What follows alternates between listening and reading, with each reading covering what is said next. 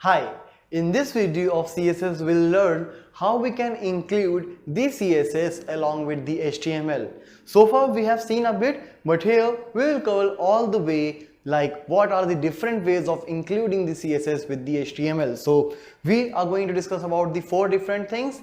First one is the inline style sheet. Inline style sheet is something where you will write any HTML tag and right after that you will use the style attribute, and inside that you will start writing all the style rules in the CSS syntax.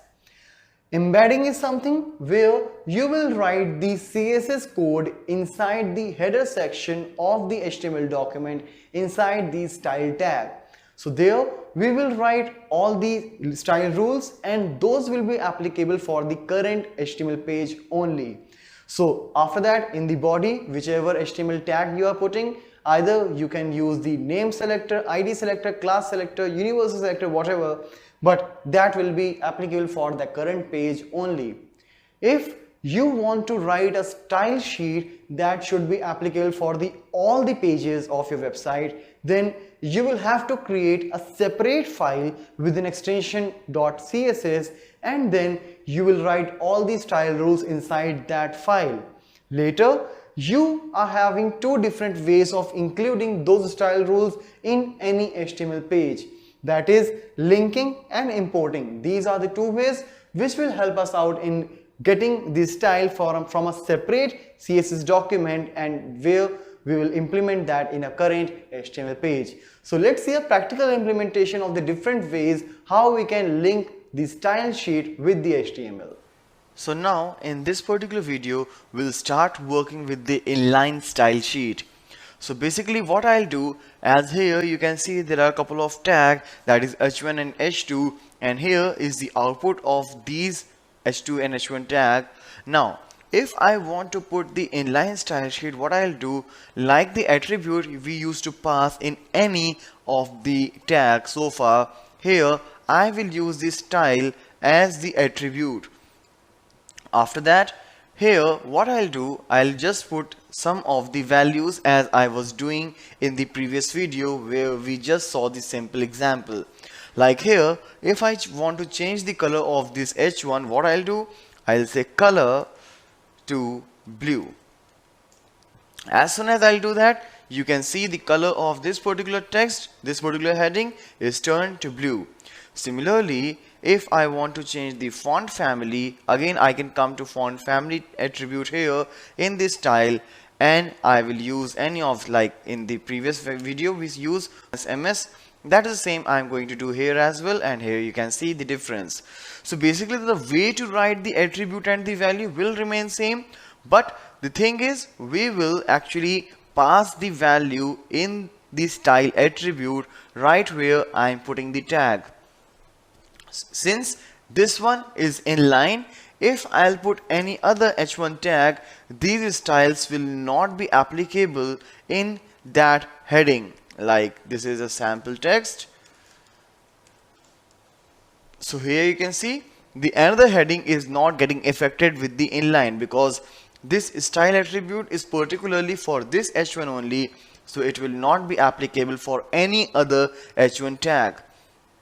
Now if you want to put some common designs for all the h1 available on this web page, as we have done in the initial video as well, so for that what I'll do, I'm just removing this style from here and I'll come back to the head section where I'll put the style tag. Just make a good practice to pass the type attribute here where I'll put a value text /css, and here since I want to pass it for heading, I will use the values like color to blue, font family to MS. So now all the h1 available in this particular page will be turned to the same style set which I have used for the h1 tag, and similarly you can make it for any other tag you want. There are different selectors which I will cover in our next video, but here I'm just telling you what are the different ways of putting these style things in the web page. Alright, so here first thing was the inline style sheet, and here I'm actually embedding the style sheet inside the head section of the same HTML document. Let's put some styles for the H2 as well before proceeding. So here color is green and text decoration is underlined, so it is coming with the underline. Now these are the two ways in which you can put the things in the same HTML document. Remember, if you have passed some of these styles by embedding, and if you want to make some changes in a particular thing, again you can come to H1 tag. For example, if for this particular H1 I want underline, so what I can do, I can actually come and still can pass the inline style sheet. So here what I'll do, I'll say text decoration underline. So not the first H1 but the second H1 will be decorated with the underline like this. Similarly, if you want to change some of the attribute which is being defined initially, like for example, I said like all the H1 will be having color blue and the text MS, but maybe if you want particularly this H1 should not come in MS, then you can just pass the same attribute again here, and that will override the previous one. It is like the inheritance if you are from the programming background, that this one is the parent and this one is the child specific values. So if there is nothing defined, then it will take it from the parent, otherwise it will take its own value if you want to make some changes. Like font family, here I want to put it Arial, so I'll come here and you can see this is the Arial text. So this is about the embedding and inline style sheet.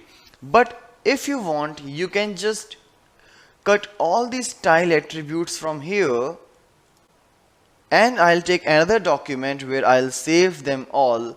And now let's save it in the same folder. Like currently I'm working in the CSS folder, inside which you have the demo.html, and inside this I will save it as styles.css.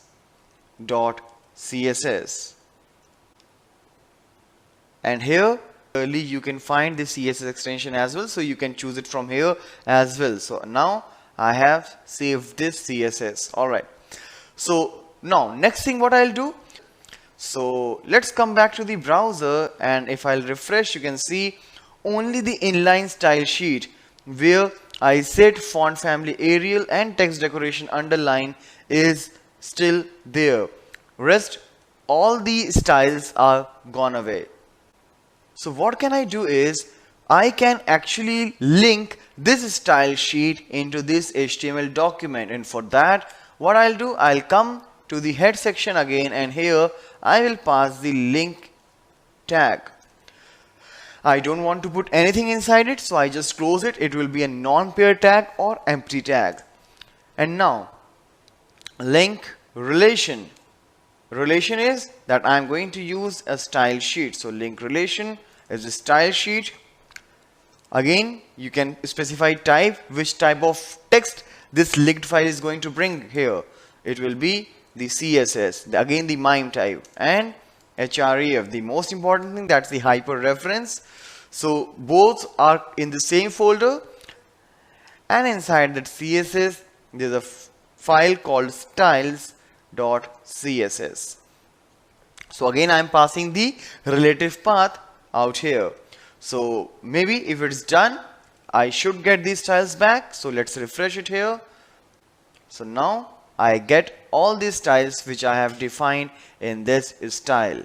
So these are the different ways using which you can actually use a style sheet inside an HTML document. So here we covered the three ways, that is the inline style sheet like this, the embedding style sheet where we put the style tag in the same HTML document, and this is the linking where I created a separate style sheet and then I pass the hyper reference here in the link tag, and here is how it is working.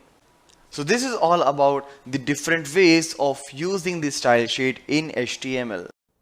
Hi, in this video series, we are going to begin a very important topic for a newcomer who wants to learn the web designing. And here we are going to discuss about the CSS. CSS is basically a technology which is very much popular and is very indispensable for the web designing concepts. Nowadays, a lot of concepts like Bootstrap are totally based on the CSS. So here, before getting started while learning with the CSS concept, a candidate must be familiar with HTML. And after that, you must have a web browser and a text editor. Since here I am a Windows user, so I will use the text editors, which is very much free of cost, and any web browser of your choice like Chrome and Firefox. So once you have a knowledge of HTML, once you have these basic softwares like the text editor and the web browser, you are good enough to start with the CSS. So let's discuss about what this CSS is all about.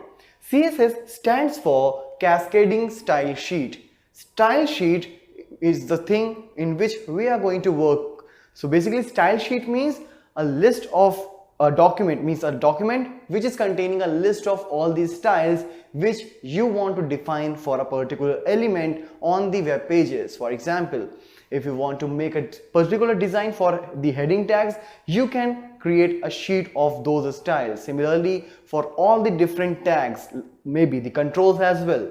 So this style sheet will help you out in making this set of style rules. Secondly, there is something called cascading. Cascading means a flow. Whenever you will make changes on the top, it will be flown in the downwards direction. That means if you will make any changes in the style sheet, the changes will definitely be reflected in the web pages as well, the pages who are using those particular style sheets. By the time we will start explaining about the working or the functionality of CSS, we will get to know like how we can make the different sheets for different documents for the style sheet and the HTML. And when we will make some changes in the style sheet, the changes will be reflected to the HTML as well. Is used to control the style of a web document. As I said, it will contain a list of styles for the specific element, or as per your choice, like you just want to make some list of styles and on any particular element you can apply that. Like for example, if I have designed some font family, the text color or something for a specific text, I can apply this particular setting to a heading, also to the paragraph as well. Handles the look and feel of the web page. As I said, it will contain the exact layout of a particular page. So how you want your page to be look, you can make that all inside this CSS. And now let's discuss about the advantages. Since we have HTML and using HTML as well, I can customize the look and feel of my web page. For example, I have a font tag in which we have an attribute like color, the family means the font face, or some more attributes. So using that particular tag, I can customize the appearance of any text. So why should we go for CSS? So let's have an idea of that. Here we are talking about the advantage. It saves time. Saves time means you can design the set of style rules in a single document and later you can apply that in throughout your website. So every time when you are adding a new web page, you don't particularly have to define the set of styles again and again in a specific HTML tag. Page loads faster. When you add the HTML and you keep on adding the different tags like font or maybe some more with some more attributes, the HTML documents will be heavier, and by the time the HTTP protocol will take that particular text to the web browser, the more HTML will take more time to get loaded. If you will make a separate separate document for CSS, the amount of HTML on a particular page will be lesser and it will be faster in loading. Easy maintenance. Since all these styles have been defined in a single document, so if I want to make some changes in my website appearance, I can do that by changing a single document, and all the changes will be reflected to all the web pages in my website. Superior styles to HTML. Some of the tags are actually not containing the more styles for the appearance. For example, if you take H1 tag or any heading tag doesn't have a property or attribute which can change the text color. For example, if you want to say H1 color is equal to red, that is not going to work definitely. So using these styles, you can actually make the attributes applied on a particular tags which basically doesn't have those attributes. Multiple device compatibility. That means if you're creating a web page with the CSS, that particular web page will be compatible with any system like the different operating systems as well as with the different kind of devices, maybe laptop, desktop, mobile devices. It will be applicable to all. So these are the advantages of working with the CSS. So now, using all these benefits, in the next video onwards, we will start implementing the concept of CSS practically. Now, let's get started with the basic implementation of CSS. So here in this practical implementation, we will see how we can start working with the basic CSS with the existing HTML document. So let's get started by implementing the CSS in the HTML document. So for getting started with a very basic example of CSS, what I'm going to do is I will put the style tag in the head section. In HTML, we have already learned that the head section is basically meant for putting the title or for any resources. And here I'm going to use my style as a resource. So for that, what I'll do, I'll start the thing with the style tag. And within this style tag, I can also put an attribute which will tell the MIME type, since it will not be a basic HTML syntax. So in general way, what we do, we will put some MIME type text/CSS. Alright. Now inside this style tag, you can put the style attributes. Alright. So what I'll do, I'll put for the couple of tags here, let's say for the H1 tag. So for H1, what I want to do is I want to show it with the color blue, and I want to show it in the MS font. So for that, I'll say font family :MS. So basically you can observe what I'm doing. H1 is the element for which I'm putting this style. Now inside these delimiters, these curly braces, I will put all these style things what I want to put. And then inside this I will put the different attributes, such as color is the attribute, blue is the value. So I will separate the attribute and the value with a colon.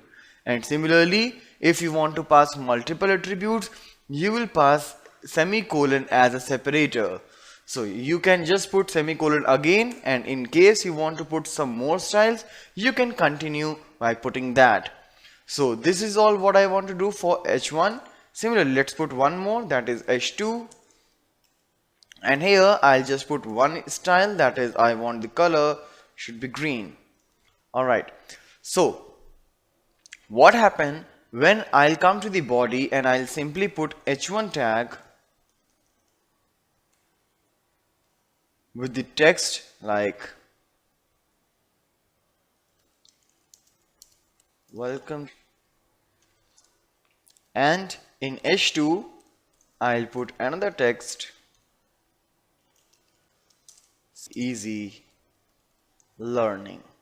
Alright, so let's come back to the browser, and when I'll refresh this, you can see the H1 tag is coming with two attributes, that is the color blue and the font is Comic Sans MS, while the H2 tag is simply coming in the green color with the default font and all the default attributes. So this is one of the way of putting this style.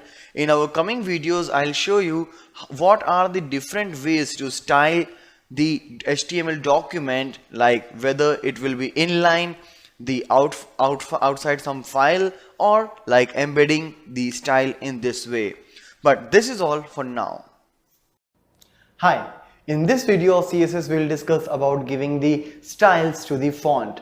Like if you want to give the font a different color or some style rules like the font family you want to change, if you want to give some styles like make it bolder, make it italic or something, you can go for the fonts in these styles. So let's see what all different options are available while working with the fonts in CSS. So here now, with the reference of font style in CSS, I have taken a number of paragraph tags, and in each p tag you can see there are different options available for the fonts. Like in the first one, where I have used font family attribute of CSS, I have passed three different kind of fonts, that is SMS, monotype cursiva and courier. So it will give the priority to the first font, but if the first font is not installed in your system, then the second font will be applied. And again, if second font is not available in your system, then we'll go for the third font, and if none of the form is available in your system, then the default font will be shown to the user. But in this particular case, in my case, I do have MS, at least everyone has this particular font. So the first font will be applied to this text called changed font family. And here you can see in the output, you can see this particular font is nothing but MS. Similarly, if through CSS you want to pass some styles, like you want to make any particular text as italic, you can use this CSS class font style, rather not CSS class but the attribute. So font style is the attribute here and the value is italic. Let's say if you want to make the text italic at the runtime in any particular event, you can't add the italic tag at that particular time. So that's why we should learn how to make a particular text italic using the CSS attribute.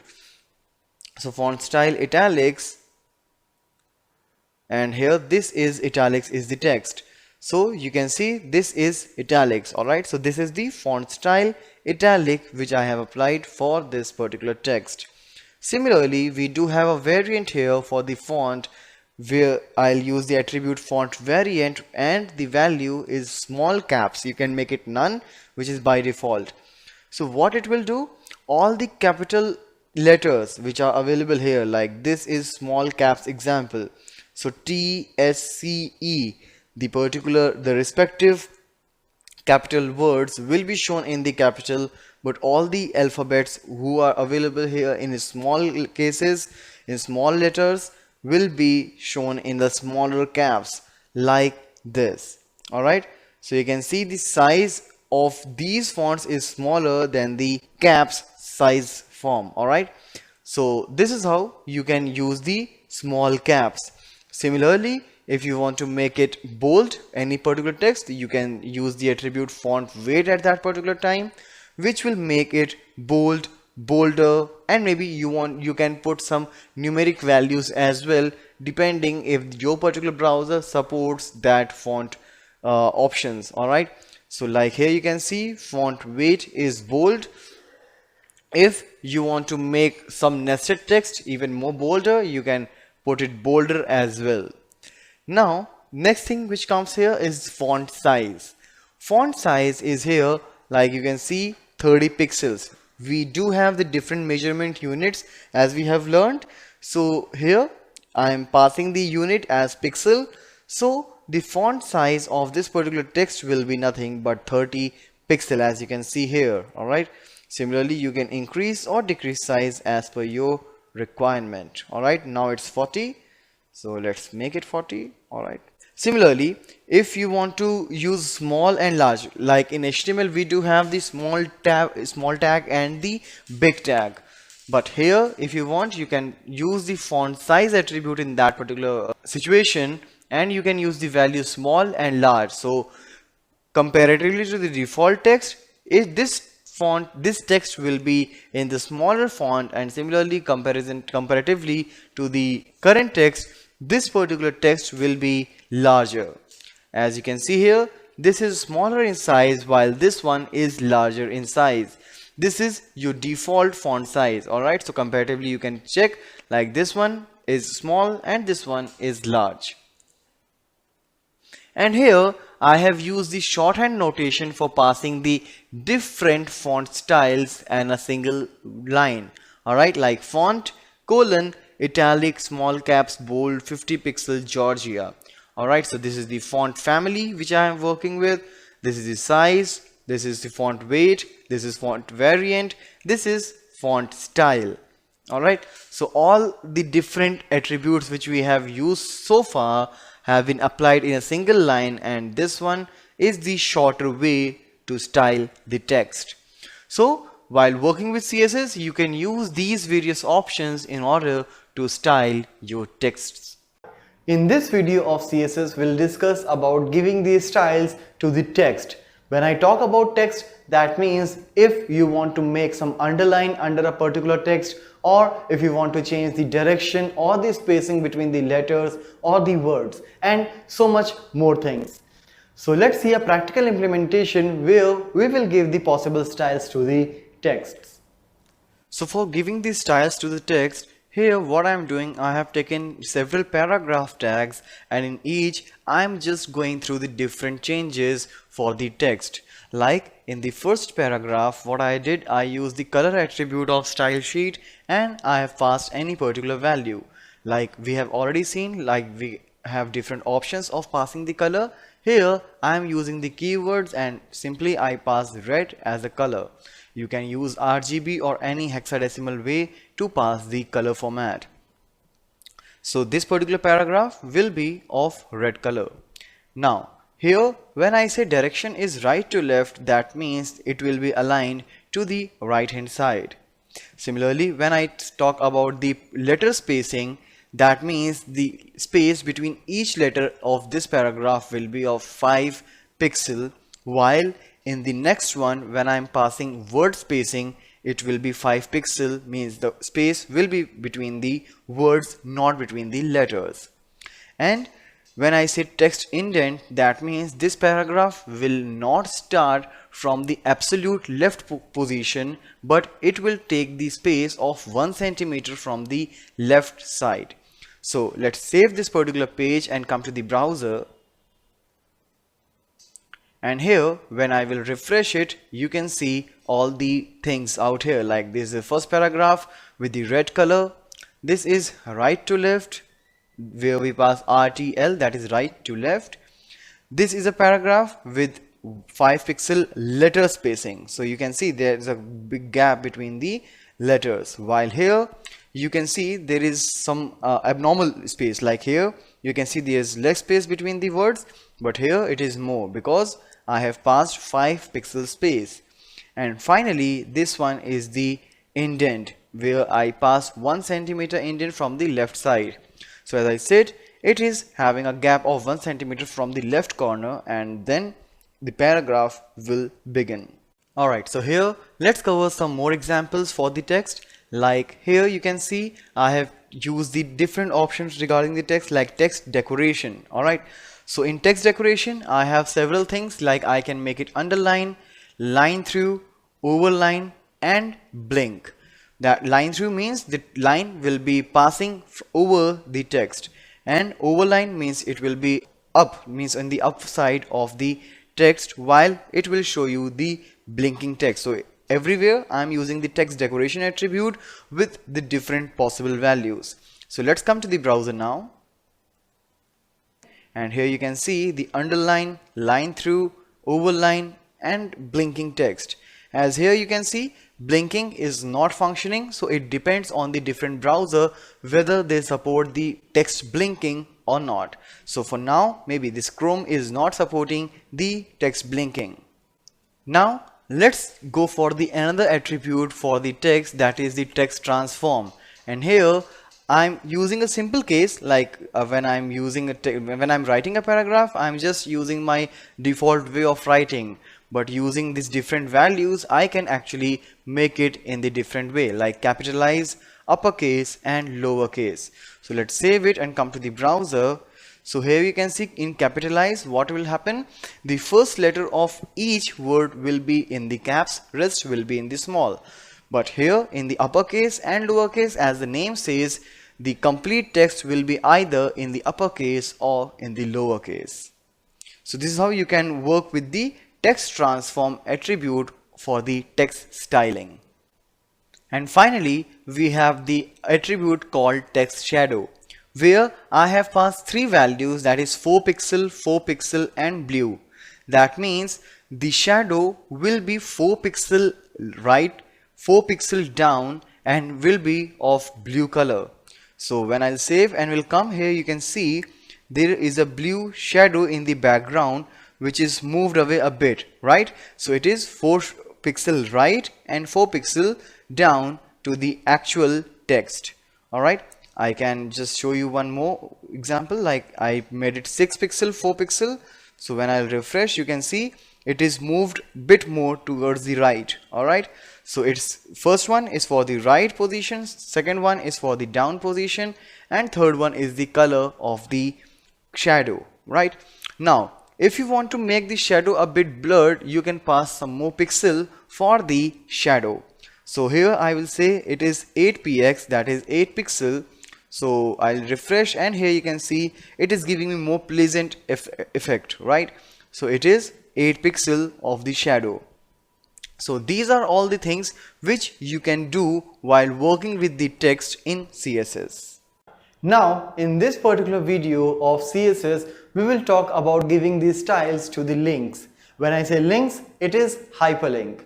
So as we know, using the anchor tag of HTML, we can create any text or image as a hyperlink, but here particularly we will talk about the text, where when I will make any text as a hyperlink, it would be of blue color with the underline.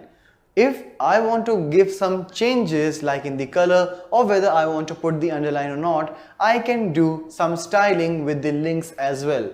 So let's see a practical implementation where on the different events of a hyperlink, I can design a different color. I can put a different color or some different formatting as well. So let's start the practical implementation where I will treat the links in a different way. So let's start a practical now. Alright, so for decorating the hyperlink, that is the anchor tag, what I have done, I have taken the style tag over the head section of HTML, and there I put first of all the anchor tag, means the named selector for the style. Alright, so here for all the anchor tag, what I have done, text decoration is none. As we know, by default the hyperlinks are having the underline, but by default I don't want underline should be there with any hyperlink, so I made it none. After that, for the different purposes, I am using the different colors. For example, anchor link means by default the color of the hyperlink will be red, means the text will be red by default as it comes blue, right? Visited means once you visit that particular link, then it will be grayish color. However, when you will put the mouse over it, then at that particular time it will be pink. When you will click, it will be green. Alright, so let's save it and I'll put an anchor tag here in the body, that is the href, like I want to go for just a sample text. Alright, so let's save it. Let's come to the browser, and here as you can see, when it is the text, if the hyperlink is being here, it is of red color. I put the mouse over it, it is becoming pink, right? Because I said hover, it's pink. Alright, when I will click, it is green, and here I reached. Now since this particular link is visited, now when I'll come back, you can see it is of grayish color, gray, pink, green, that's it. So since the particular page is already visited, it will not be in red color again. Alright, so this is how you can work with the basic of hyperlink. Now one more thing is, when I'm putting the mouse over it, I want the hyperlink should be there. So in hover, what I can do, I can add one more style, that is the text decoration is underline. So let's refresh, and now here you can see when I am putting the mouse over it, it is being underlined. Alright, so these are the things which you can do with the anchor tag, that is with the hyperlink, while working with the CSS. In this video of CSS, we will talk about layers. Layers, as the name says, will provide you some number of layers one over another. So basically, it will give you the options, or it will give you a look and feel of the third coordinate, that is the Z index. Like for now, we have two coordinates, that is horizontal is x-axis, vertical is y, and this one using the layers options, you will get the Z index as well. That will give you a look and feel of one div over another div and so on. So let's see a practical implementation where we are going to implement the layers in CSS. So as far as layers are concerned, here I have placed three different divs which will be behaving as a layer, and let's see what all attributes are there. So all three divs are of different color like green, red and yellow, with the same dimensions, mean the same height and width, that is 300 width and 100 height, and all are having absolute positioning, which we have already discussed, and accordingly I have placed them in a different position, like top 0 pixel, left 120. Similarly, red is having top 40, left 80, and yellow is top 80 and left 40. So accordingly they will be placed. But since they are layer, so I have to tell like which layer will be above which particular one. So that particular thing will be told by the last attribute out here, that is the Z index, and it will actually tell you the sequence. That means Z index 1 means first of all it will be yellow, then above yellow I will put red because its index is 2, and above red I will put green because its index is 3. So 3 will be at the top, red will be after green, and yellow is at the bottom. So let's save it, and here you can see the output. Alright, so green is at the top, red and then yellow. If you will make some changes in the sequence, let's say I want to put red at the top, so I will make it 3 and I will make green as 2. So when I will save, you will see that red is at the topmost position. Alright, so these are the things which you can do while working with the third layer, means the third index. So these are the things which you can do while working with the third axis, that is the Z axis, while working with layers in CSS. In this video, we will discuss about passing the styles to the list. When we learned the list in HTML, we got the list like the definition list, unordered list or ordered list, which were either giving some bullet or a number figure just before the list. But if I want to give some different styles, I can go for the list options in CSS as well. Options like, if I don't want any bullet or number before any list item. Whenever you are adding a list item, it is coming one after another in a vertical manner. But what if I want to get them all in a horizontal way or in a thumbnail? So we can use some style options here in order to make our list more attractive and look different than a normal list. So let's start the practical where we'll try to manipulate the appearance of the list now. Alright, so here in list things, what I have done in the beginning, like this is the default list pattern which we have learned in the HTML. So using UL, that is unordered list, or OL, that is ordered list, you can just start putting some list things, and here I'm using the nested list. So when you will be watching this in the browser, how it will come, like firstly it will be tea, coffee, soft drinks, and inside soft drinks you will get these options. So let's save it, and here you can see like first of all they are coming with disk, and inside that it is circle. Alright, and we know like using the attributes called type, you can pass the values like disk, circle or square. Now you can do the same things using CSS also. So what we can do, using list style type, this attribute inside the style tag, you can pass which particular kind of bullet you want. So here you can see I have used all the three ones like square, disk and circle. So This is how also you can change the type of square in each of your list items. Rather than passing that in UL, I will pass the style type, list style type here in the li tag. So let's see that. Like first you can see this is square, disc, circle. So this is how you can create them. Similarly, for ordered list also, you can use the list style type with the different values like lower Roman, upper Roman, lower alpha, upper alpha, and numbers which are default. So you can just make these different values with the list style type, and here you can see that the lower Roman, upper Roman, lower alpha, upper alpha. Alright, so by default when you create a list, each element or each item I should say comes in a different line. But if you want to create the inline list like this, you can simply just do one thing, that is here in each unordered list you can write float left. As soon as you will start writing float left in each list item, they will all come in the same line. The reason why I am using width 10% because I don't want any congestion with the list item. I want to give them proper width so that it will be easy for the user to get the elements. So width is nothing with the inline thing, it's just for the better appearance of the list items, and here float left for each list item will give you the list in single line. But if you don't want any bullet out there, like I don't want these things either horizontal or in vertical list, what you can do, right here in the list tag, that is either unordered or ordered list tag, you can simply say style list style none. Alright, so as soon as you say list style none, so none of the type list style type will appear before the list items. As here you can see there are elements available, but there is nothing like any alphabet or any bullet specified before them because the list style is none.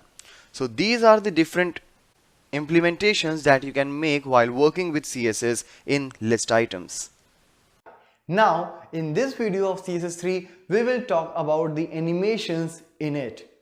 So far when we were doing the transformation, maybe 2D or 3D transformation, you were not getting that exact picture. Maybe it was something like if it is rotated, you may be not getting how it is getting rotated, but using the animation you can get some animated things as well. For example, you may get a moving text using the animation, you may get some rotational boxes of div tag obviously using the animations. So here what we will do, we will just set a starting position and the finishing position, and this animation will take us between that particular path. Alright, so let's see a practical where we will put some basic animations using CSS3. Alright, so now let's hear it for the animation. So let's start with a very basic example where, like all the previous videos, most of the previous videos which we were doing is I'm creating a box with the width 150, height 150, means it is a square shape, background color red. Alright, so it is like a normal box, but after that it starts with the animation thing. So what are the things out there? First thing is we have to put the name of animation, because there could be a number of divs, there could be number of element where you want to perform animation of different type. So for specifying each animation you will give it a unique name. Like here I have taken the name example.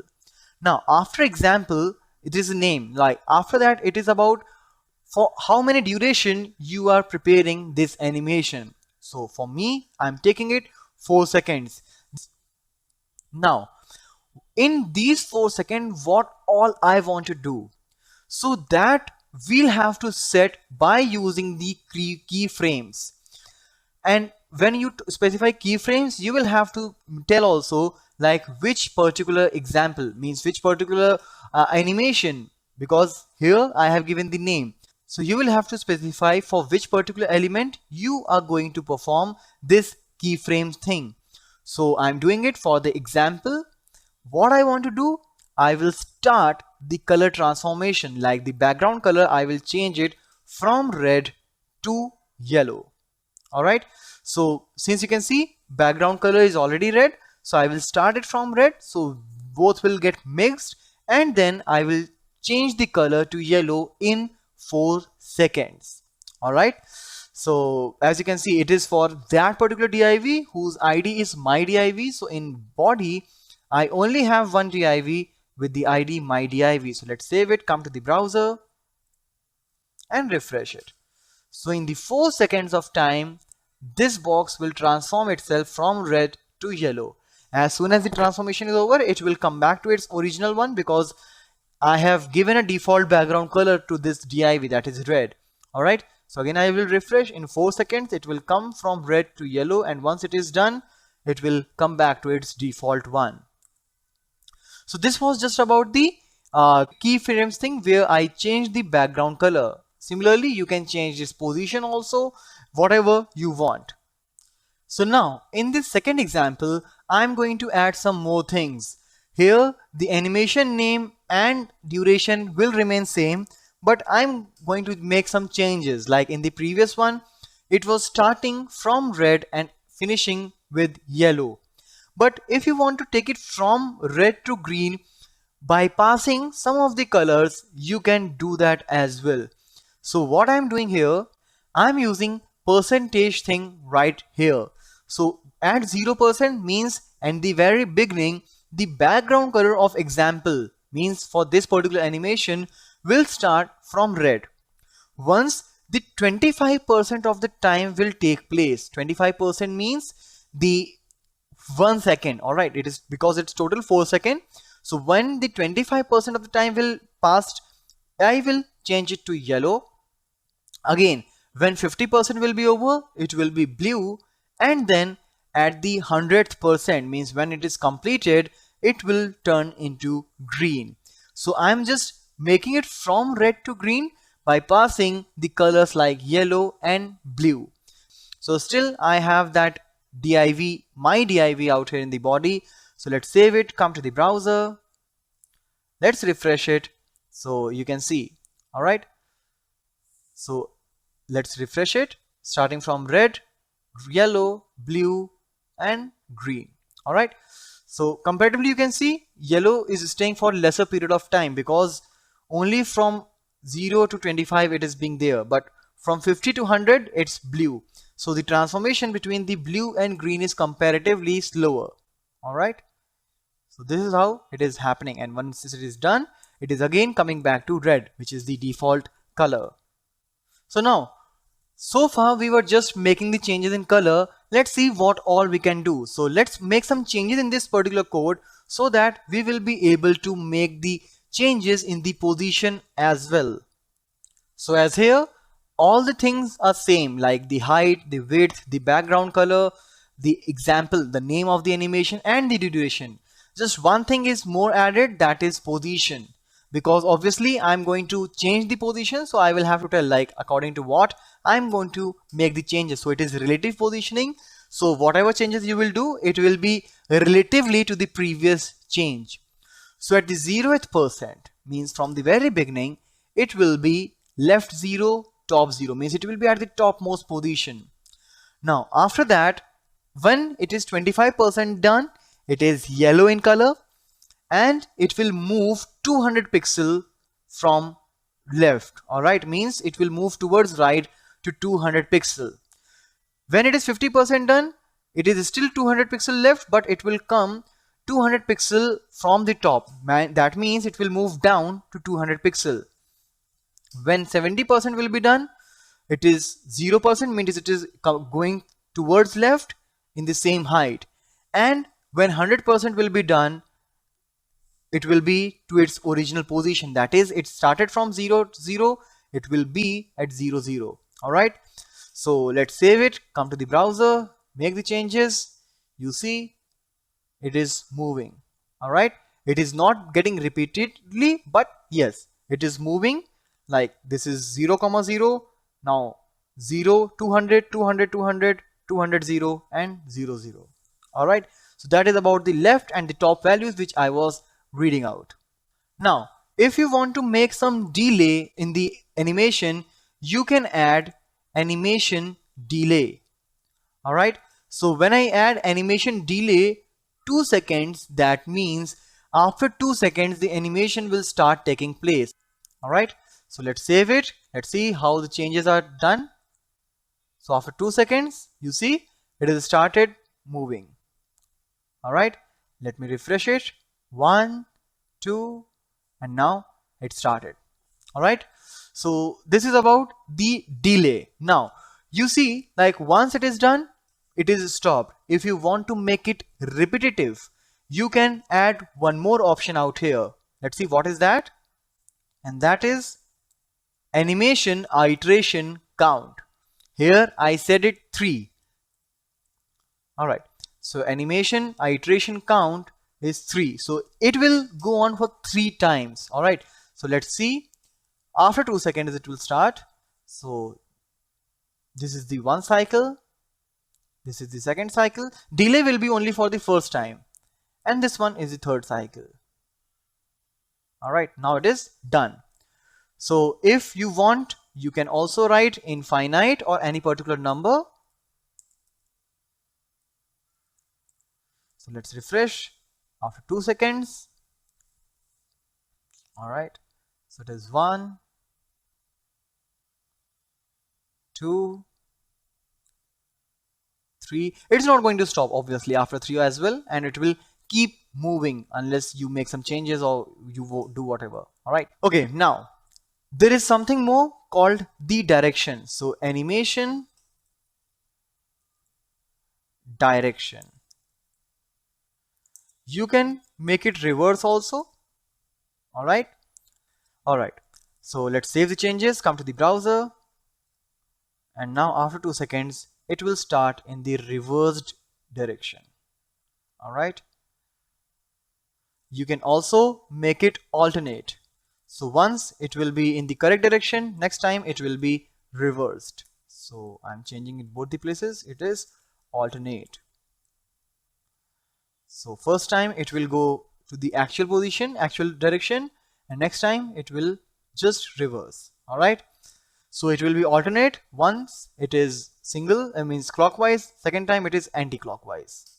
Alright, so these are the things. Like obviously when it comes to animation you can do a lot of things out there, but yeah, this is some of the basics using which you can start planning what all you want while working with the animations. Now in this video of CSS3, we are going to cover a very important and interesting concept of it, that is the 2D transformation. Basically when I say 2D transformation, that means that is only the x-axis and the y-axis which will participate in all the transformation. So here we will use the methods like skew, rotate, translate, and some more functions are there which will help us out in making the transformation along with the x and the y-axis. So let's start a practical implementation and see what is all here for CSS3 regarding the 2D transformation. Alright, so now in 2D graphics, what we are going to do, we will take a couple of divs. One will remain intact and same, while in second div we'll do the required changes. So let's see what is all there in the div.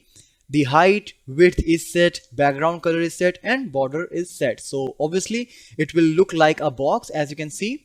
Now after this, what I'm going to do is, for that particular div who's being decorated with the ID my div, I'm going to use the rotate method. So, and what we are going to do, we are going to perform a common thing in all, that is I'm going to rotate them with 20 degree. So you can see there are a couple of divs. This is one div which will just contain the styles from this class, while this div will take the styles from this class as well and from my div as well. So let's save the changes and come to the browser. Let's see what is all there. So you can see, like here, this one is rotated to the 20 degree, while this one is having the default layout. Now we can also do that in the reverse direction by putting the minus symbol, that is minus 20 degree now. So you can see now it is from this particular position, right? So depends like how you want to rotate, either clockwise or anti-clockwise. If you want to do clockwise, just pass any degree or in anti-clockwise, just pass minus symbol along with that. Now similarly, you do have one more method here called skew, in which I'm going to skew with x-axis or y-axis. So I'll do it with skew x 20 degree. That means it will be skewed using the x-axis only. So skew x and x. So now here you can see the x-axis is parallel still, means it is same, but here it is being skewed. All right, the whole thing is being skewed, including the text inside it. Similarly, you can skew it on the basis of y-axis. So I'm using skew y now. All right, so you can see the y-axis, that is the vertical ones, are the same, but the x-axis is changed to 20 degree. All right, and now using skew only, it will be taken from both the sides. All right, means skew x and y both will be there. All right, so these are the things which you can perform in 2D graphics. You can just transform it on the basis of different shapes and sizes, but when you will do the same things including the animation, you can see them moving in the same way. So we'll do the animation in our coming video, but this is all about the 2D graphics or 2D transformation in CSS3. Now in this video we are going to cover the 3D transformation. As in the previous video we saw like how the transformation took place along the x and the y axis. Here when I'll talk about 3D, that means the z axis will also be in the picture. So whatever the transformation will take place using the method like skew, translate, rotate, that will go across the x, y and z axis as well. So let's see a practical implementation of performing the 3D transformation in CSS3. So likewise, we use the rotate function in the 2D transformation. Here I'm going to use the rotate x, rotate y or rotate z in the 3D. So depends in how many degree you want to rotate it. You will just pass the axis around which you want to do the rotation. Rest, again I'm using a div, which is nothing but a box, pink color box with the height 200 pixel, with the height 100 pixel and width 200 pixel. And again there is a special div in which I'm performing the rotation. So this is the normal div with straight box, and this is the my div in which all the rotation will take place. So let's save it, come to the browser and refresh. So you can see this is rotated to 150 degree using the x-axis. So the whole text is being rotated as well right after that. All right, it is being rotated along with the box. Now it is rotated using x-axis. You can do the same using the y-axis also.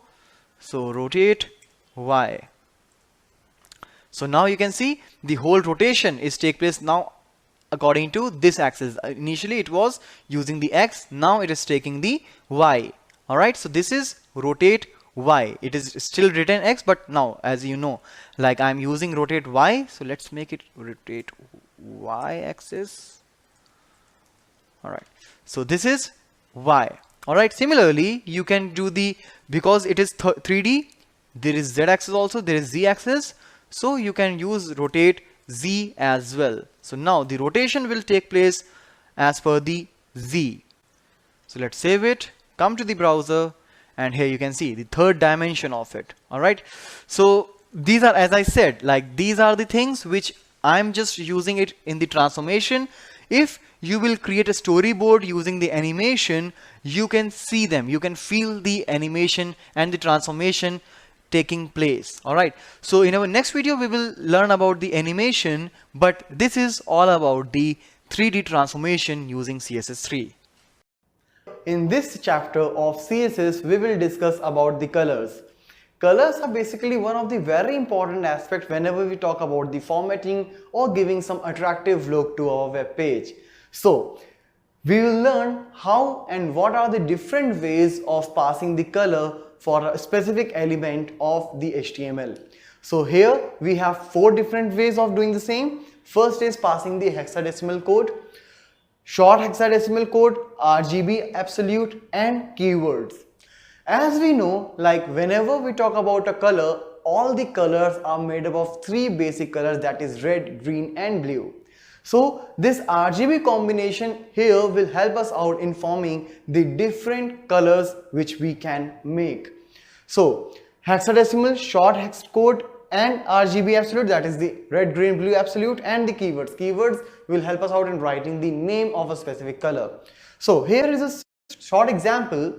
Like the first one is hex code, where we can see, like I'll start with hash and then I will follow 6-digit value. Alright, that will be from 0 to F anything. Alright, like if I'll put 0 means red, green, blue, all are not participating in this thing, so it is going to be black. The first two is for the red.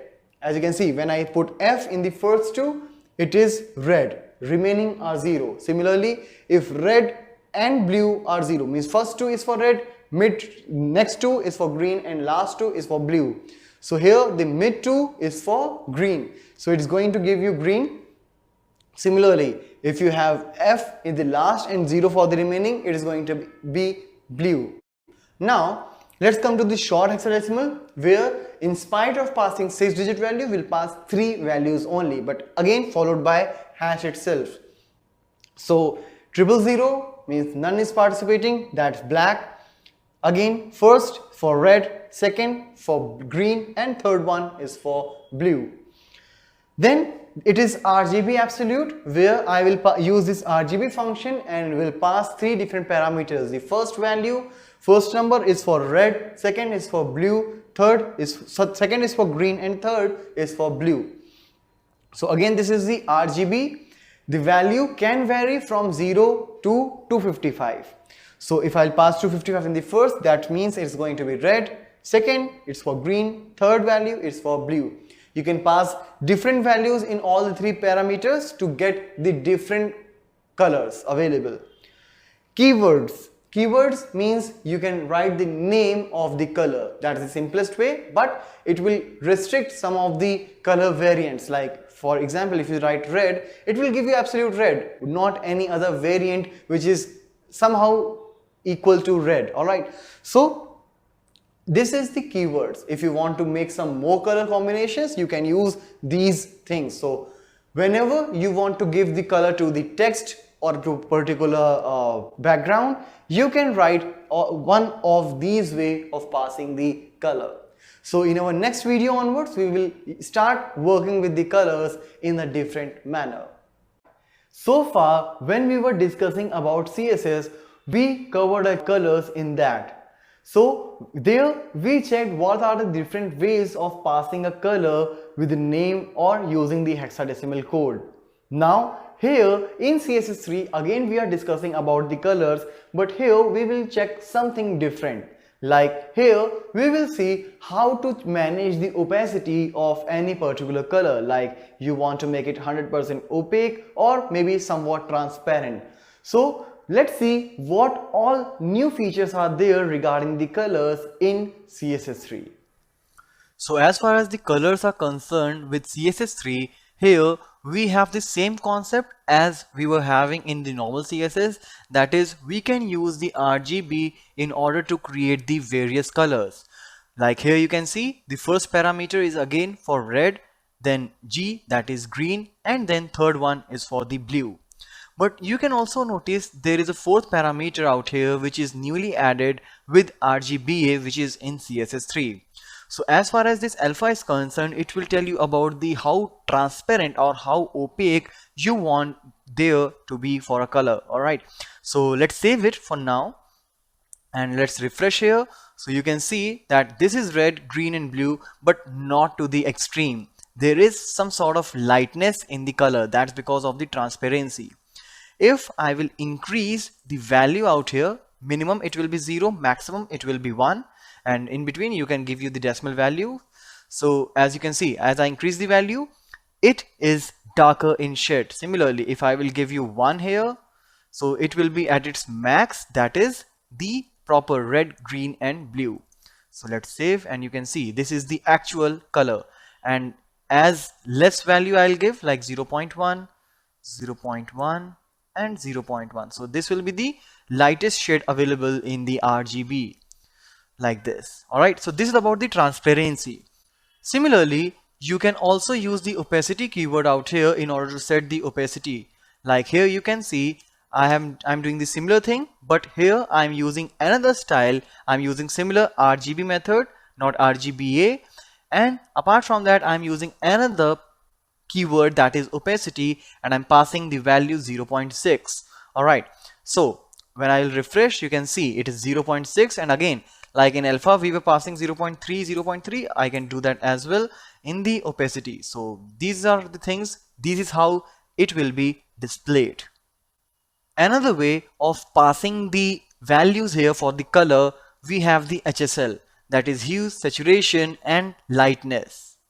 So basically in the first parameter, that is hue, you can pass the values like 0, 120, 240, 360. You can pass any values in between also, but these are the things which will give you the absolute colors, like 0 and 360 will give you red, 120 will give you green, 240 will give you blue. So as here you can see in this current example, I'm using 120, so that means I'm going to set the green.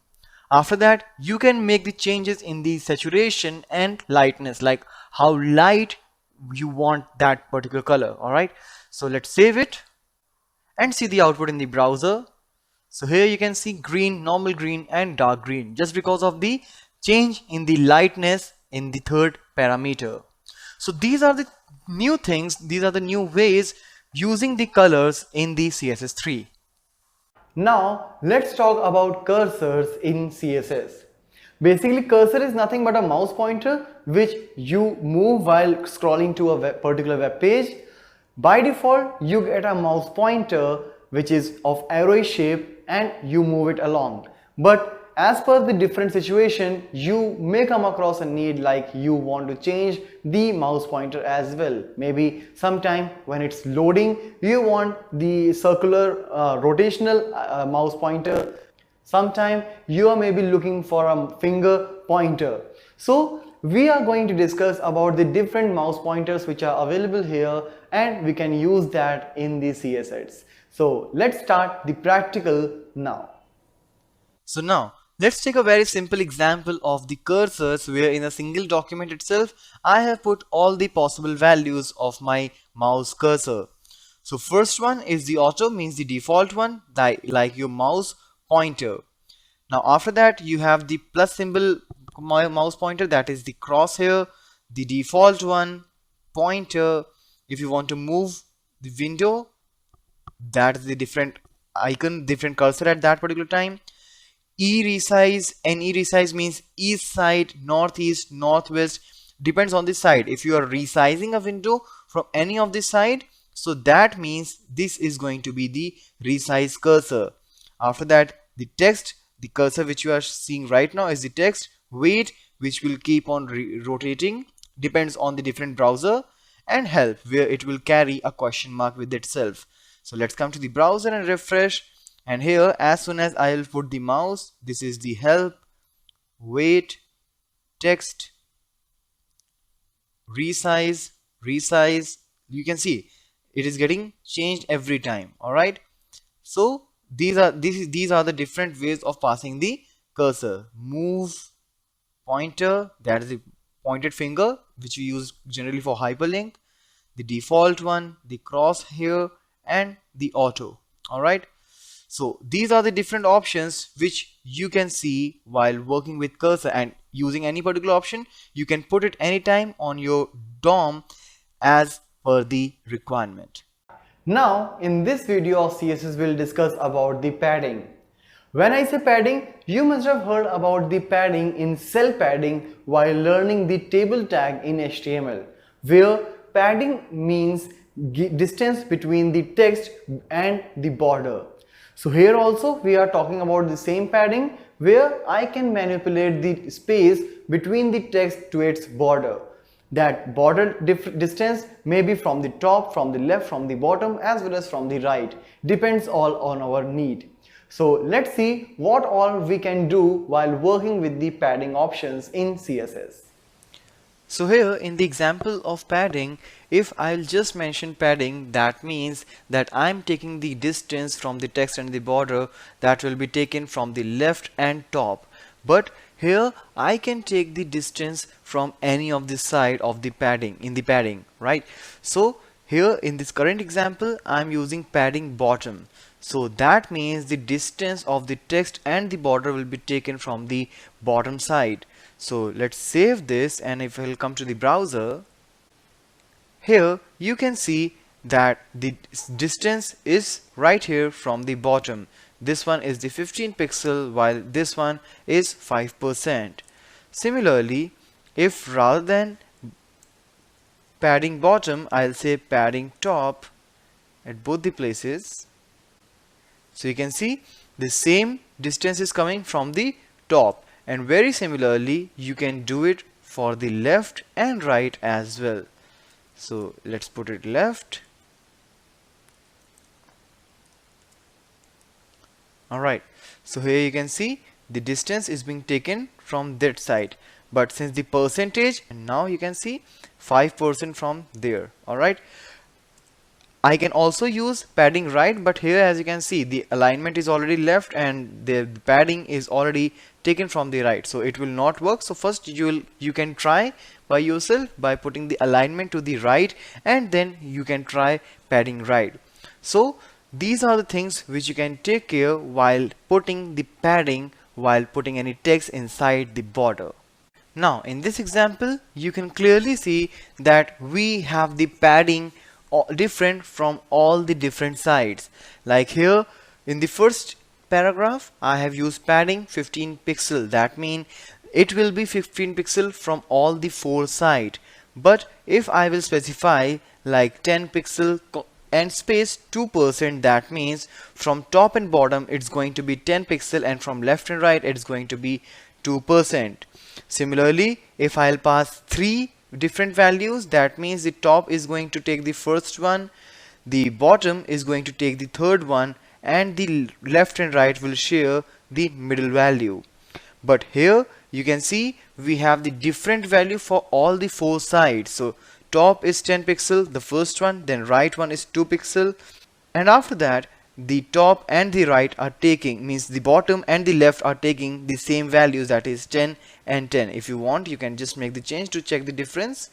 So I am making the change to 30 pixel. So here the difference is getting increased. Alright, that means the third value is for the bottom and then this one is for the left one. So these are the different ways of passing the different values of padding for all the different sides inside the border. In this video we will talk about giving the position to the particular element using the CSS. Now when we talk about positioning in CSS, we have provided with 3 different options of positioning, and those are absolute positioning, relative positioning and fixed positioning.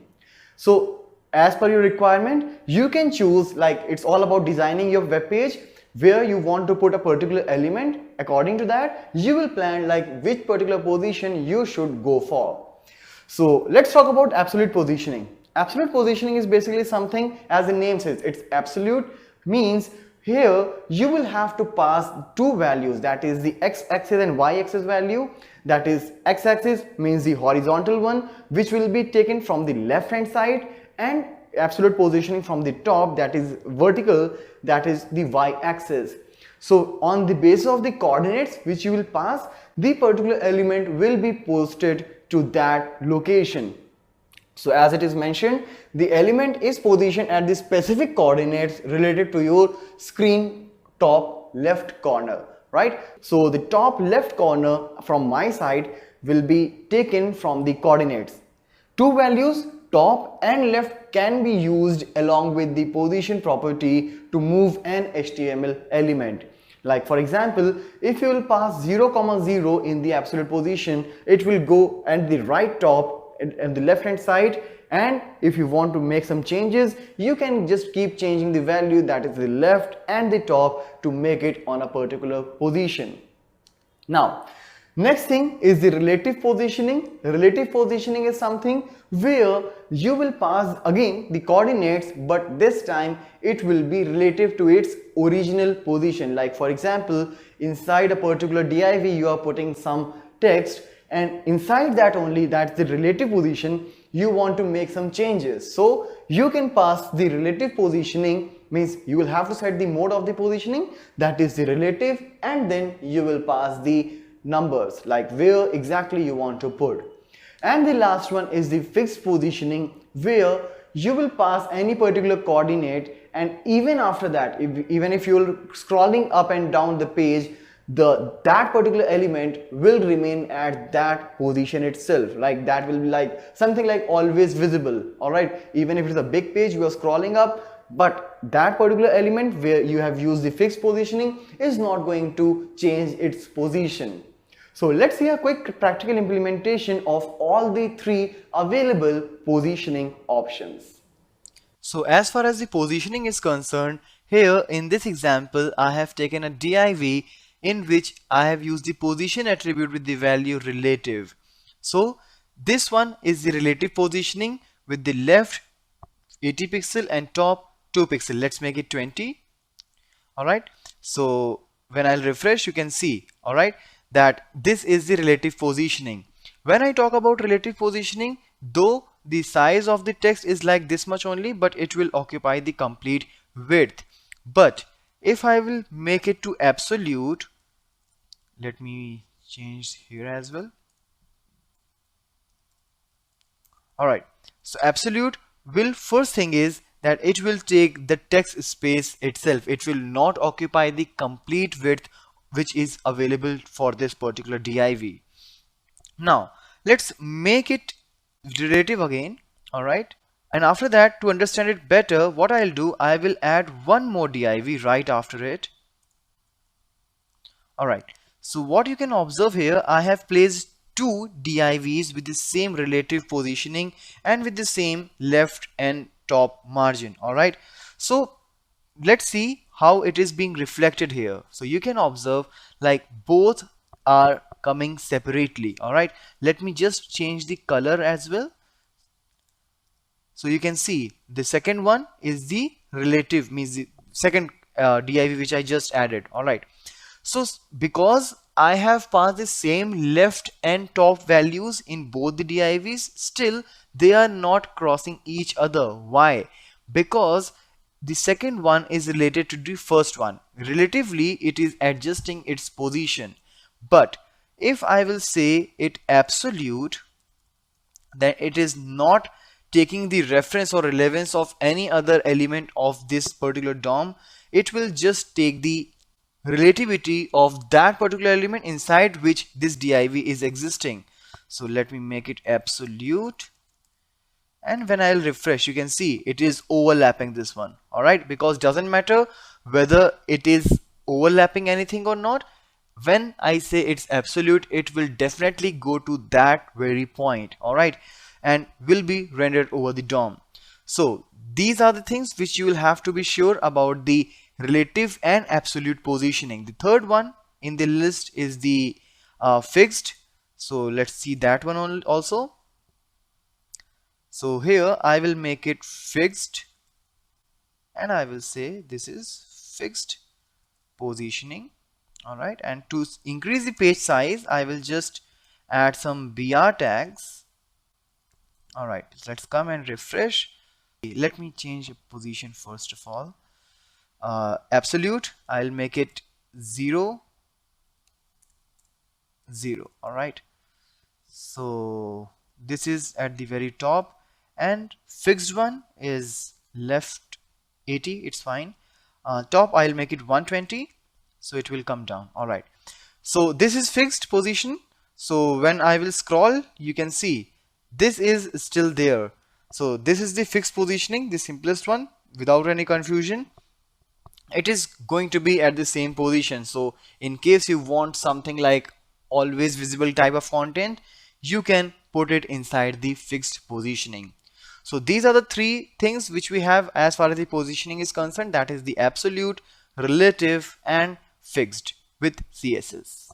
in this particular video, we will see how we can change the dimensions of the border as per our requirement so that we can make the boxes of different sizes, maybe smaller or larger. So let's have a practical implementation where we will see about the dimensions using the available CSS options. So as far as the implementation of the dimension is concerned, here we are going to try some dimension of width 400 pixel and height 100 pixel. So here I am just trying to show you how can you pass the height and width for any particular dimension. So let's save it, and here you can see like, okay, this is the dimension of height 100 pixel and width 400 pixel. As you can see, it is not just started from the corner because the padding, margin, everything is out there. Alright, so because of margin, it's started 10 pixel away. Now let's see how we can make some changes inside it. So basically we can also pass something like the minimum height, minimum width, or maximum height, maximum width. So in that particular context, here in this particular example, I'm passing maximum height. Means doesn't matter the content which you are putting inside, but the maximum height which this particular box will take will be of about 10 pixel. So obviously we have a lot of things here. We have some number of lines. After that, after some line breaks, we have an image. So probably all those things will not be a part of the maximum height 10 pixel, but still the line, the height of that particular box will remain as it is. So let's refresh and see. So here you can clearly see like this is the 10 pixel height, but still all the content is not inside that. So if you want to restrict in any particular circumstances, you can use the minimum height or maximum height. Similarly, I can do that for minimum height as well. So minimum it will be 10 pixel, but maximum it can take up to the content. Alright, so now you can see the content is here, so the box size got changed. And mind it, the image is outside the paragraph obviously, so it will not, the box will not cover the image part. Similarly, let's say minimum height is 100 pixel, and let's remove some of the things inside. Like I will remove a couple of lines, I'll refresh, but even you see the content is less, but as I said, the minimum height is 100 pixel. It will take 100 pixel whether it is required or not. And very similarly, we have the concept for minimum width and maximum width as well. So let's say I'll say maximum width is 400 pixel. I'll just remove this minimum from here. I'll just take the default 100 pixel height. Alright, now if I will put some shorter width, alright, so now maximum width is 40 pixel.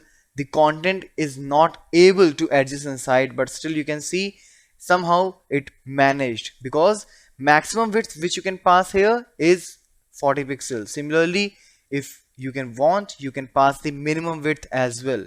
So minimum it's 40, but if content demands more, it can goes up to more. Alright, so these are the various changes which you can make while creating a box with some dimensions for a specific content of your DOM. Now in this video of CSS3, we will see how to make the rounded corners from any border. So far we were going through the strictly rectangular shaped borders, but now we can make the edges, means the corners of those particular rectangles, as rounded. If you want, you can go for the same radius for all the 4 corners, and if you want, you can make the different radius for all. So let's see what all options are available here to make any particular box with the rounded corners. So let's start the practical implementation now. So with the reference of the rounded corners in CSS3, here in this implementation, I have added 3 elements inside the style element, and these are basically the ID selectors. So what I have done inside, like in the first R corners one, I have passed the border radius. This border radius is something which is new in CSS3 and which wasn't there in CSS, but still you can see the syntax is exactly the same. So That is the only new thing. Apart from that, the background which was already there, padding, width, height, everything was there also in the CSS. But here the border radius is the new attribute which I have passed. So basically what I am doing here inside, I'll just pass the background color, which is somewhat greenish color would be, and nothing else. But if I'll come here, I'm also passing the border right here. Alright, I'm not filling the background with any particular color, but there will be a 2-pixel background, 2-pixel border with solid, which we know like solid, dotted, dashed, all the possible options, and with the same color. Padding, width, height, everything is same as of the previous one. And here in the last one, what I'm doing, I'm setting an image as the background of that rounded corner div. So for that I have passed the URL as I used to do. As I said, like most of the things which I'm doing here are all similar to as of CSS, just the border radius is something new. So using these things, I have added the 3 elements inside styles. Now let's come to the body, and since I have used the ID selectors, I will take 3 different divs of paragraphs or whatever you want. You can just take that and can pass these as an ID. So let's save it and come to the browser. You can see all the 3 rounded corners. Alright, so this is the background color, this is the 2-pixel border with the same color, and here I have passed the image. Since here I have used the repeat, alright, background repeat is repeat, so that's why after that it is getting repeated. So these are the things which I have applied using the rounded corners. Now let's see how we can pass the different radiuses for each corner. Like here you can see the curve which I have here is same with all the ones, but I can actually change the radius of each corner.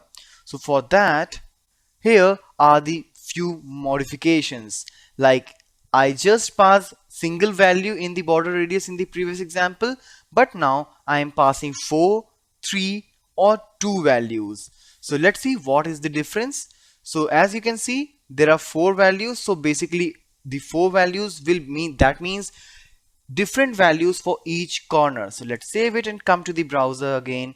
Let's refresh, and here you can observe that 5 pixel, which is the smallest one, which belongs to this particular corner. Next is the 30. So here you can see 30 pixel. Then it comes to 50, this one, and then 15, this one. Alright, means starting from here 1, 2, 3 and 4. All 4 radiuses are different. But if I'll go for only 3 values, then obviously one will be sharing with some other corner as well. So here you can observe like this and this, these 2 corners are same, which are having 50, the common value. 15 is 15, that's the first one. Alright, 50, second one, 30, the third one as of the top, and since there is no value for this one, so these opposite diagonal corners will share the value. That means 50 radius for both. And when there are only 2 values, so obviously 15, 15 and 50, 50. Alright, so these are the ways using which you can use the rounded corners feature, which is newly added in CSS3. Now, in this particular video, we will see how to work with the visibility of any particular content in your web page. Maybe at the runtime you come across a situation where you want to make some particular text visible at runtime, or maybe you want to make it hidden at runtime. Along with that, you may also want to make it collapse or expanded. So let's see a practical implementation of how to work with the visibility of any particular element in a web page practically. So as far as the visibility is concerned, here I have taken a couple of paragraphs in which the first paragraph tag is the normal one, means as the normal text it will be visible over the browser, while the another paragraph is decorated with the style where visibility is set to hidden. Means this particular text will not be visible over the browser. So let's save the changes and come to the browser, and here you can see only the first paragraph with the text. This paragraph should be visible in normal way, is visible in browser, but the other one is not. So basically if you don't want to show anything, that doesn't matter, like you can just remove that from the text. It's no use of putting this visibility hidden as such. But if at the runtime you want to show or hide some of the content, then definitely it is going to help you. So what I'll do here, inside the head section, I will write a couple of code, like inside the style tag I will use this p hover. Means in the hover event, when I will put the mouse pointer over the paragraph, at that particular time the visibility should be hidden. Alright, so let's remove this particular paragraph because it's of no use for now. So let's save it and come to the browser, refresh it now. So for now this particular text is visible, but as soon as I'll put the mouse over it, so you can see this paragraph is no more visible, and again you can see this particular paragraph is there. So this is how you can work with the visibility while working with the CSS. As of now, we have seen how we can start making the borders and using dimensions, how can we change the size of the boxes. Now in this particular video, we will see like what we can do if the content inside a box is way more bigger than the box size, and maybe for some restrictions we cannot increase the size of a box to a great extent. So in those situations, we will add the scroll bars either vertical or horizontal or both as per our requirement. So let's see a practical implementation where we will see how to add the scroll bars along any box. So let's see the practical implementations now. Alright, so let's continue with the implementation of scroll bars, and here what I'm going to do is, again I will make some dimensions with some height and width as we have done earlier, and in case there is some overflow of the content, I would like to add the scroll bar. So let's see what all I am going to do. I've just created a class called scroll with the display as of block, borders 1 pixel, solid red, padding is there, margin, top margin is there, width and height is there, and in case the content is getting overflown, what I'm going to do, I'm going to put some scroll element, that is the scroll bar, and I'm using this scroll class right here in this div. You can put anywhere. Alright, here I'm putting it inside a div so that it will be giving you a box kind of look with this particular paragraph, and in case the size and the dimension of the div is not enough for this content, we will see the scroll bars as well. So let's see how it is appearing in the browser. So you can see, like, as the content is big enough, the margin is all there, which I have set in the CSS class. You can see the scroll bars are now appeared on the left, on the right, and on the bottom of this div. So anytime when you want, you can simply use this overflow attribute inside the particular element where you want to get these scroll bars and pass the value scroll, so that you will get the horizontal and vertical scroll bars at a time. In this video of CSS, we will talk about the selectors. Selectors are basically something which will help us out in selecting the particular element or the particular portion of your web page. So here we have 4 kinds of basic selectors. These are name selector, class selector, ID selector, and universal selector. The name selector is something where you will pass the name of the particular tag for which you want to apply the styles. For example, if I want to make some styles for the heading h1 or h2, I will use h2 as the name of the tag, and inside these I will put all these styles which I want to put for that particular tag. Now second is the class selector, where I will put dot as a class selector, and that particular class of CSS will contain some list of styles.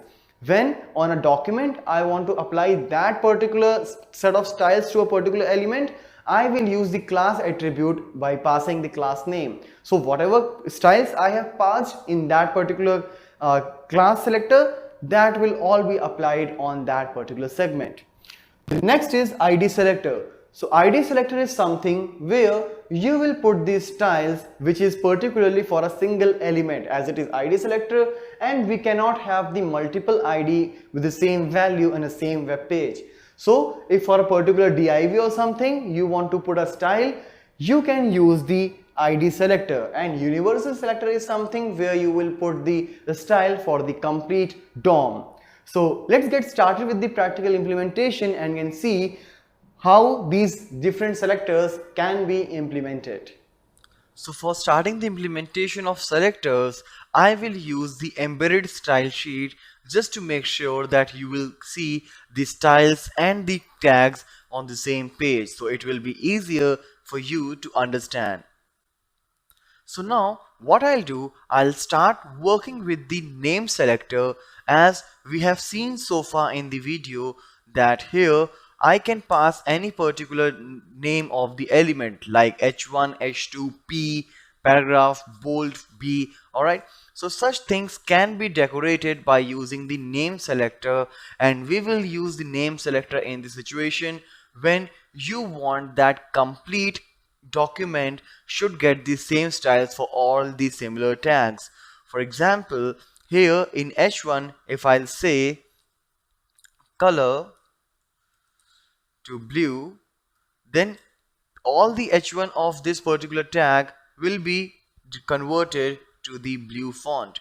Alright, similarly, if I'll say h2 to color green and text decoration to underline, so it will be reflected to all the h2 tags. Alright, like if I will copy and paste it again, so you will see all the h2 tags, whether I have written anything here or not, all will be decorated with the same styles. Similarly, you can pass the same styles to the multiple elements at the same time. For example, I have a couple of tags like for bold tag and for the italics tag.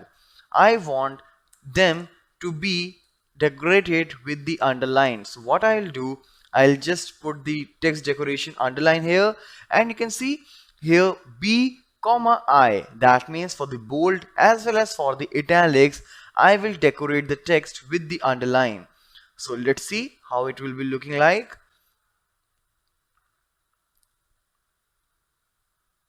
So here I'll put a bold tag, like this is bold. I'll close the bold tag, I'll break the line, and again I'll put another I, that is italics. This is italics. Alright, so here you can see both are coming with the underlines, whether it's bold or italics. Now you can also use the nesting here by the time you want to work with any nested things. Like for example, for paragraph, inside a paragraph I will put a bold tag, and for bold I want to do something like what I want to do, I want to say background color to lime green. Alright, so what it will mean, that if I will put any bold tag, that will not be decorated with this lime green, as here already I have a bold. Let me refresh it, but here you can see there is no background. This background color lime green is only applicable for those bold tags who will be there inside a paragraph. So let's see, let's start a paragraph. This is a sample paragraph with a highlighted bold text. Alright, so now here what I'll do, I will start the bold tag here, I will finish it here. Alright, so inside this paragraph I can see there is a bold tag. Let me close the p tag also. Alright, so let's come here and refresh, and here you can see this is a sample paragraph with the highlighted bold text, and here you can see it is bold, it is underlined as well, because here I have designed the underline design for the bold text. Alright, if you don't want to use underline here, so again you can come for inline style and you can use the text decoration to none. Alright, so here you can see for this there is no more underline. Alright, so this is about the name selector. So you can use these names the way you want. Now, the another way to use the thing inside a CSS is the class selector. The reason why there is a class selector concept, because there may be a situation where you want to put the similar styles for the different tags. For example, let me first remove this one.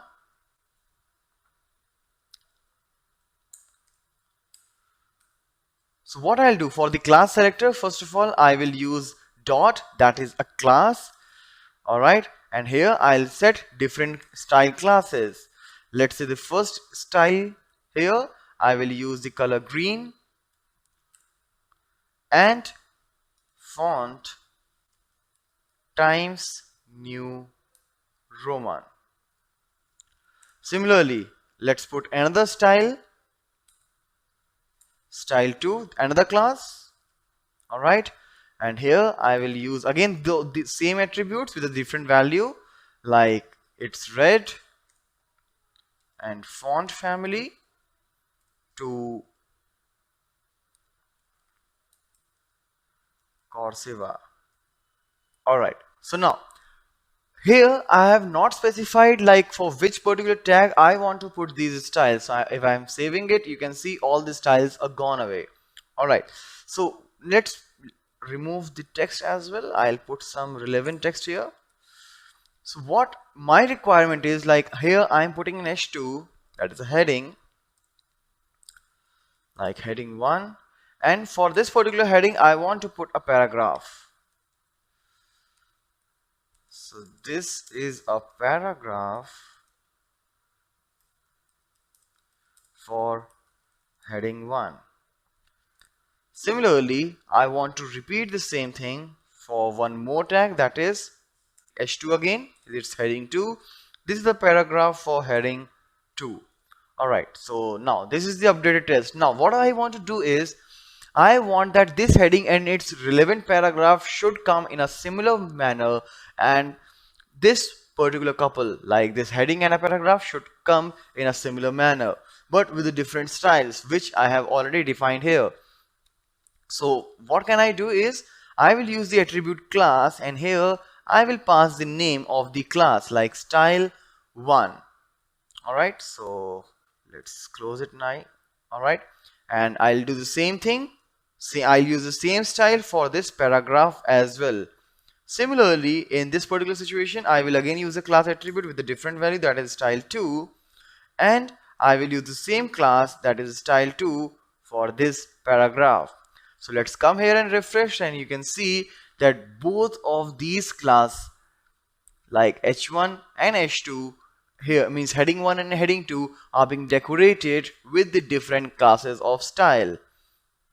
Alright, now what I'll do is I'll enclose them all inside a div. Alright, I'll put it all inside a div. Let's close this. For now it will not be reflected, but now let's add one more selector here, that is the id selector, and for id selector I will use hash. Alright, so like my div is the id selector. Id is actually an attribute in order to make a unique element in your HTML document. So what I'll do here, for making a div, I will use some of the attributes like height. Let's put height as 300 pixel, width as 500 pixel. Alright, and we'll put a background color here with the background color yellow. Alright, now here's how I have decorated this my div, but if I want to apply it here, what I'll do is I'll say id is equal to my div. So this id selector will be applied only to that particular element in the document which is being decorated with the same id. As here you can see it's my div. It's just a unique feature to give it, but for this particular element I have designed this whole styles. So when I'll refresh here, you can see it's being enclosed inside a box with such things. If you want to use some padding things as well, you can do that. Let's say 20 pixel is the padding. So now this is how you can start. So these are the different selectors that we worked on, that is the name selector, id selector and class selector. So that is all for this video. In this particular video, we'll discuss about the background. In background, basically, when I talk about, you can pass the different colors in the different ways, which we have already learned in the previous video. Along with that, you can also pass the images in the different ways, like sometime you want to fix background, sometime you want a movable background.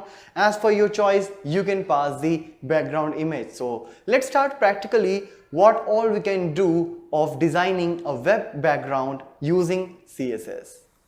Now in order to set the background here, let's first put the background for a paragraph, and for doing that I'll put style attribute. I can do that here as well in the style, but for this I'm going inline. So style is equal to background color. So background color, whatever you want, like let's say I'll pass yellow. So that will basically change the background color to yellow. Since I specified the background only for this paragraph, so only this much portion is being having a background yellow. But you can see like there is a sentence, and after that I have added 3 line breaks. That's why you are getting this much height. Alright, now if I want to do the same thing for the complete document, I could have done this thing, like I can just put this style attribute here in the body. Let's remove it from paragraph.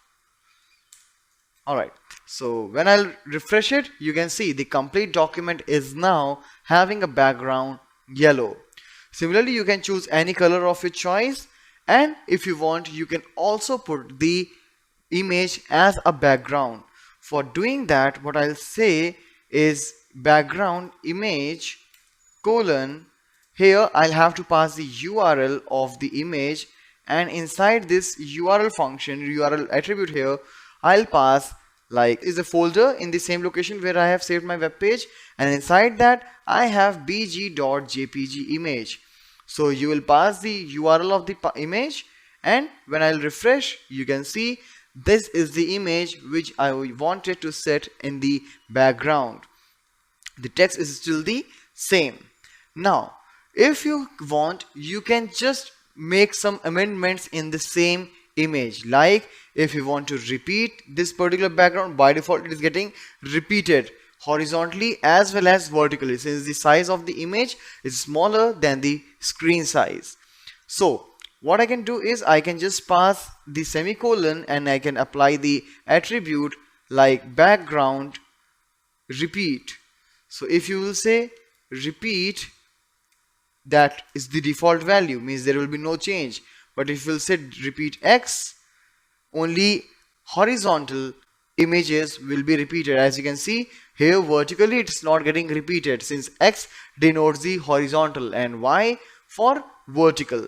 Now when you say repeat Y, so there is no image right here on the right hand side, but it is repeated vertically. And after that you can also say no repeat.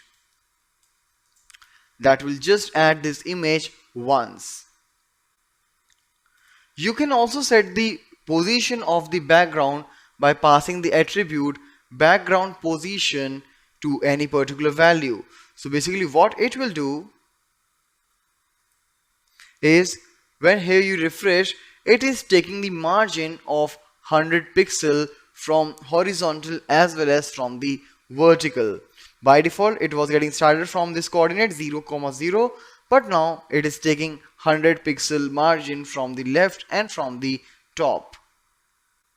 So let's come back to this one, and I will put some more line breaks here just to make my document much bigger. Alright, so let's save it, let's refresh it. Alright, let me just remove this first. Let me remove this background repeat as well. So this is my page, and here you can see the content going on. Alright, now it's just line break, I haven't put anything else. But now there is one more thing, like if I want to fix my background, for doing that I will pass the attribute background attachment to fixed. So let's save it, let's refresh it here, and now when I will scroll you can see there is only content floating. Alright, let me put some content as well so that you can feel that. I'll put it somewhere in the middle so that you can see it scrolling. Alright, and here you can see only the content is floating here, but there is no change in the background, it is still. Alright, so this is about the fixed background. So these are the things that you can put in your paragraph or in the background of your whole document, where you can put the colors or you can put the images in a different way. Now we are going to discuss about the gradient color in this video. As in the previous video, we saw how to do the manipulations with the colors in terms of their opacity. Now here what we will do, as the name says it's gradient colors, means it's going to be gradient, means we will use multiple colors and one after another those colors will come in a series and will give a very beautiful look in the output. So let's see what all options are available with CSS3 to make the set of colors as the gradient color. So as far as the implementation of gradient color is concerned, here I have taken an ID selector with the name grad1, and later I am applying this to a div. Now let's see what all changes I have made inside this ID selector. So the first is the height. I want 100 pixel height for this particular div. After that, you can see that there are number of background options to all. So pink and green, I have added a couple of colors out here. So let's see how the output will look like. And here you can see that this is the output, right? By default it is coming from top to bottom, but if you want to change the direction you can just add one more parameter, that is left, like from left to right. So I will add left in all the ones. All right, so now you can see starting from left it is going towards right. So these are the couple of directions, like from top to down, from left to right. Similarly, you can give the styles for the diagonal gradient colors also. For that, you will have to tell a couple of directions, like left top, that is the starting position. All right. So let's see the browser output. Like here you can see red, blue.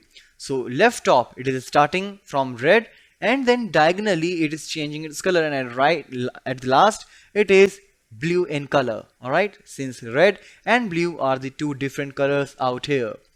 So these are the things where I'm using the linear gradient, like it could be from top to down, from left to right, or from diagonal. Now let's see some available options for the radial, means this, if I want some circular in the gradient, let's see how those work. So for that, rather than linear keyword, here radial keyword will be used. I'm using height and width both for now. You can just continue with the height also as we were doing earlier.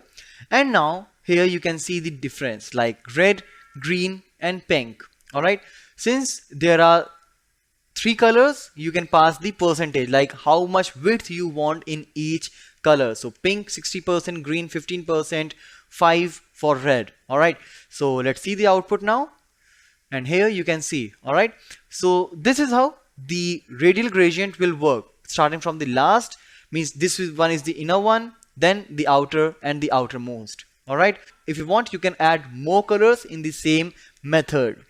You can also use the repetitive option for that. Like for example, if you have a couple of colors and you want them to keep repeating unless a particular time comes, you can do that as well. And how we can do that?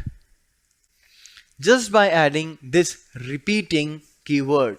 Alright, so now the method is repeating radial gradient. So I'm just using a couple of colors like 10% for yellow, 15% for green, and after that, because it's just covering the 25%, so after that it will keep repeating. Alright, that's why I'm using repeating out here. Alright, so let's see the output here. Now you can see, okay, so every time this green, yellow, green, yellow, green, yellow is keep repeating itself. So this is how you can work with the different options available with CSS3 regarding the gradient colors. Either it's for repeating, either it's for linear or radial. In this video of CSS, we are going to discuss about the very important concept using which we can give some very attractive look to our web page, and that is the images. Images, as I said, can give you a very representational information along with some decoration as well. So proper formatting of image is one of the very important tasks of a web designer. So let's see a practical implementation where we will pass some different styles to the images. So let's start a practical implementation.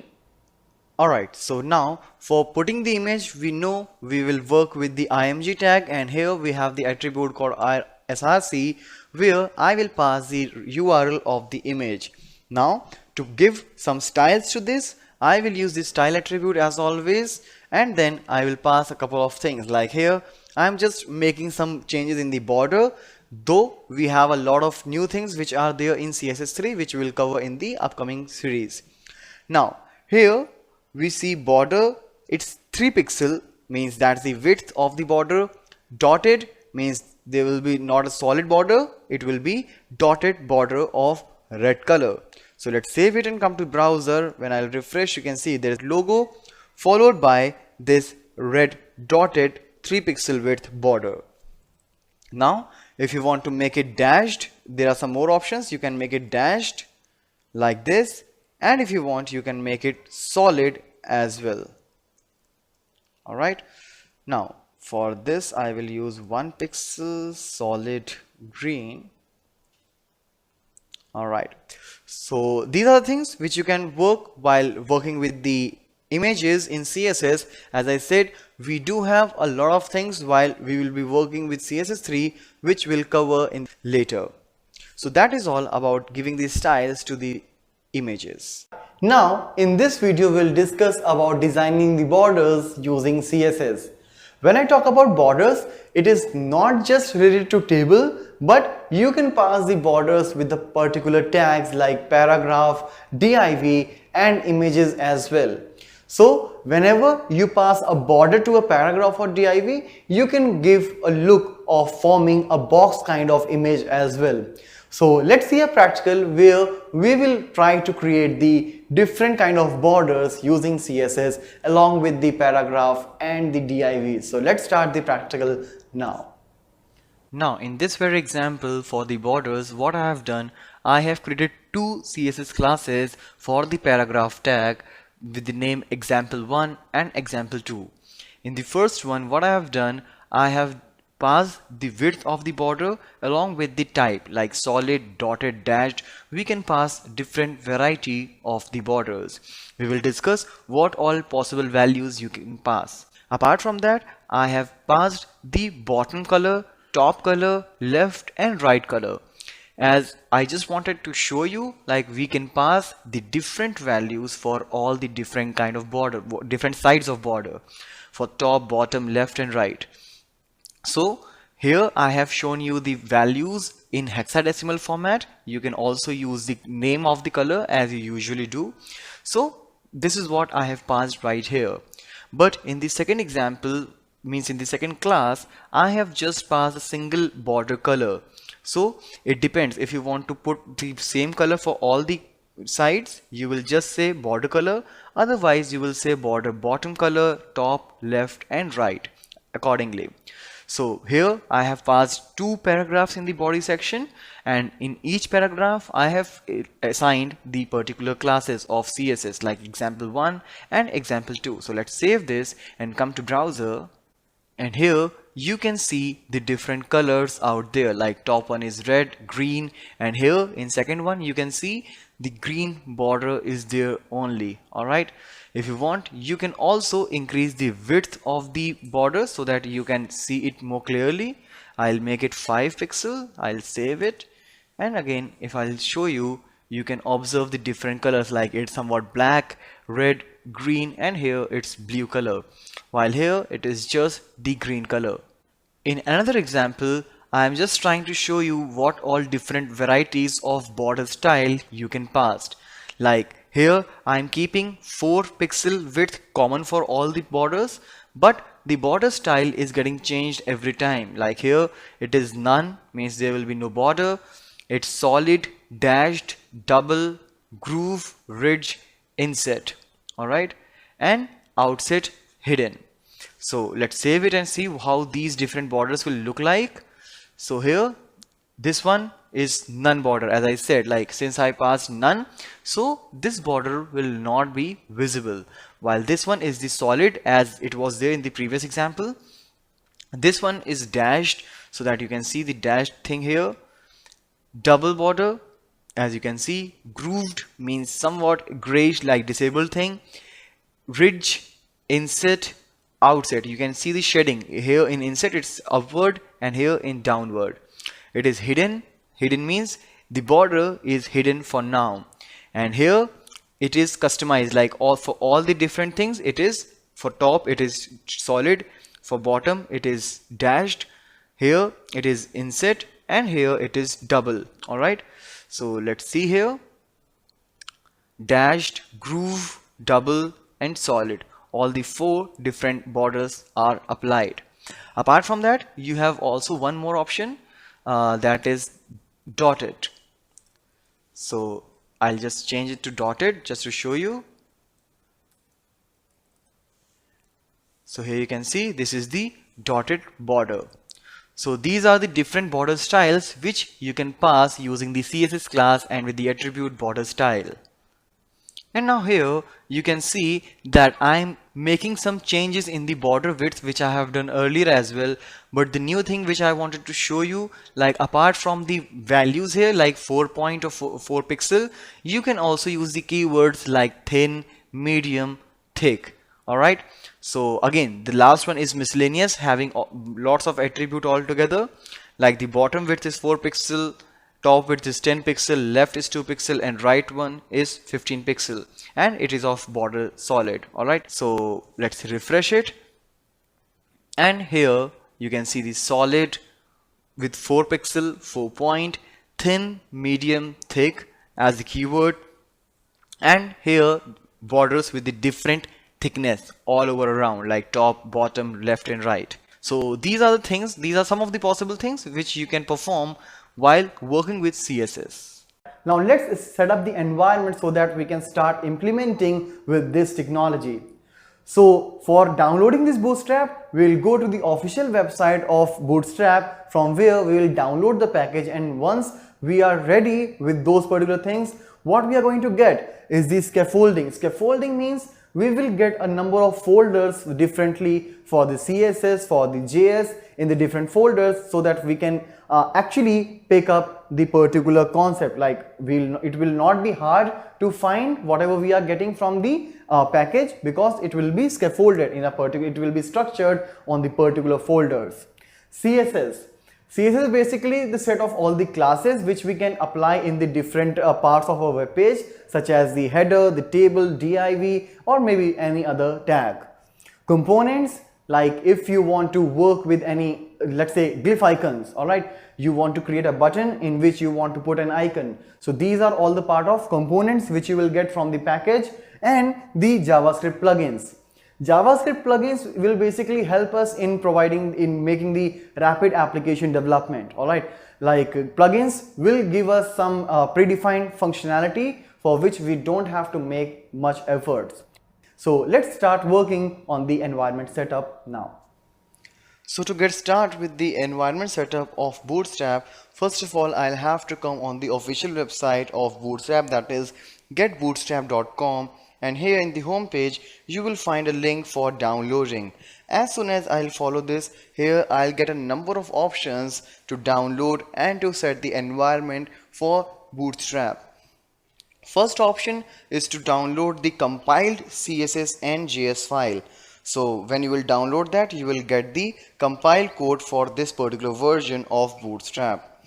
Similarly, you can also download the core source file of the Bootstrap, that is the uncompiled version of Bootstrap, for which you will have to compile the Bootstrap as per your own requirement.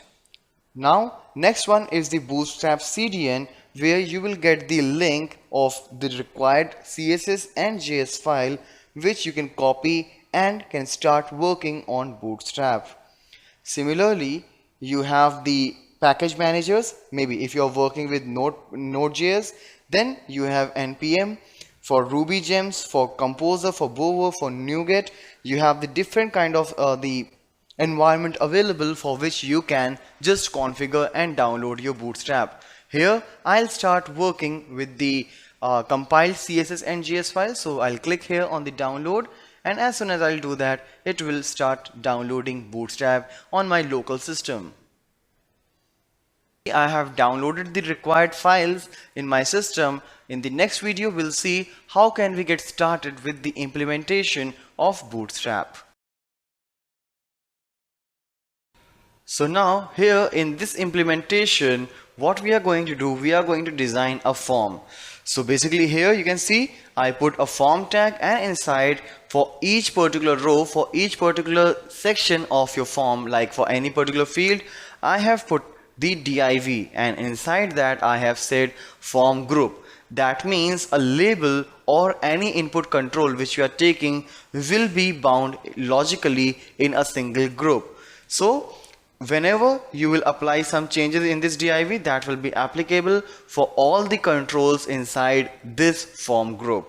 So for email I have a group, for password again I have formed a group out here. Alright, so logically whatever controls are doing the similar task, I will enclose them or I will bind them inside a group for the easy maintenance. Now inside this you can see every time I'm putting something, I have using it as a form control, and so that's why whatever control I will put here, like email, for password, it will be designed for this particular form itself. And here it's placeholder which was there in the HTML as well, so it will basically show you a text on the controls. So let's save it for now and execute this over the browser. And here you can see this is the default appearance of your form. So this is basically the vertical form which will come by default. Enter email, enter password, alright, and any particular password what you want here. Alright, so this is how you can design the default vertical form. Now let's come here and pass one class out here called class is equal to form inline. So basically this will generate the inline form, as probably for now Facebook has an inline form for the login on the top. So similarly you can also design something like that in the same pattern. So here you can see all the controls are now there on the same line. So this is how you can start working with the forms, where you can design a form either vertically or inline. In this video, we'll work with the badges. Badges will actually give you an additional information along with the label. For example, if you have created a label with the name inbox, with the title inbox over it, you may want to show like how many unread mails are there, as you have got that in your real life as well. Alright, like inbox 30 means there are 30 new unread mails. So for showing such informations over the label, you can use badges out there along with the span tag. So let's see how to start working with the badges now. So now in this execution of badges, what I have done is I have taken the two different examples with the same information. Here on the top in the first UL, what I have done, I have used a navigation, as we have already covered in the navigation tools. There is called navigation pills. So we have used that one in order to create something called like a bar. Alright, not exactly, but yes, something like.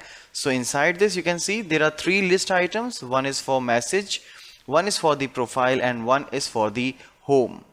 So if I want to put one badge as well along with these hyperlinks or list items, what I'll do is here right after this I will use a span, and inside this span I will use this badge information. As here you can see, here I have used class badge. So this span will be looking like a badge, and here I have given a fixed number, hard-coded value 42. Using jQuery and Ajax, you can actually work with the numbers, with these numbers dynamically as well. So what I have done, this is the list item active, so you will find it selected. After that there is home, and after home I want this 42, this number, to be displayed as a badge. So here right after this home I put this span, and then I put the class badge so that it will make it look like a badge itself. Now no badge for this profile, but when again I'll come for messages, I will use this 3. Alright, so basically what it will do, it will show the span with the number 3 as a badge.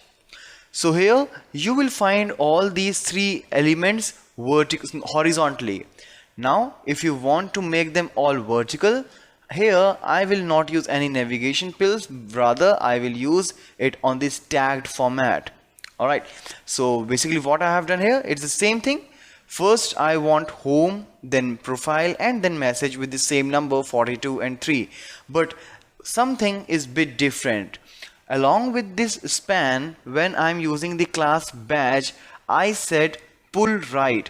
So you can actually observe here, like home is written after 42. But since I am pulling this 42 on the right hand side as a badge, so the output will be like home, then after that you will find 42, that is on the right hand side of this home.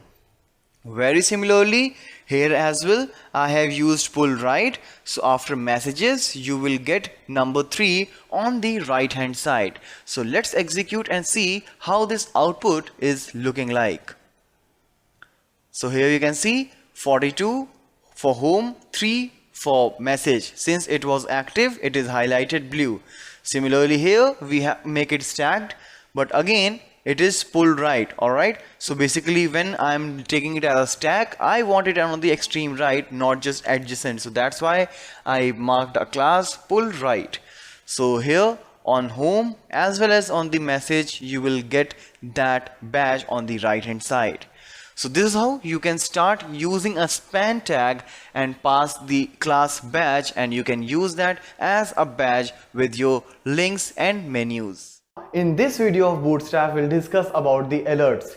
Here we are going to cover all the classes which Bootstrap provides for the alert, and basically alert is something which we use to give some messages to the end user.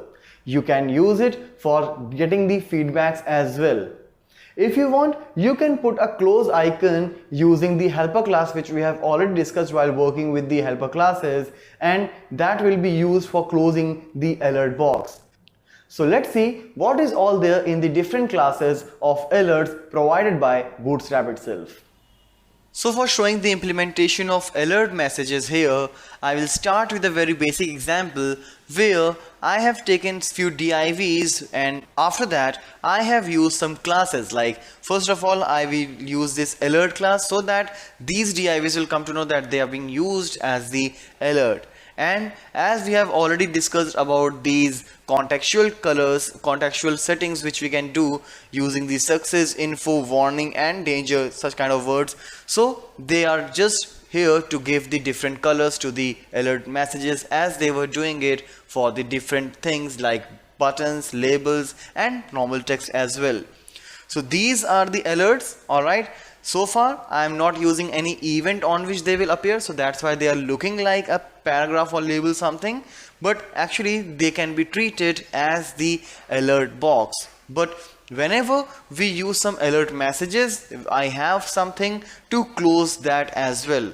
So let's see how can we add a cross, means a close icon in this alert box, which will help us in closing these messages. And for that I will do some changes out here. Let's see what I have done. So alert success, that was already there, but what I have done now, it is alert dismissible. Alright, so basically what is there? After that I am putting it inside a button, right? One button is also there inside this div tags. Alright, and this button is carrying close, which we have already discussed, the close icon. Alright, so this button will carry a close icon on which when you will click, this alert will be closed. Alright, so that's why it's data dismiss alert. And I have done this same thing for all the different color of alerts. Alright, like for info alert box as well, for the warning as well, and later for the error one, danger as well. Alright, so in all the alert boxes there is some button at the end which will be used for closing the button. So let's see how it will is working now. So here is the button. Alright, so when I'll click over it, you can see the current message or current alert box is getting closed. Alright, so here you can see again.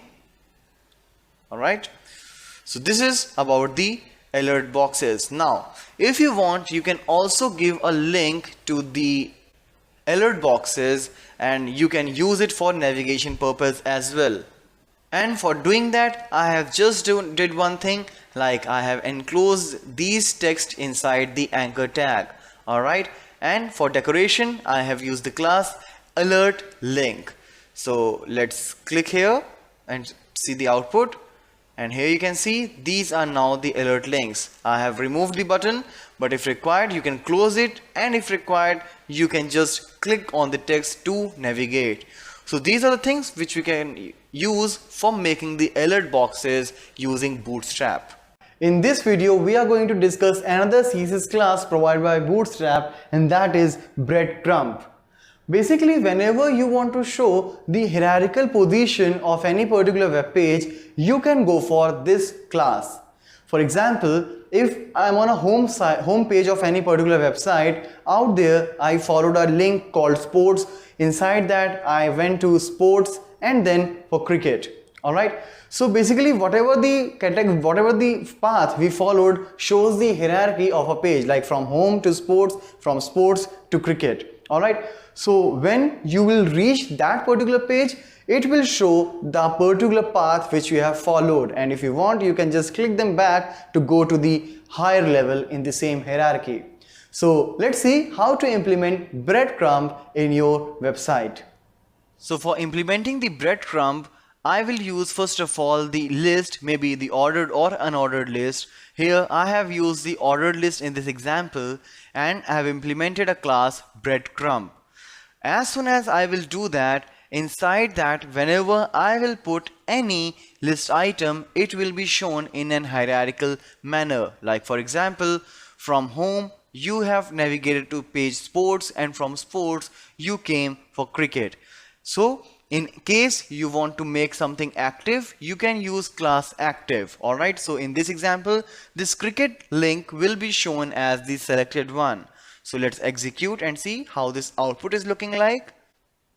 So as expected, home, sports and cricket. Alright, so you will not find any hyperlink means pointed finger right here, but you can do that with sports and home. So anywhere when you want to put some hierarchical representation in your web page, you can anytime use these breadcrumb, and if you will put some links on sports or home or maybe any other, you can use these breadcrumbs to go back to the roots from the branches. So this is all about the breadcrumb class in your Bootstrap. Now in this video, we are going to use buttons in a much different way. As we have already seen how to create a drop down using a button, how to use a single button. But now here we will work with the button groups. Basically, if you will put number of buttons at a group, it will give you a feeling of menu, right? So if you want to create a menu in your web page, you can actually go for this button groups, and you can set different actions for the different buttons in the group. So let's start working with the implementation of button groups. So as we have already discussed about the buttons, here you can see I have added 3 buttons, and the appearance will be like default, means the whitish buttons will be there. You can use it as per your requirement. And here I have taken a div inside which I have put all these 3 buttons, and the class which I am using with the div is btn group. So basically this btn group will group all these 3 buttons all together, and they will be like physically attached side by side. So let's see how this output is looking like. So here you can observe like there are 3 buttons and they are just connected to each other because they are bound into a group. Alright, so now you can use some other classes as well in order to customize the output. Like we can just use multiple btn groups inside a btn toolbar. So if you want to make a toolbar for your web page, you can just group multiple btn groups containing the buttons, and then you can form a toolbar. So here you can see here are 3 btn groups, like there is 1 button, 2 button group and 3rd button group. Alright, and I have just put them all inside one div where I'm using a class btn toolbar. So when I will do that, in the output it would be looking like this. Alright, so this is the set of first buttons, this is the set of second button group, and this is the 3rd button group. So likewise you can just start working on your buttons, like you can bound them in a button group, and then you can bind multiple button groups inside button toolbar. If required, you can also just change the size of each button group using the same btn group lg, sm and xs. Alright, so let's execute and see how these different button groups are looking like. So this one is the large, this one is small, and this is extra small. So as per your window size for the different screen size, you can just make a responsive menu for using these buttons, and you can just apply the different button sizes as per the screen size. You can also put one button group inside another in case if you want to give some other appearance to your button. Like here what I am doing is there is btn group, alright, inside which I have put 2 buttons. Now again inside this btn group I have taken another where I'm trying to make a button as a drop down list, which we have done already. Alright, so in this way what it will be looking like, it will be the nested btn group inside which the first 2 are from one group, and again this is separated by another btn group, but they all are being shown or displayed as a single group itself. Now all the appearances which I have shown right now is horizontal. Now let's see how can we make them vertical. So for that I just have to add one more class over here, and I'll say btn group vertical. I'll say that in both these situations, alright, in both the places. So let's execute it again. And here you can see now they are being arranged in a vertical way. So far when we were forming a drop down out of a button, we were actually putting the caret symbol in the same button, but if required you can also make a group of 2 buttons in order to make the caret symbol on the another button. So here as you can see in the first button I have just made it primary and put a text, and right after that I have put another button where I am using it for toggling, and I have applied a span with the class caret. When you will click over that, I will just form the menu in which I have currently shown 2 different elements. Alright, so here in the button you will get a text. When you will click on the caret symbol on the another button, it will show you a list containing these 2 elements. So let's see how it is looking like. Alright, so here you can see this is the button with the text, and here when you will click over this, it will show you the menu. Alright, so these are all the different usages of the BTN group class, and you can use it for various purposes while defining a web page. In this video of Bootstrap, we are going to work with buttons. Basically, whenever you create a form and you want to submit it, or if you want to perform any action, buttons are the very important control for that. So here, when we will start working with the CSS classes provided for buttons, we are going to get few classes like BTN. BTN is the base class for any button control. BTN primary, if you want to put means by default all these classes will give different colors to the button, like dark blue, information, warning, orange, red for danger. Alright, so basically the difference will be of color, except BTN link, which will look like a hyperlink text, not a button. Alright, so on the basis of color, like if you want to use red button for a normal task, you can go for BTN danger class. Alright, but by default, as I said, these classes will give you only difference in the color as per the designing is concerned. So let's see how to implement buttons in Bootstrap CSS classes. So on the basis of the appearance of the buttons, let's start customizing the appearance. So as we did in the text, like we classified the different text colors on the basis of the primary, success, info, warning, danger. Similarly, here in the case of buttons also, we have the same things. So first of all, we will have to start with the class BTN. So if you are not even using a button, if you are using any hyperlink also, you can make the look of that hyperlink as a button. And once it is set as button, you can just set like how you want your button to be displayed. So as I said, it's just the matter of color. It will change the default color of the particular button. So when I execute this, here you can see it is the default button. This one is primary button, success button, info button, warning button, danger button, and here since it is a button also, but it is looking like a hyperlink. Alright, so these are the different classes which you can use for customizing the appearances of the button. Now let's discuss more about the size of each buttons that we have. So for changing the size, what I'll do, I will just add few more classes right after, like BTN LG for making your button larger than the normal one. Similarly, BTN LG again for the primary. So these two buttons, the first two buttons will be much bigger than the default size.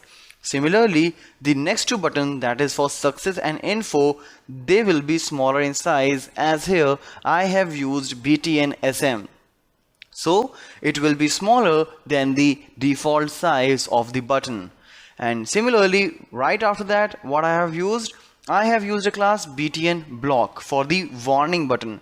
So BTN block means it will contain the complete width of the window. If you will put that inside any TD or TR, so whatever the available length is there, it will occupy the complete width of the current window. And no changes for the last two, that is for danger and link. So they will appear in the default size, so you can compare them with the others. So as here you can see, these are the larger buttons, these are the smaller buttons, and these are the normal size button. And here in between, this warning button is the block. Alright, in case if you want to disable any, you can do that as well. So for doing that, what you can do, let me disable this warning button. So I will just add one more class, that is disabled. So when I'll do, you see now it is changed and now it will be disabled. If you will do any operation on this click, nothing will take place. Apart from that, you can also disable a button by using the attribute called disabled is equal to disabled. So when I'll save it, I'll come here and refresh. You see, it will also disable the danger button. So this is how you can start working with the buttons in the Bootstrap. As I said that if you will take any anchor tag as well, let me use it once. So like href is equal to like for the current page. Alright. And here I will use a class btn space btn primary.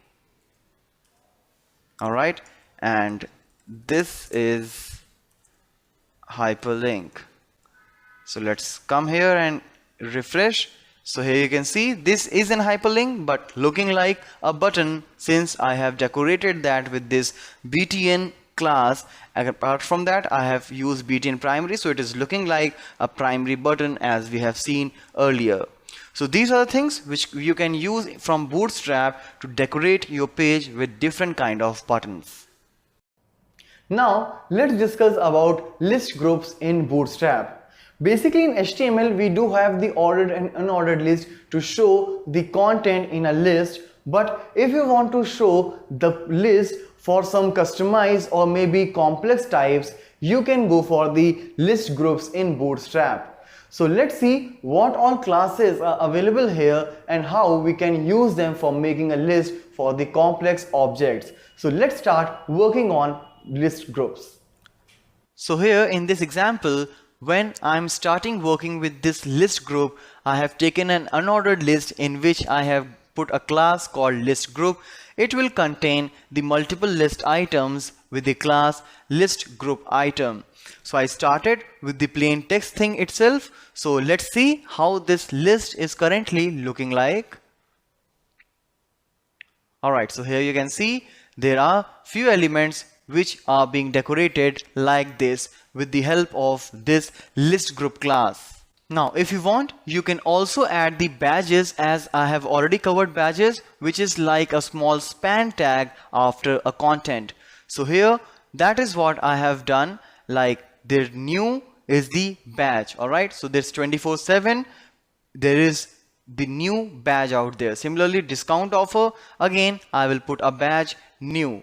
So as soon as I will add the badges, it will change a look to a bit. Like here you can see there are a couple of badges added with the new badge. Alright.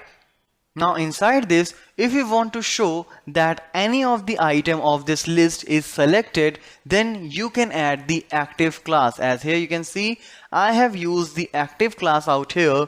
So what it will do, when you will refresh this, it will be look like it is being selected. We have already worked with this active class several times in this tutorial. So very similarly, you can also start working here in order you want to show any selected element of the list. Now, rather than keeping the plain text, you can also give some customized list items out here. Now here, I'm trying to put some customized elements in the list. For that, what I have done is, I'll start with the list group itself. As I have done, you can observe I am not using the unordered list and list item tags out here. Rather, I am using the divs so that I can put the customized element as well. So this one is the list group, inside which I will put some hyperlinks with the class called list group items, which I was doing for list items earlier. So now each group item here is containing the header, that is h4 heading tag, and the first one is selected. Now after that I am putting two more things, but you can see I am not using the class active, they are just list group items, but again I am having the h4 tag inside both, but these headings are followed by a small text as well. So basically when I will see that in the browser, I will get something like this. So this one is the h4 with the active class, this one is the h4 without the active one, and followed by the paragraph. And similarly I have done this for the second div as well. So this is what I have done for my couple of things. For customizing elements in the list group, I will use div rather than the unordered list, as I have said. And similarly I am doing it for the second time, where I am keeping a content like business website package. So here you can see business website package followed by the similar things. So this is how you can start working with the list items in your Bootstrap, either with the unordered or ordered list tags or with the divs. In this video of Bootstrap, we'll start working with the labels.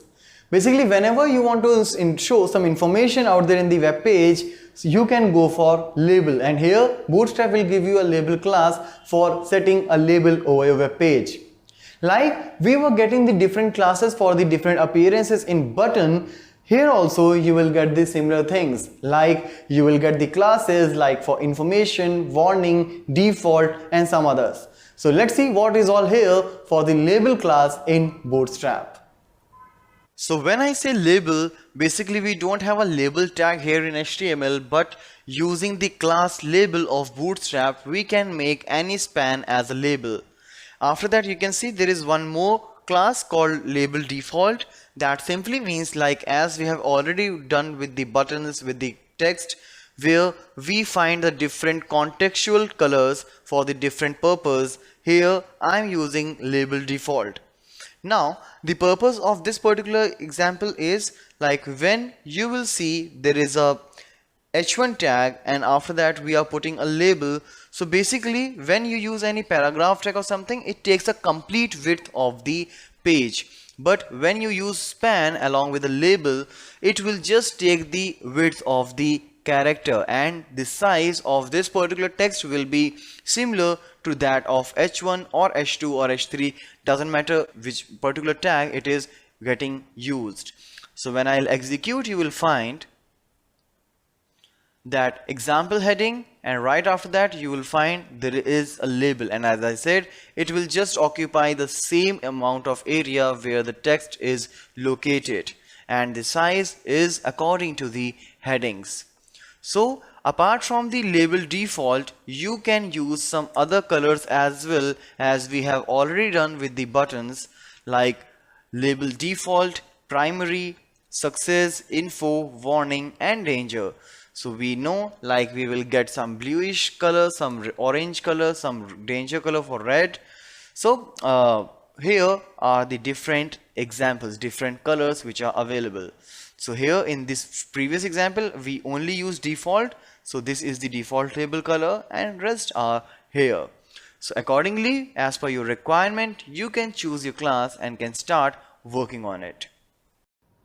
So let's see what is all here in the Bootstrap grid system. Bootstrap includes a responsive mobile first fluid grid system. As I said, like this all responsive web design is possible because of this grid system itself. Bootstrap grid system scales up to 12 columns, alright, as the device and viewport size increases. So it all depends on how you want these 12 columns to use. If you are using more than 12 columns, means if the total columns you have consumed is more than 12, then the remaining data will be fallen into the next line. We'll see that all in the practical implementation. These 12 columns can be used accordingly on the basis of different screen sizes. Alright, as I said, like it all depends like how you want to consume your 12 columns. So let's see how these 12 columns can be managed, or how we can check like which is your large screen and small screen. So basically it is all depending on the number of pixels that you can check while working on any screen. I'll show you that on the practical implementation itself, since I am working in a laptop of maybe a 14-inch screen. So I cannot show you the large devices because the pixel number will be way more. Yes, for the other things, if the number of pixels is less than 768, then it will be used maybe mobile device. All right, extra small devices means mobile device, maybe 5-inch, 5.5-inch mobile screen if you are working with. So it will be like that. Number of columns will be 12 for all screen sizes, as I said. All right, class prefix means when you will be splitting the those 12 columns, like how much columns you want in first means on for a particular column. All right, class prefix, these class prefix means the CSS classes of Bootstrap will help you to split those 12 columns into different numbers. So let's start working with this grid system practically and see how a same page can have a different layouts for the different screen sizes. So before getting started with the grid system, let me tell you the changes which I have made. I have added one more style sheet which I have created by myself here, that is styles.css, where I just put some attributes for customizing any div tag. Alright, so now let's get started with that. So basically while working here, what I'll do, I'll just start putting a div tag here, and what I'll do inside, I'll just make it nested. Alright, so this is div inside a div. So this is, let's say, first div, and similarly let's copy them 2 more times, and let's make changes in the text.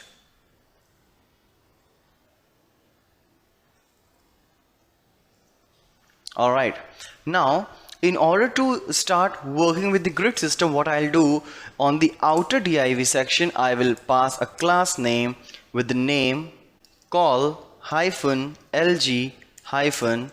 As we know, the total of all the things which we want to put on a same line should be 12. So let's say here for the first one I put 2 as a column.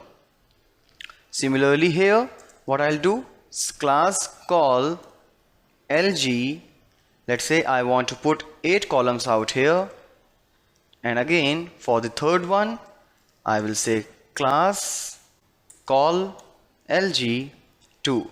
So 2 plus 8 plus 2, the total is 12. Alright, and here what I'll do, I'll again put a class so that it will give you a clear output, and here I'll use my box div which I defined by myself. So let's copy that and paste it here in the remaining 2 as well. Save it, and now let's execute it.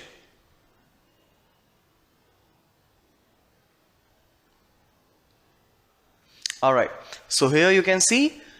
So what I'll have to do now to start working with this, I will put one more div and will use a class called row, so that all these divs will be there on a same row. Alright, so let's close this div at the end.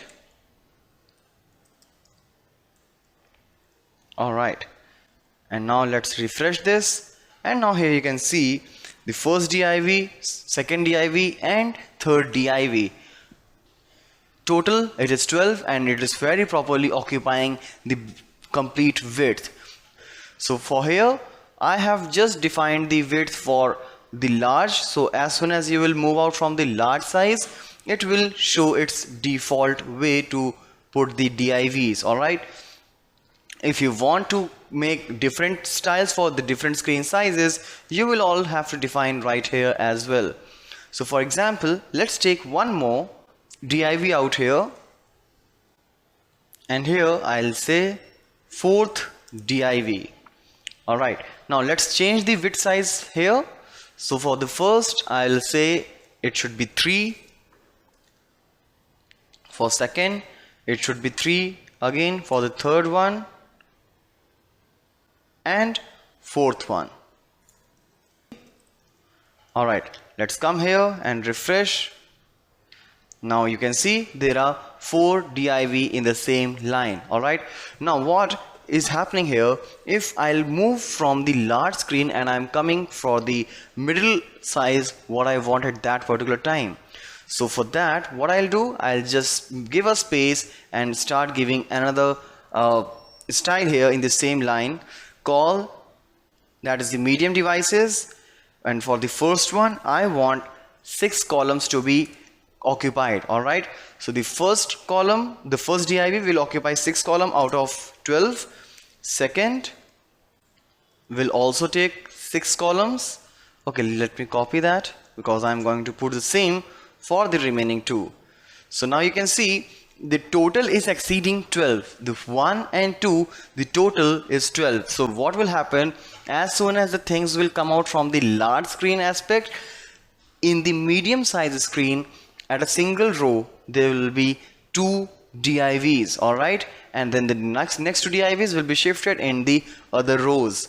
So let's refresh that, and let's start changing the screen sizes. So as soon as the size will be, the width of the window will be under the range of small devices, medium devices, you can find that there is first div, second div, third div and fourth div. Alright, so because now both of these particular divs are taking 6 column each out of 12 from that.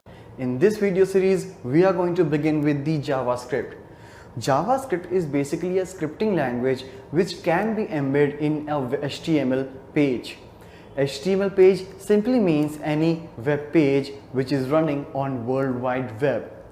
Once you embed the JavaScript in the page, you can provide the various functionalities to that particular web page, such as you can put some validations, you can make the page even more interactive, you can put some animation kind of things. So that is all we can do using the JavaScript. So make sure before getting started with the JavaScript, you have the sufficient knowledge of HTML and CSS, as we will be working with the web page, and these two are the important things which you must know for creating the interactive web page. Now here, as I just said, it's a scripting language, but if I'll add something more, I will say it is a client-side scripting language. Client-side means whenever you will execute the JavaScript on a web page, the complete execution will happen on the client side only. There will be no server-side interaction while executing the JavaScript. That's why whenever we'll try to do some operations like putting the validations or doing the animation like things, everything will execute on the client side, which will also efficiently execute the page, means the performance of the page will be more better. Now something more about JavaScript, let's see. It is untyped. Untyped means, if we know something about the programming languages, you may know about the thing called data types, which specifies the type of data we are going to process. But while working with JavaScript, you will observe like it is untyped, means it is not a type safe language. So whenever you will have to store something, you will just use a variant type, and that type can store any type of value. So we will have to take care like which type of data we are going to manipulate manually. Apart from that, it is multi-paradigm, means you can do various kinds of development, website development things related to JavaScripts. Nowadays, JavaScript is also a backbone of so many different technologies like jQuery, AngularJS, Node.js, and so many JS like technology you may be hearing nowadays. It is functional, which will make the code even more modular. You can split the particular code in the different functions, and you can call them up on a particular event, as it is also event driven. So using JavaScript in such a way will make it wonderful, and so that we can use it even more creatively. It is interpreted by browser's JavaScript engine. Now, if the question comes like when I write a simple HTML, how it runs? Every browser has a parser which reads the HTML tags and render the text accordingly. For example, if I use h1 tag, so the text written within the h1 would be shown as the h1, as a heading 1, the biggest heading. But if I say, what about JavaScript? Means if I am writing some logical code, some programming like code, how the browser will be able to execute that? So for that, as it is mentioned, every browser has the JavaScript engine. For example, for Chrome, it is V8 engine. For different browsers, it's different engine. So that JavaScript engine is actually able enough to execute the code which is written in the JavaScript. And make sure while doing this, your JavaScript must be enabled for that particular browser. Only then you will be able to see the execution of your JavaScript code. Now let's move on to some more advantages of JavaScript, as it is less server interaction. Alright, means while executing, it will execute mostly on the client side, so it will be a lesser interaction with the server, and that will make the performance better. Alright, because if the code is here only and it is running on the client side, the page will not be posted back to the server again and again, and that will definitely enhance the performance of your web page. Richer interface. As in jQuery, we internally use some of the functions of JavaScript which makes the interface even more better. So you can say like it will give you a richer interface through animations or through some dynamic CSS kind of things, which will make it even more attractive and the client will feel like good while working with the web pages. Increased interactivity, that's what it means. All right, when you will create a rich interface, a more interactive interface, it will be good for the client and it will keep on coming to you. So these are some key features of JavaScript. From our next video onwards, we will start with the implementation of it. In this video of JavaScript, we are going to cover arrays. In computer science, array is basically a data structure which allows us to store multiple values in a single variable. Yes, earlier we have read that it is not possible, but the way to do this thing is actually a bit different. Here, when we will define such variable, that variable will actually behave like a collection, and in that particular collection there will be a number of memory blocks would be defined. How many memory blocks? That we will define while defining the arrays. That means when we will define the array, along with the definition, we will specify the number of blocks which we want, and after that we can start storing the value in each of those element blocks. And since, as you can see, it stores a fixed size sequential collection of elements, that means it is a fixed size, the size which you will specify by the time of creating the array. Later you will not be able to change that, and if you will try to store values more than that, your program may get terminated abnormally. So make sure while defining the array you are specifying a handsome amount of size which will not cause any overflowing. Now you have defined the elements, number of elements of an array, and after that you can start storing the values into that. Whenever you want to access a specific element block from that list of array blocks, you have to pass the index, as whenever you create an array, the index of each memory series starts with a 0 to 1, 2, 3 and so on. For example, if I have defined an array of size 5, then the lower index will start with 0, then 1, 2, 3 and 4. So whenever I want to retrieve or assign the value, I have to pass the index like that. So here you can see there are a couple of syntaxes about writing the data, how we can start writing the data or elements in an array. So here what I have done, I have taken a var fruits. Fruits is the name of my array, is equal to new array. Alright, this new is a keyword to allocate a new and fresh memory space, and into that you can pass the elements like apple, orange, mango. So it is sequential storage. Here I have not specified the size.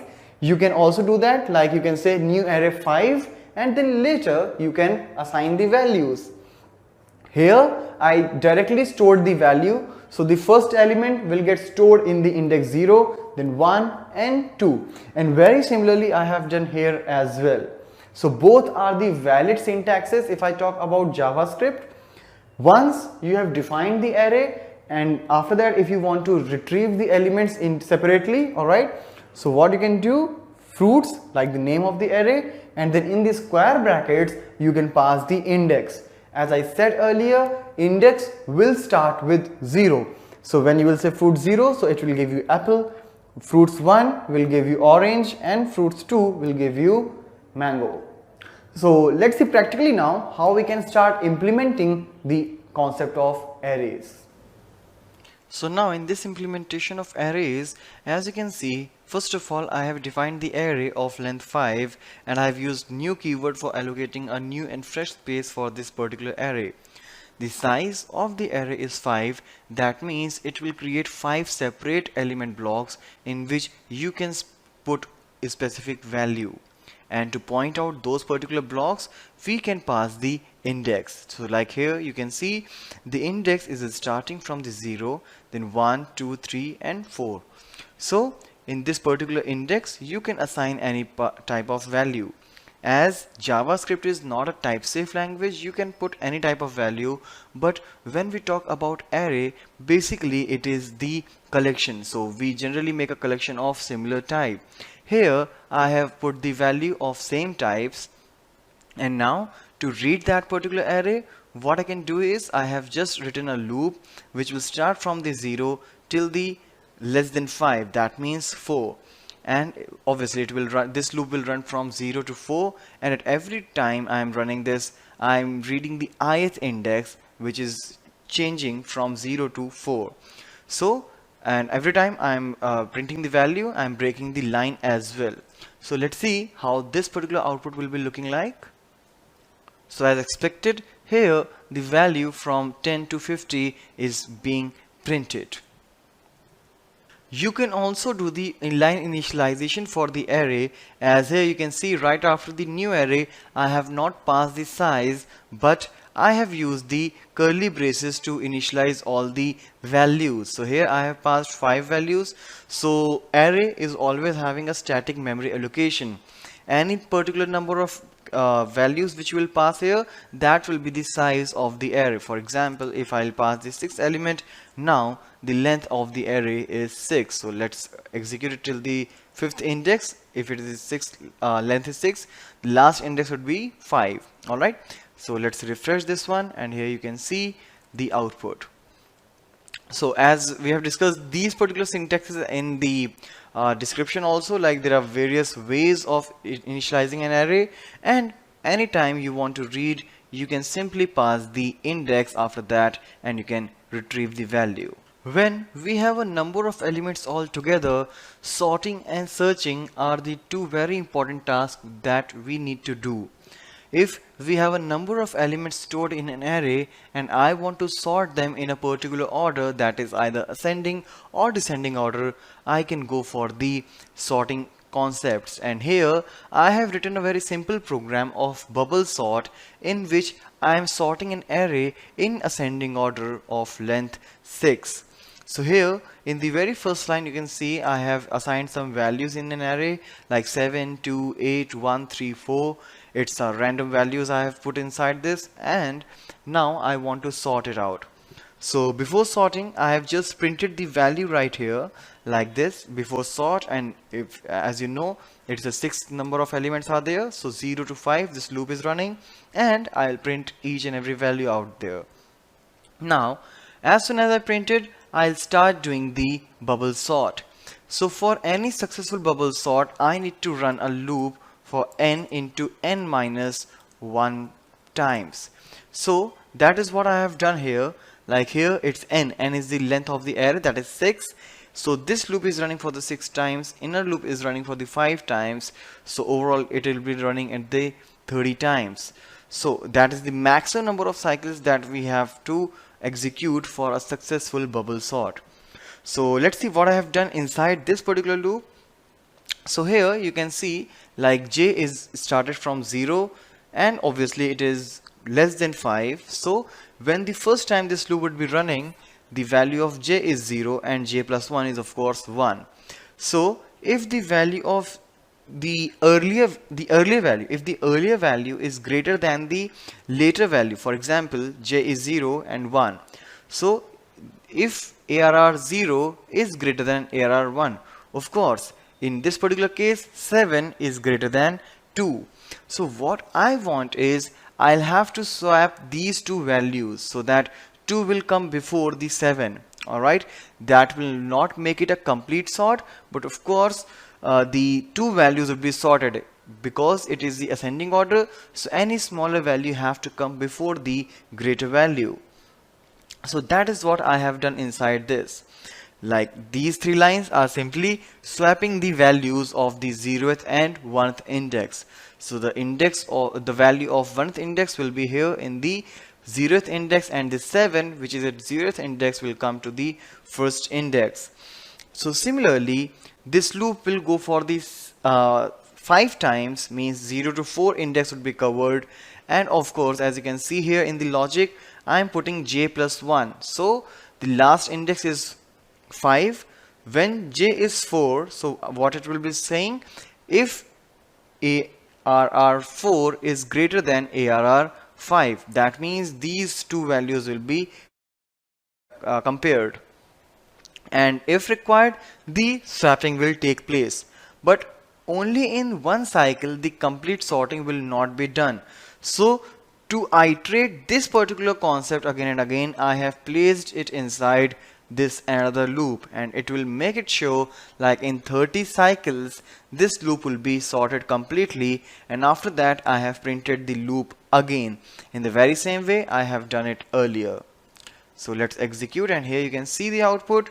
Like initially it was like 7 2 8 1 3 4, and later it's 1 2 3 4 7 8. Alright, if you want to sort it to the descending order, you can simply replace the greater than symbol to the less than. Now the swapping will be done when the smaller value is before the larger value. So now you can see this whole array is being converted into the descending order sorted. In this video of JavaScript, we will begin with the variables.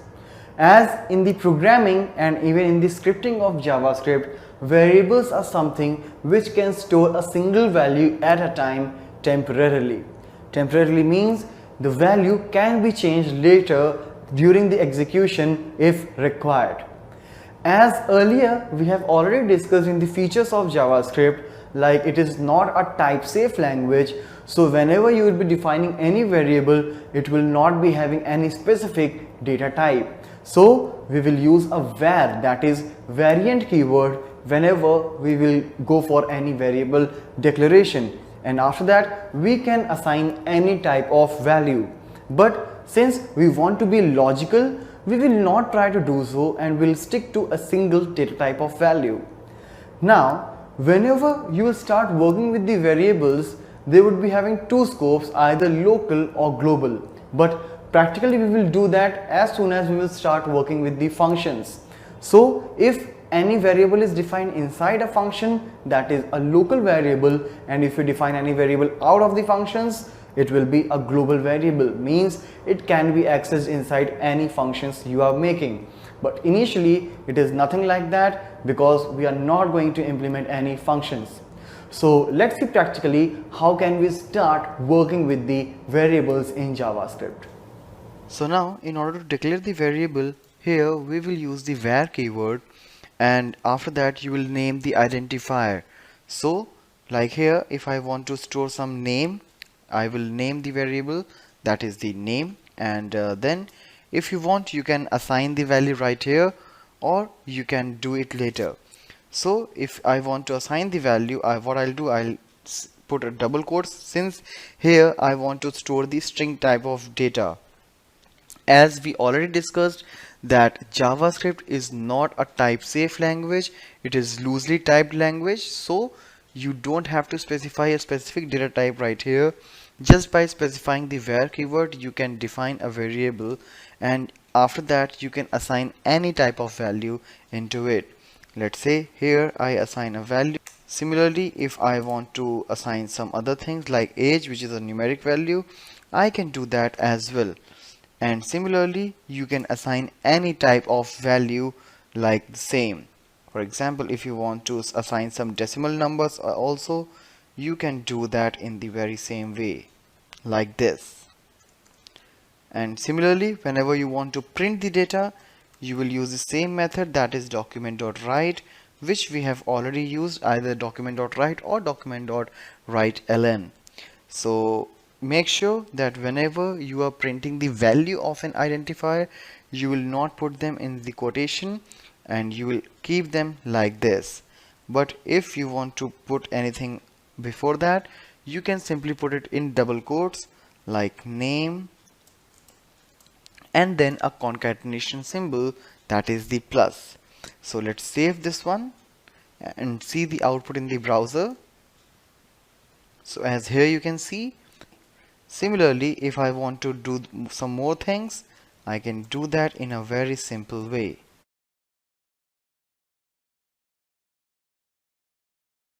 If I will run this, you will see all the things in the same line like this. But if you want to break the line, as we know, we use the BR in the HTML. So I will simply concatenate that right after each message like this. And again in age.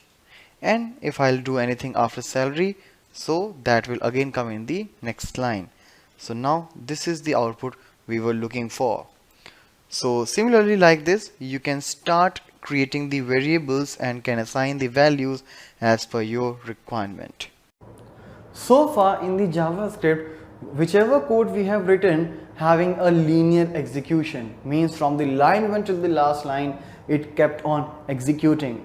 But if I want to execute few things on a particular condition only, I can go for the conditional statements, as these condition statements will first compare the conditions using the variables and the operators which we have already covered, and if the condition is satisfied, then it will do the particular task. So here in JavaScript we have a couple of condition statements such as the if else and switch, where if else will be used by in JavaScript code like if, after then we can specify a condition, and if the condition is not satisfied we can pass the else statement.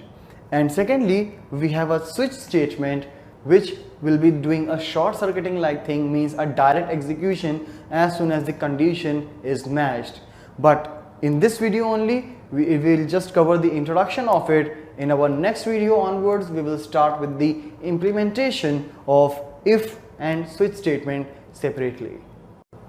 Now in the conditional statements, let's talk about the if else statement.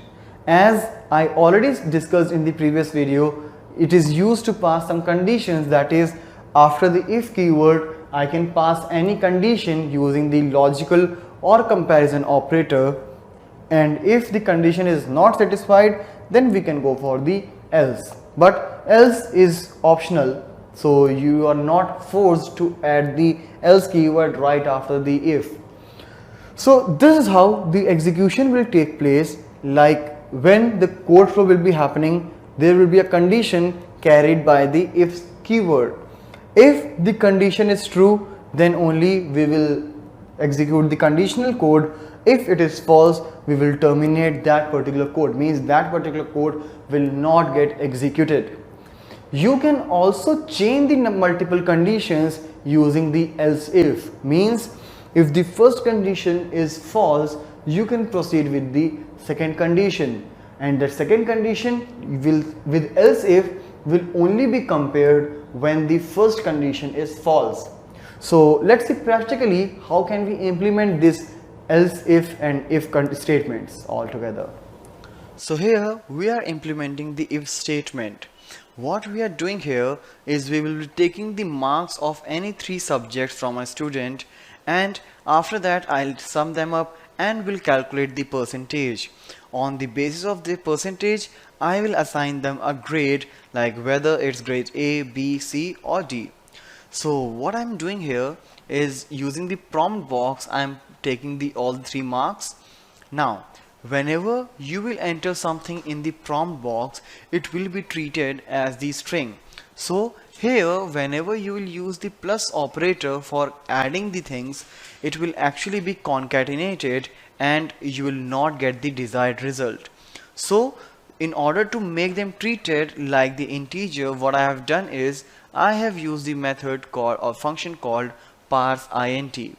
So in this parse int, what it will do, it will convert the type to the integer. So now when I will add this when I will use this plus symbol, it will actually add them rather than concatenating. So once I get the total, I have applied a very simple formula for calculating the percentage, and here I am considering the maximum marks as 50. So whatever the percentage is there, I will print that, and after that, on the basis of that percentage, I will pass the conditions in order to get the grades.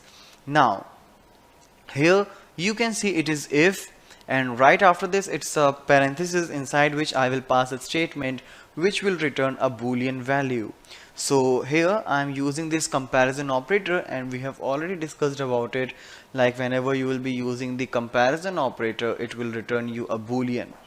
So if this particular condition is true, I will get an alert box with the thing grade A. Now if this condition is incorrect, so it actually depends what you have written after that. For example, if I don't have these line of codes, so if the percentage is not greater than 80, nothing is going to happen. If it is greater than or equal to 80, I will get a message grade A.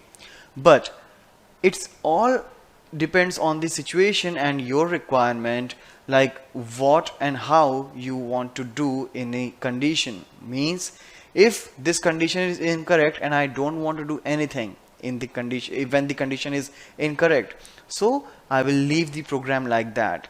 But if I want to do something, if this condition is incorrect, or if I want to check some more conditions, if this condition is false, then I can go for all these things. Like here you can see it is not a if, but it is else if. Means this condition will be checked only when the previous condition is false. If this is true, this will never be compared. Similarly, if this condition is returning true, then we will not go to all these statements. This condition will only be checked when this will return a false, and so on. And similarly, when all the conditions are false, only then the control will come in the else part. So this is a chaining thing, right? You can see whenever I'm using the else if, that means each and every condition is changed, and it will come, the control will come inside them only when the previous conditions are false. So for example, if I have entered something and the percentage is having 85, so 85 is greater than 80, 85 is greater than 60 also, 85 is greater than 40 also. But as I said, if this particular condition is true, the control will never come in these conditions. So doesn't matter whether they will return true or false, nothing is going to happen. So let's save the program and see the output in the browser. So let's refresh this. Here I'll enter the marks.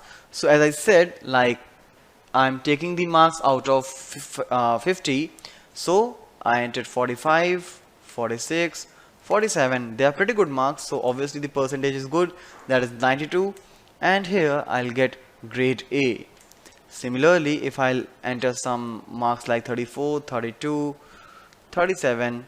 So the percentage is something 68. So it will get grade B. And similarly, if the marks are quite low, like 14, 24 and 12, so it's 33%, it's grade D.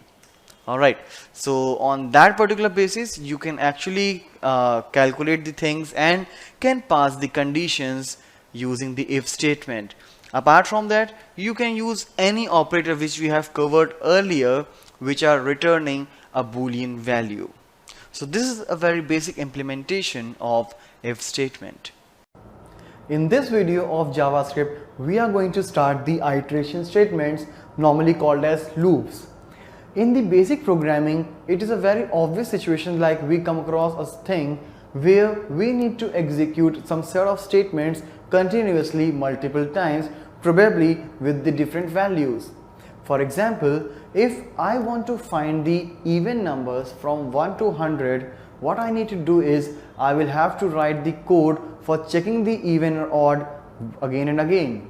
But rather than writing the same code again and again, I can put this particular code inside a loop which will provide various values, means different values from 1 to 100 continuously. And inside the loop, we will check the condition. If the number is even, we will print that.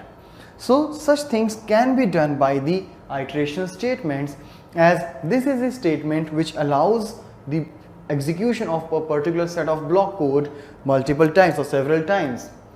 Whenever you will write a loop, you will have to pass a condition, so that until and unless that particular condition is true, the loop will keep on executing, and as soon as it is false, the loop will get terminated. For example, as I said, I want to find all the even numbers from 1 to 100.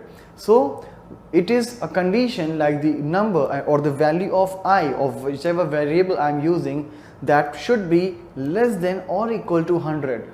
As soon as the value will exceed from the 100, the loop must get terminated. So this is what it's written here, keeps on executing until a given condition is true. So whenever you will start writing these control statements, whether it is the conditional statements or iterational statements, logically as per your requirement, you can make them nested to any level. Here is the basic idea how the iteration statements or loop get executed. So here, this is the control flow. There must be a condition. If the condition is true, then we will execute the conditional code and the control will again come to this condition. So unless and until this condition is returning true, this loop will keep on executing. As soon as the condition is false, it will get terminated. If there is any logical error, you may write an infinite loop which will not be able to come out of this iteration. Logically, you can classify the loops in three different types, that is for, while and do while, which we will be discussing in our later videos practically as well. But all these loops would be having the similar thing which we discussed right now, that it will allow the set of statements to get executed iteratively multiple times. So in our next video onwards, we'll start with the implementation of them. Now let's get started with the for loop. As in the previous videos, we have already discussed the basic functionality and the basic feature of the iterational statements, that is, it will keep on executing unless and until a given condition is true. So the same feature will be followed by the for loop as well. But what's the speciality? The speciality is for loop should be used when the number of iterations are known. For example, if I want to find the even numbers from 1 to 100, I know that I need to execute the loop from 1 to 100. In this particular case, I can go for this for loop. But whatever I am saying here is just the ideal things. But if you know how to play with the loops, and that will come with the practice of course, you can replace any loop with any other loop anytime in your programming. Alright, so let's first get through with this for loop. As here you can see the syntax of it. Inside this for, you can see it is being classified into three different parts. That is, first is the initialization, second is the condition, and third one is the increment. So whenever you will begin this particular loop, as I said, the number of iterations should be known. So here I will initialize the value. Let's say I will initialize the variable I with 1. That is the initial thing. Condition means the finishing point, when you want your loop to be terminated. That condition will come here. So here I will write something like I is less than or equal to 100, means that is the condition. Unless and until the I value is less than or equal to 100, it will keep on executing. And increment, since I is 1 and it needs to go till 100, I need to keep on incrementing the value. I have to increase the value every time I am running this loop. So for that, it is increment. You can also take it in a reverse way, like I started with 100, I need to drag it till 0 or 1, and for that I will decrease the value. So it's all conditional as per your requirement, and inside this you will write the code. So this is how you can write a for loop. Now how it will execute. First of all, the initialization thing will execute. It will initialize a particular variable with any particular given value. Before entering to the body of the for loop, it will check the condition. If the condition is true, only then this code block will get executed. If the condition is false in the very first time, it will not execute at all. Alright, so the condition, if it is true, then the code block will execute, and then it's increment. Increment means after executing the complete body, it will again go to this particular section where the increment will be taking place. Now after increment, again before entering into the body, it will check the conditions. Alright, so this thing will keep on executing unless and until the condition is true, and as soon as it is false, the code will get terminated, or the loop will get terminated. Alright, so let's execute this particular loop practically. So in this implementation, you can see I have written a for loop in which there are three parts, as I discussed earlier. Here it's the initialization part, in which I am initializing the value of I with 1. After that, it's a condition, means I want this loop should keep on executing itself unless and until this condition is true. So unless and until the value of I is either lesser or equal to 10, I want this loop to be executed. And how the value of I will reach from 1 to 10? I'll have to make the incrementation, and so for that, here is the I++. This plus operator will be increasing the value of I every time with 1. So what will happen basically, at the very first time when the control will come in this loop, this will be initialized with 1, and then the value of I will be compared with this condition. If this condition is satisfied, only then the control will come inside the loop body, and these set of statements will get executed, where I am just printing the value of I along with the breaking the line.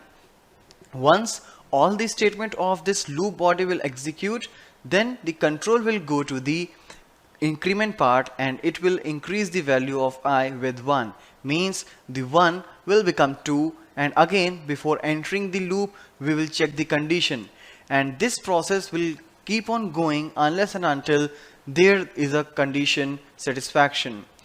As soon as the condition will be false, this loop will get terminated.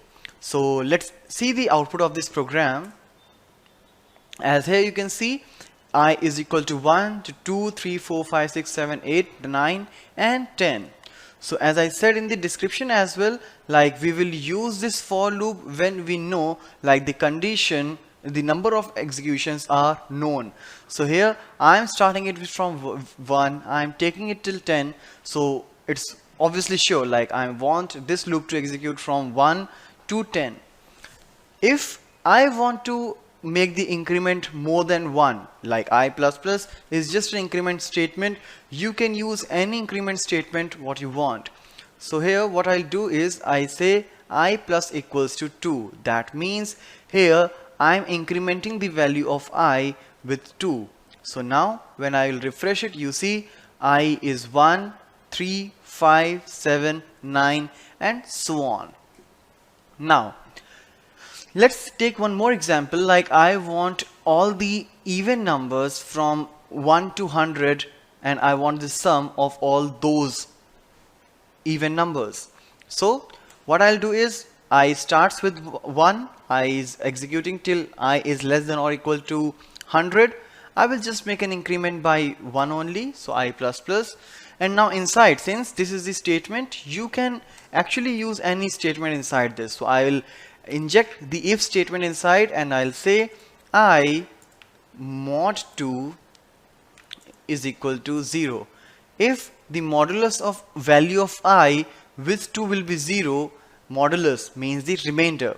So if you will divide any number with 2 and the remainder is 0, I will say that is the even number.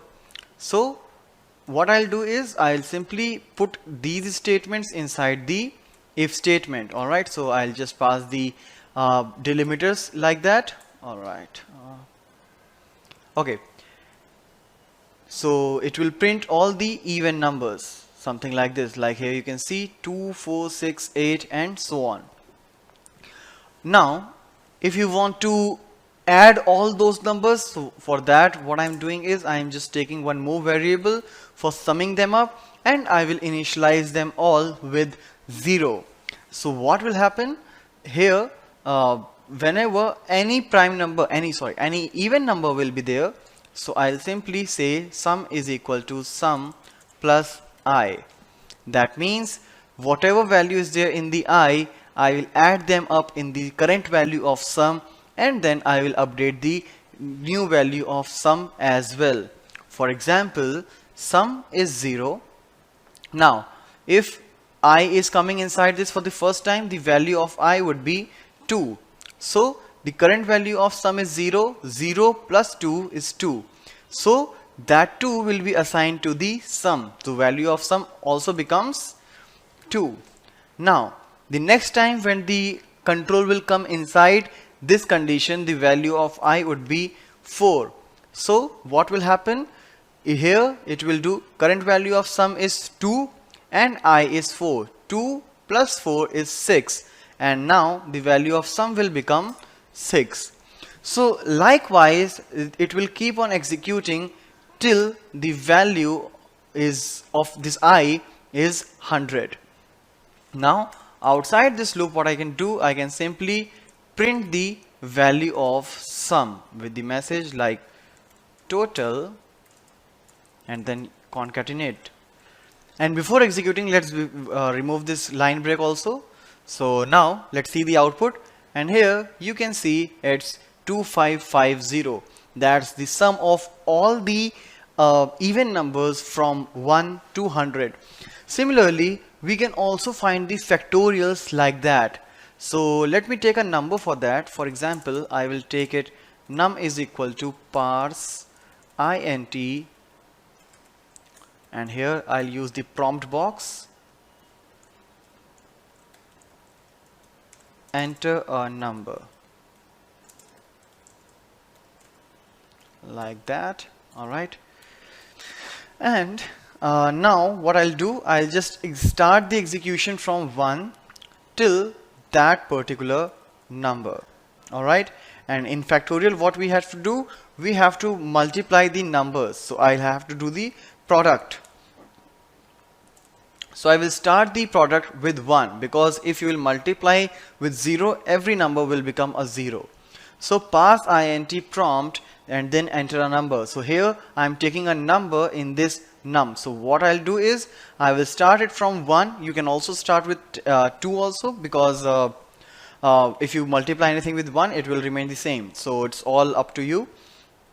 And now I'll just remove this condition, and inside this what I'll do, I'll say product is equal to product into num. Alright, I'll have to pass I here. Alright, because num is the maximum limit.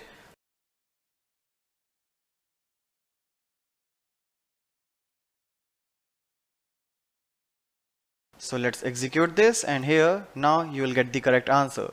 Like I entered 5 and it is coming 5 into 5 is 120. The factorial of 5 is 120. Like what it is doing, 5 into 4 into 3 into 2 into 1. Similarly, if you will do it for 6, it's 720.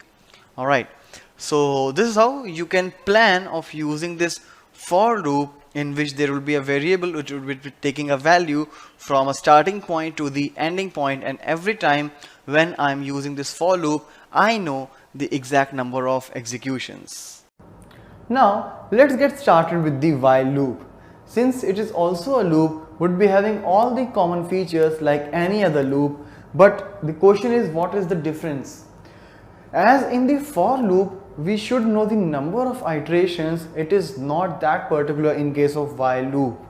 So basically we will use the while loop when a program is having its own condition and I want to execute a loop until that condition is true. For example, if I want to walk from my office to my home, I don't know how many steps exactly I need to take, but I will keep on walking unless and until I reach my destination, my home. So the similar situation will occur with the while loop also, where the exact number of execution will not be known, but we will execute this loop till a particular condition. For example, if I want to find the 100 prime numbers starting from 1, So I exactly don't know which is the 100th prime number. Alright, so in such situations I can go for the while loop. But as I said earlier in the previous video, if you are very comfortable with the loops, anytime you can replace one loop with the another. It is just the ideal statements I'm talking about. So here's the syntax, like a while keyword right after a condition which must be returning a boolean, and then a conditional code. So this is how a very simple syntax. All right, you can write this code and how it will execute. Let's see that. So first of all, the condition will be checked. If it is true, code block, and so it will keep on executing. As soon as the condition is false, the loop will get terminated.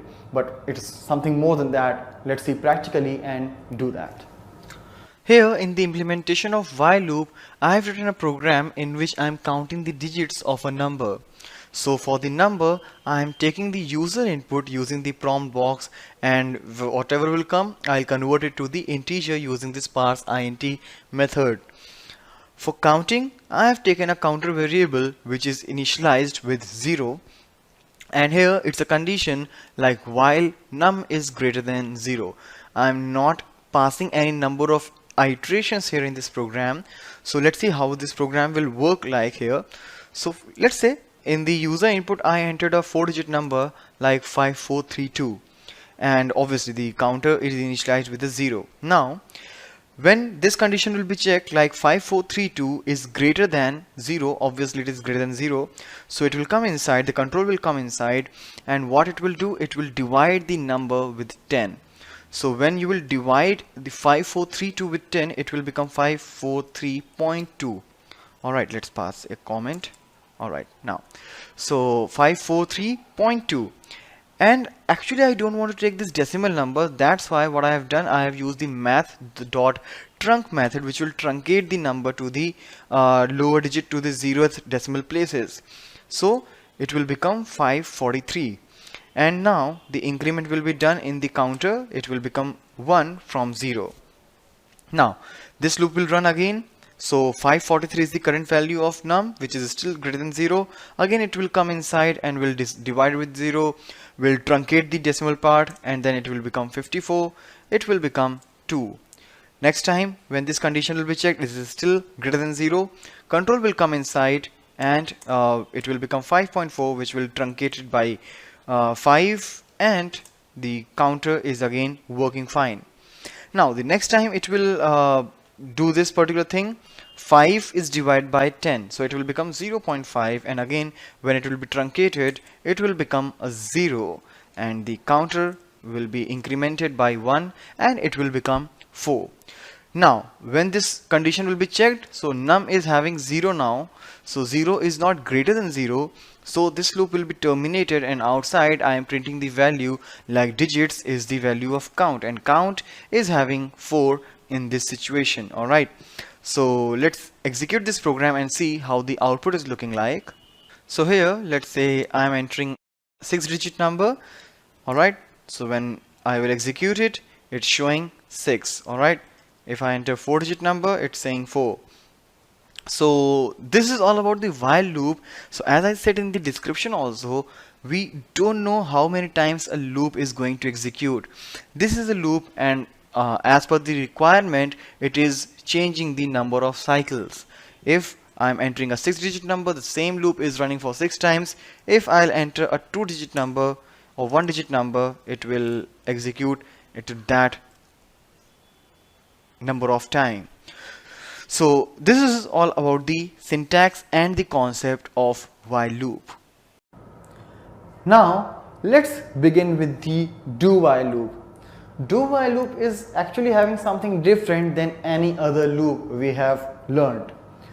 Do while loop basically checks the condition after the loop execution. That means at least the loop will get executed once, and after the one execution it will check the condition. If it is true, it will execute it again, otherwise it will get terminated. So as you can see here, it's do conditional code, and after the conditional code in the while you can add the condition. Alright, and that must be that must be terminated with the semicolon also, alright, that is mandatory. So here is the code block and then a condition. If false, it will get terminated. If true, it will keep on executing. So as it is written, do while loop is guaranteed to execute at least one time, alright.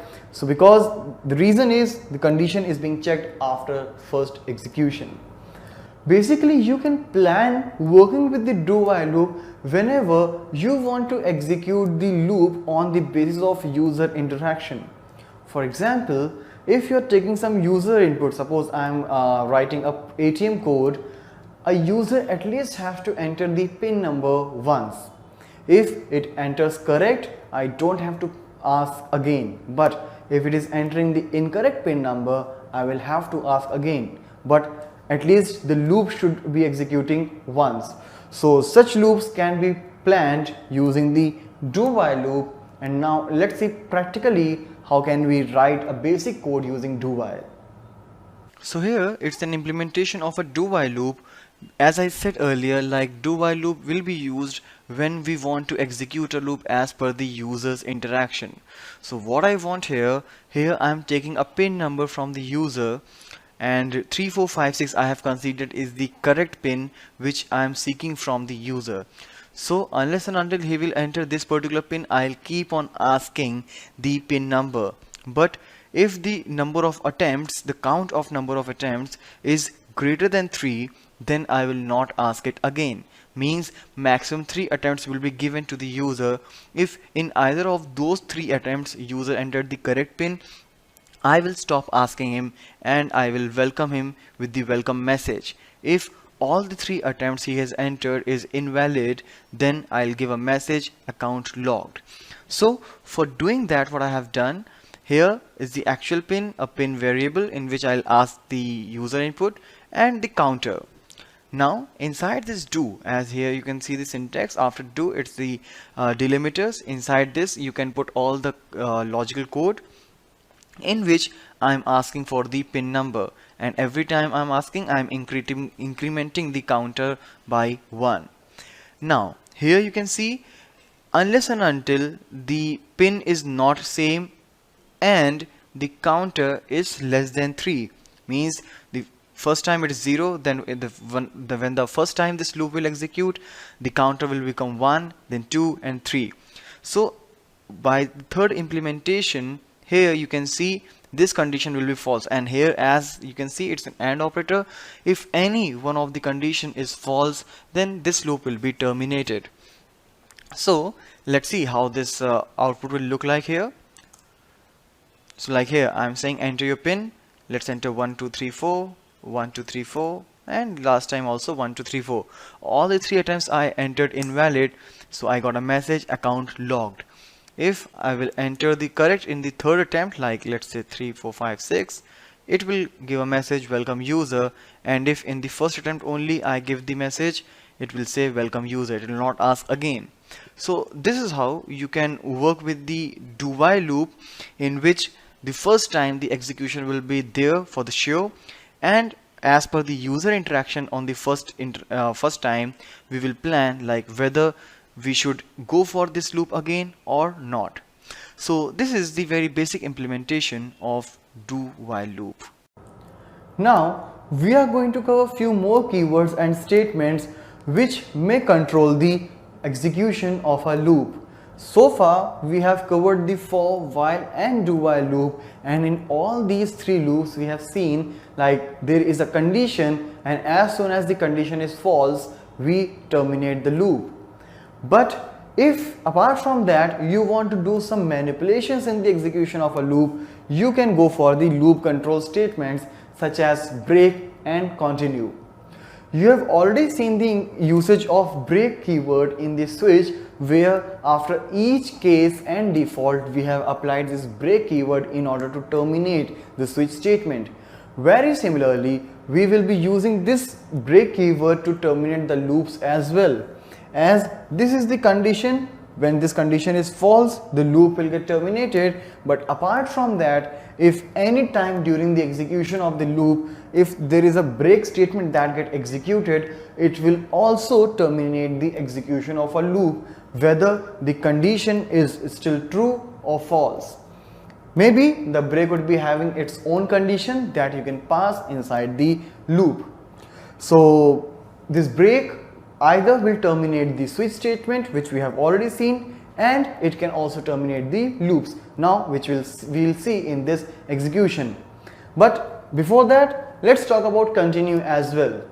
As break terminates the execution of a loop, while continue only skips a particular cycle. Means this is the loop which is getting continuously executed, but meanwhile if there is any continue statement is there, it will skip the execution of all the conditional code of that loop. So let's see practically how can we implement the break and continue statements. So in this program I have written a for loop which is starting from 1 and will run till 10. So if I'll execute this particular loop, obviously I'll get the numbers printed from 1 to 10. So let's check it out first. So here in the browser I'll open this particular file and you can see, alright, 1 to 10. Let me do the line break as well along with that. So br along with this. Alright, let's refresh. Alright, so this is my desired output, but if I will introduce any loop control statement in that, so obviously the output will be differ. So let's execute that, and here I'll pass a condition like if I is equal to 5, then I'll say break. Alright, so here as I discussed what this break statement will do, it will terminate the loop. So when I will become 5, the loop will be terminated and obviously the execution will be stopped out there itself. So if I'll execute, you see, even though I have written the loop from 1 to 10, but since I have introduced the break statement when I was equal to 5, this particular output is looking like this, means it will just running for 4 times, 1, 2, 3 and 4. So this is about the break, and the similar thing it was doing at the time we introduced this break statement in this switch, where when any of the case was satisfied, the execution was terminated because of this break statement, and none of the case was checked inside that switch again. But if apart from this break I'll introduce a continue statement, so what this will do, it will just skip the cycle, means I'm running this loop from 1 to 10. So if I'll say I is equal to 5, then continue, so that means this loop, means this particular statement will be skipped when I was equal to 5. So this is how the output will look like. So as you can see, 1 2 3 4 6 7 8 9 10, 5 got skipped. Similarly, if you will add multiple conditions out here like I is equal to 7, so 7 is also skipped. So this is how you can use the break and continue statement in order to control the execution of any loops that we have covered, that is for, while and do while. In this video of JavaScript, we are going to start the switch statement.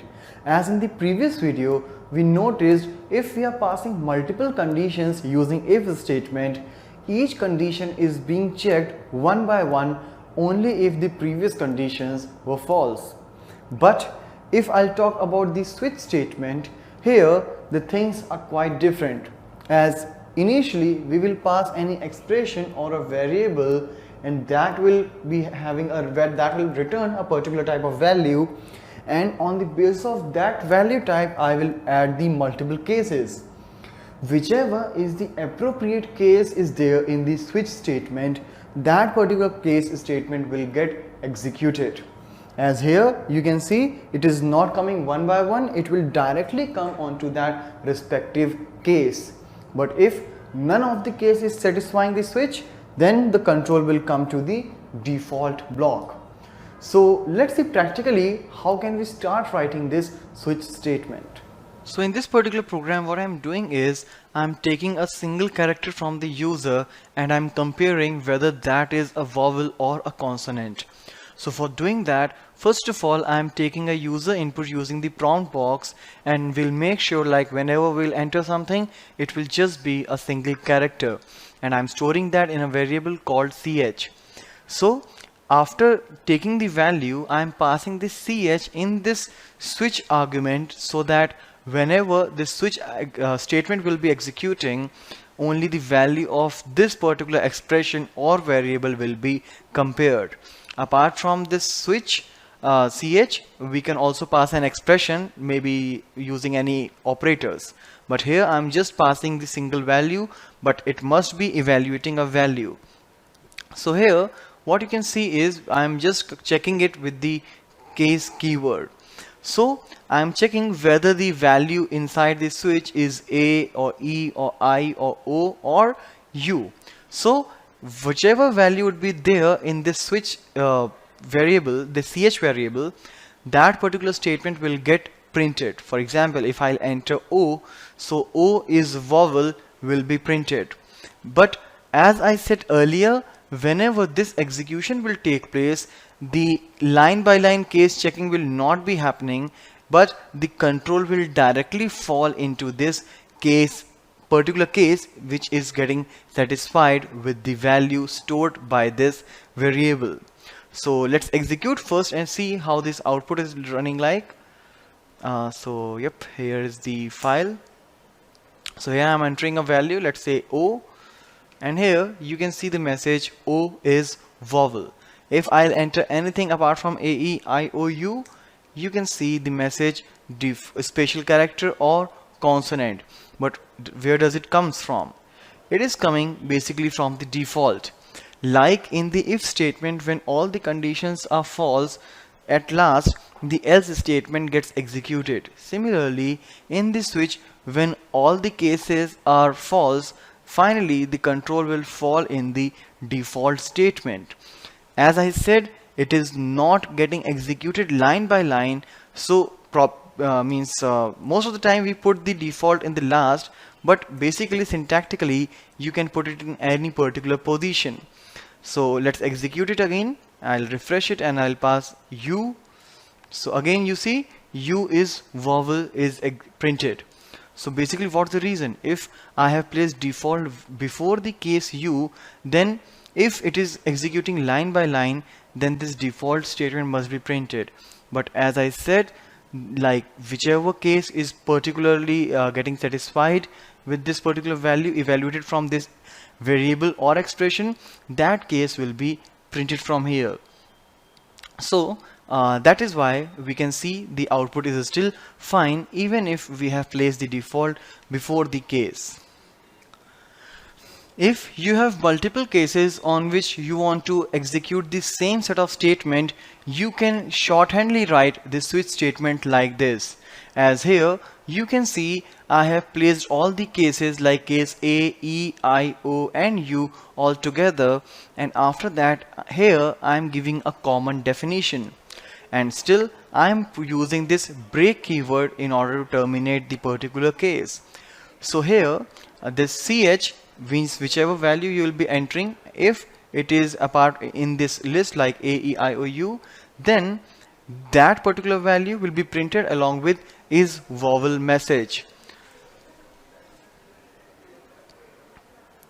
So when I'll re-execute this, you can see still it is working fine, like E is vowel, then if I'll enter I is vowel.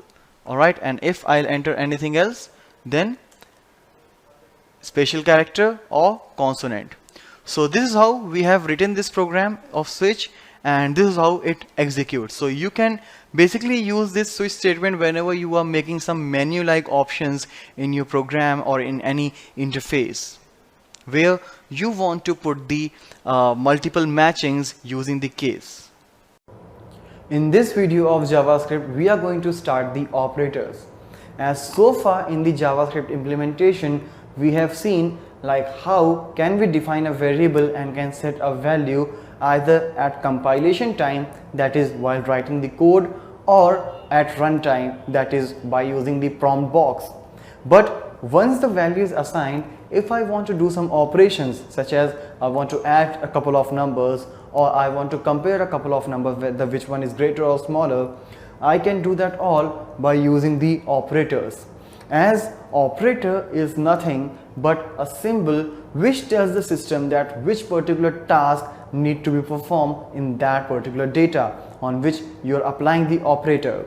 So the operator is the symbol and the things on which the operator would be applied will be called the operand. For example, if there are a couple of variables where a and where b, and we are saying like a plus b, so plus is the operator and a and b are the operands on which the operator is being applied. In JavaScript, we have a vast list of the operators, and using individual operators we can perform the specific tasks. So on the basis of the operands, these operators can be classified as the unary operator, means a single operand operator, binary operator means the operator having two operands, or ternary operator means the operators having three operands. But functionally we can classify into these categories such as the assignment operator. We have already seen the assignment operator, that is the equals to symbol where we have assigned the value to a particular variable, like where a is equal to 2. So this equals to variable or equals to operator will assign the value 2 to the variable a. Apart from that, we do have the arithmetic operator, comparison operator, logical operator, and again ternary operator. So let's have a look about these operators individually. As in arithmetic operators, you can see like plus, minus, multiplication, that is for asterisk, slash, forward slash for division, and a percentage symbol for the modulus. Means if you want to add two numbers, you want to subtract, you want to multiply, you divide two numbers. For example, you say 5 divided by 2. So what will happen? In the quotient it will be 2, in the remainder it will be 1. So the slash will take the quotient part, means the division operator will take the quotient part, while the modulus symbol will take the remainder part. So both are related to the division only. One is dealing with the quotient, another one is dealing with the remainder. But rather than this discussing here, let's see all of these things practically. So for getting started with the arithmetic operators, I will take a couple of variables like num1, I'll assign some value such as 40, and num2, in which I will assign again some value like 10. Now, as we have already discussed about the arithmetic operators like plus, minus, multiplication, division, and modulus, so let's do them very quickly. I am not taking any variable, I am just printing the results directly.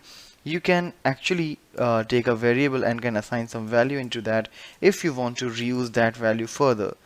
So what I do here is num1 plus num2, and here I'm just adding these two numbers.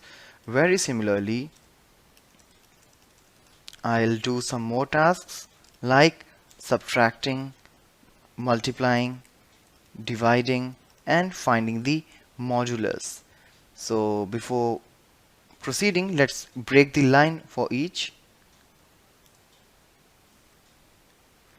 like this, and let's see the output now. So here 40 plus 10 is 50, 40 minus 10 is 30, 40 multiplied by 10 is 400. When you will divide 40 with 10, in quotient you will get 4, and in remainder it's 0. So like this, all the operators are working perfectly. Now let's do it in another ways, like for example, if I say var result is equal to num1 plus num2, so the result will be assigned to the result variable, alright, and you can now print that particular value like this, and it will work like same. But if you want to do some shorthand operation like things, you can do that as well. But for that, let's take some other scenario. Like here, what I'm doing is I'm just incrementing the value of num1 to an extent. For example, num1 is equal to num1 plus 5.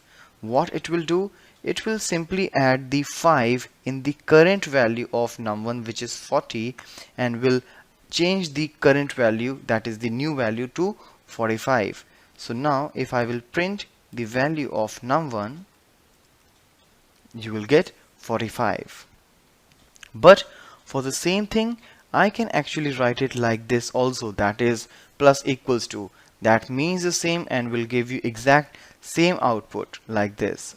It's again giving you 45. Now let's talk about the operator precedence. So for that, what I'll do, I'll just take one more variable called result, and now what we'll do is 10 plus 5 into 20. So now when I will print the value of result, what it will do is, first of all, since the multiplication precedence is higher than the plus, so first of all 5 will get multiplied to the 20, which will result you 100, and then this 100 would be added to the 10, which will give you 110 in the output. But if you want to change the precedence, you can put them in the parentheses, so the precedence of parentheses is always higher. So now this 10 plus 5 would be done, that is the 15, and then that 15 would be multiplied to 20, which will give you 300, like this. Alright, so this is about the operator precedence. Now let's change the value of the variables of numeric types using the single operators or the unary operators, that is plus plus or minus minus. So here, as we have already discussed, like whenever you will use this plus plus operator, it will actually make the increment by 1. So now when I'll refresh, you can see it's 11, and they come into two varieties. This is the post increment, and if you'll put the plus plus before, it will be a pre-increment. Let's talk about the difference. Since here I have used plus plus num, that means it is pre-increment and the increment will be done before the value is getting assigned to the result.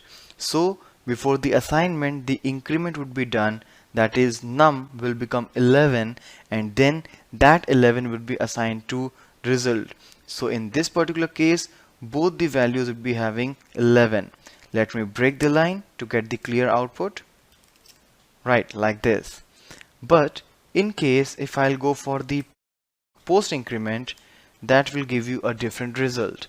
In this particular case, since it is the post increment, that means the assignment would be done before the increment. So by the time the value of num would be assigned to the result would be having 10, and after this assignment the value of num would be incrementing, so the num will have the 11. So when you will print the value of result, it will give you a 10, and while num will give you 11. Let's check it out. The same result which I was talking about. And very similarly, you can do it for the minus minus operator as well, as the way of using the pre and post increment or decrement is going to be very same. Now let's talk about the logical operators. Suppose you have multiple conditions to compare and you want to merge them up. So here we have two binary logical operators such as the and or. If you have two conditions and you want to check like both conditions must be satisfied, only then I want to do some operation. For example, if I'm doing the login thing, so I want the username and password both must be same in order to do the login. So for that I will go for the and operator. But if you are okay with any of the condition should be satisfied, then you can go for the or operator. But if you want to just reverse the condition, that is if you want to make true to false and false to true, we can go for the logical not operator, which is a unary logical operator. So let's see practically how can we start working with the logical operators now. Now here in this video, along with the logical operators, we are also implementing the ternary operator. So first of all, let's have a look in the ternary operator. So what I have done here, this question mark and this colon both are comprising the ternary operator. Ternary operator, which means the operator having three operands. So the first operand is the complete condition, which will return you a boolean value that is either true or false.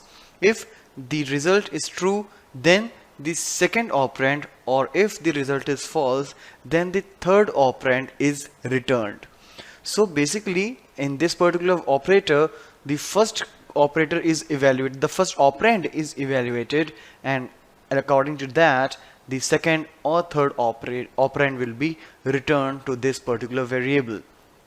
So what I'm doing here, I have taken a couple of variables for you, taking the user ID and password, and I have used the prompt box for that. So as soon as user will enter, I will check like whether user ID and password, if both the conditions are true. So as per the AND operator, it will return you a true when both of the conditions are true. So as whenever we do the login, the username and password both must match in order to get a successful login result. So if both are correct, so this AND operator will return you the true, and in that case I will assign welcome in the message. And similarly, if any of these will be incorrect, so this AND operator will return you a false, resultant to which the invalid user string will be assigned to the message variable. So let's run it and see the output.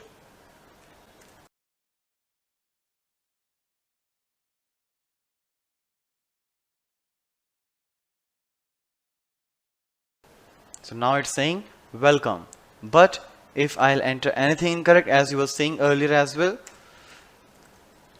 so it will say invalid user. So that's what I discussed, like when each of the condition is false, then it will return you a false. Now what if I want to go for the OR operator? So let's change the program to a bit. So in this program, what I have done is I am taking a username in this program using the prompt box, and after that I am comparing. Means when you use the OR operator, obviously this single variable cannot have both the values at a time. So surely only one condition is going to return a true, while other will return a false, or maybe both conditions will be false. But even if a single condition is returning you a true, this OR operator will just return you that true, and accordingly I will be getting welcome or invalid user. So let's save it and run it. So now what I'll do, I'll enter, it's saying welcome, again I'll refresh, it's saying welcome, but if I'll enter anything apart from that, you see it's invalid user. Alright, so this is what I can do using this OR operator. But if I'll talk about the NOT operator, it is a simple unary operator. Like I assigned this NOT operator right here, so it is going to behave just reverse. So let's see how it's going to behave now. So now when I'll enter, it will say invalid. Apart from that, if I'll enter anything, it's going to say welcome. That's what I said. This NOT operator will simply return the true to false and false to true. It will simply reverse the result of the condition. Now let's have a look on the comparison operators. We have these 6 operators for comparing the value, such as the double equals to, single equals to is the assignment operator, while double equals to is the comparison operator, which compares the whether two values are equal or not. If the values are equal, it will return a true, otherwise false, and very opposite is a not equals to operator. Greater than when you want to compare the greater value, lesser than when you want to compare the lesser value, and very similarly greater than equals to, less than equals to. It will compare the greater as well as the equality. So all these operators will compare two values and will always return a boolean, either true or false, on the basis of the comparison made. So let's see practically how can we start implementation of these operators. Now for implementing the comparison operator, what I have done, I have simply taken a variable and using the assignment operator I have assigned a value called 100. It's a fixed value, and now I have used all the comparison operator, that is double equals to for comparing the equality, not equals to, greater than equal to, less than equal to, greater than, and less than. So when I'll say that num1, which is currently 100, is equal to 10, so obviously it will give you a false. Though JavaScript is not a type safe language, but whenever you will compare a condition, it will return a boolean data, either true or false, and in this particular case it will give you a false. But in the next statement, when you will say that num1, which is 100, is not equal to 10, so obviously 100 is not equal to 10. In this particular case it will give you a true.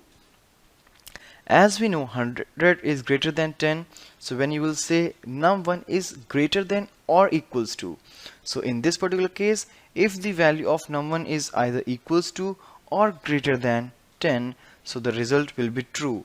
Since it is greater, it is going to return you a true, but since 100 is not less than 10, so it will give you a false.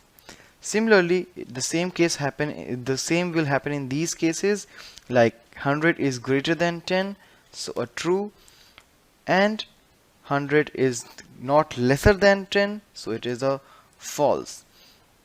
Basically the difference between the greater than and greater than equals to is like it will give you a false even though the num1 and 10 both are having the same value. That is, if I'll make it to 10 and 10 is greater than 10, will give you a false, but if I'll say 10 is greater than or equal to 10, so since it is equal to, it will give you a true.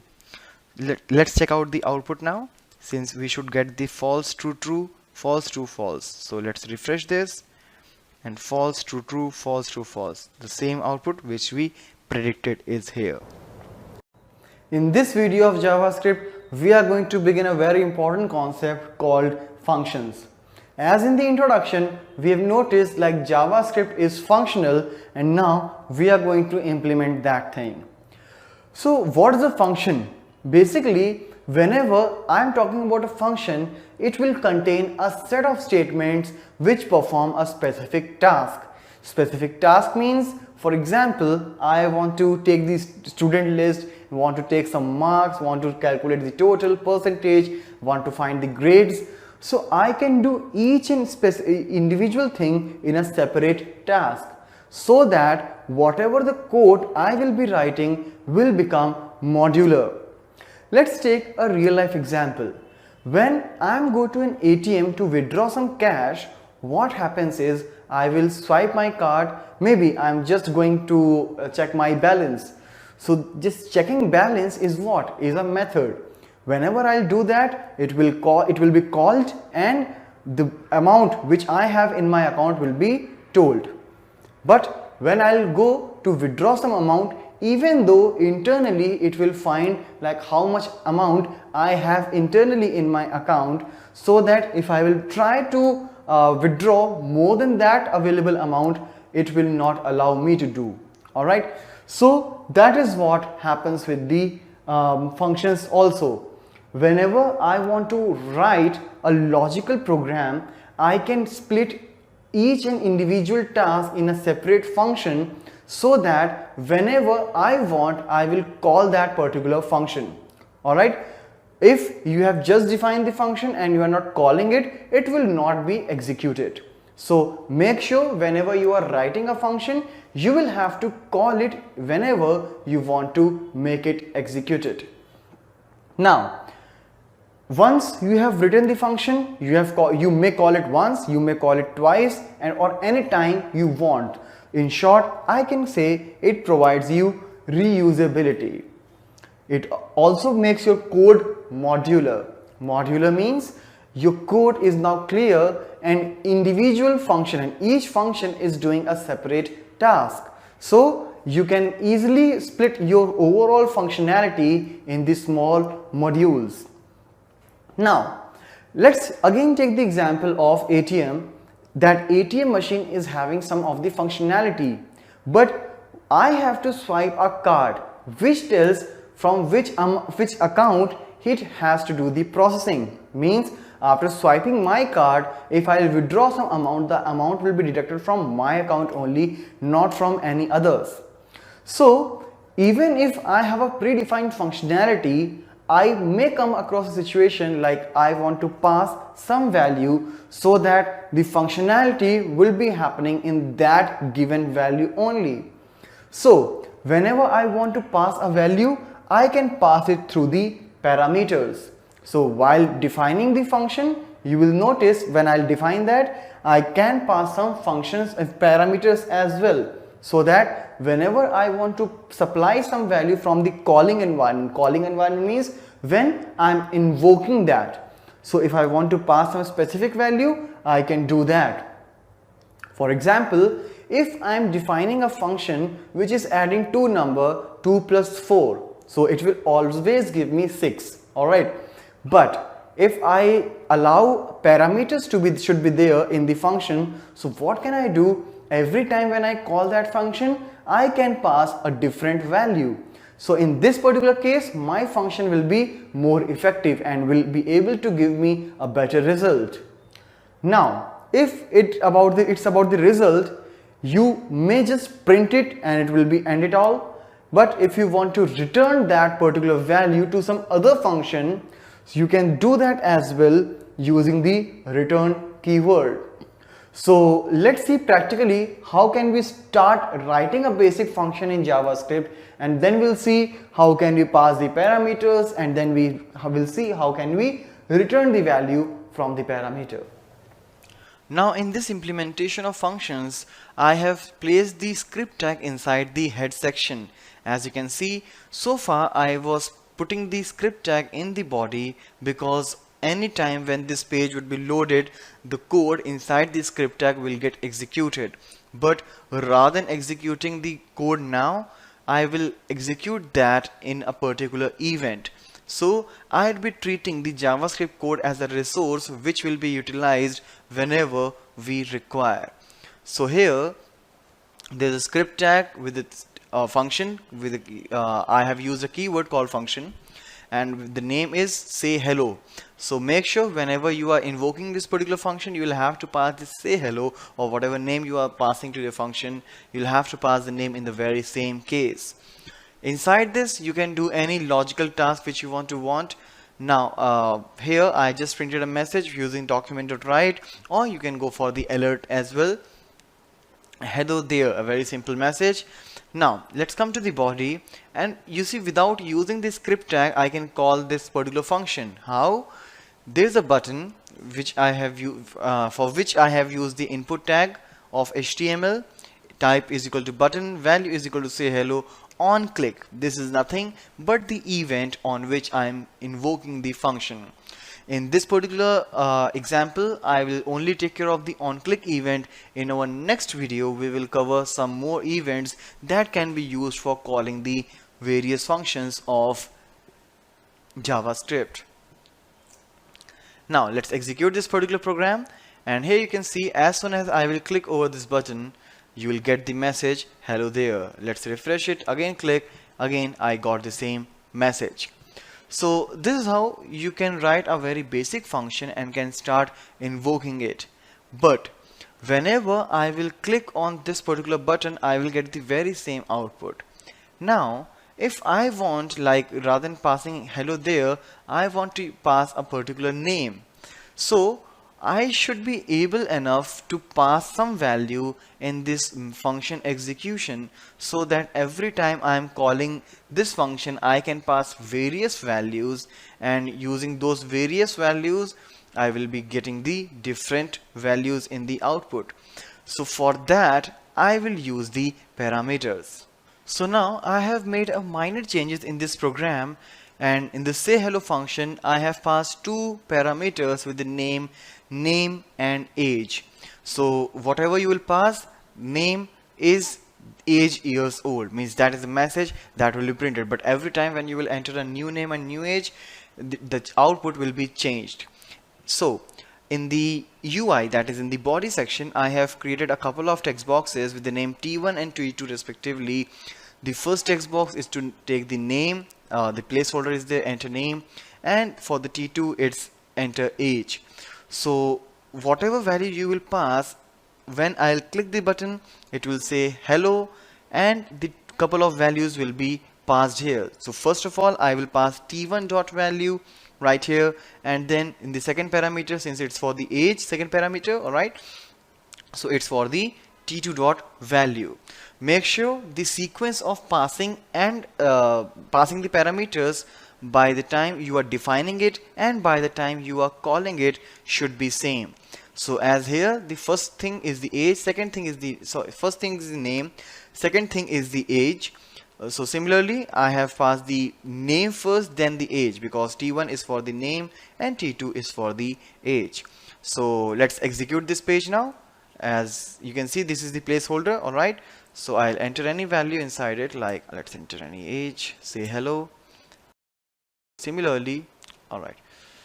Similarly, if I'll enter some new value, like let's say Amit 32, say hello, Amit is 32 years old. All right. So this is how you can start passing the values inside the function body. Now, let's say I want to terminate this particular function if no value is passed. So what can I do is I can simply write like if name is equal to blank, or means if any one of the text box is blank, age is equal to blank, then I want to terminate this particular function, and I have something called return keyword which is actually used to terminate the function. So here I am not specifying any value. If you want, you can specify any value as well, like return false, return true, or if any particular processed value you want to return, you can return anything. But here I just want like this particular statement should only execute when both the text boxes are filled. So let's execute it now. If I'll say hello, you see nothing is going on, all right. But if I will comment these two lines and I'll refresh, you see blank is years old, all right. So this is not the valid output I want. So that's why I added this particular condition, like this particular document.write statement will be executed only when both the text boxes are properly filled up. If anyone is blank, then nothing is going to happen. If both are blank and I entered name but still age is not there, so that's why. Now it is completed and I got the message as well. So this is how you can start working with the functions in JavaScript and can pass the value through the argument and can get the value from the function using the return keyword. In this video of JavaScript, we are going to deal with the events.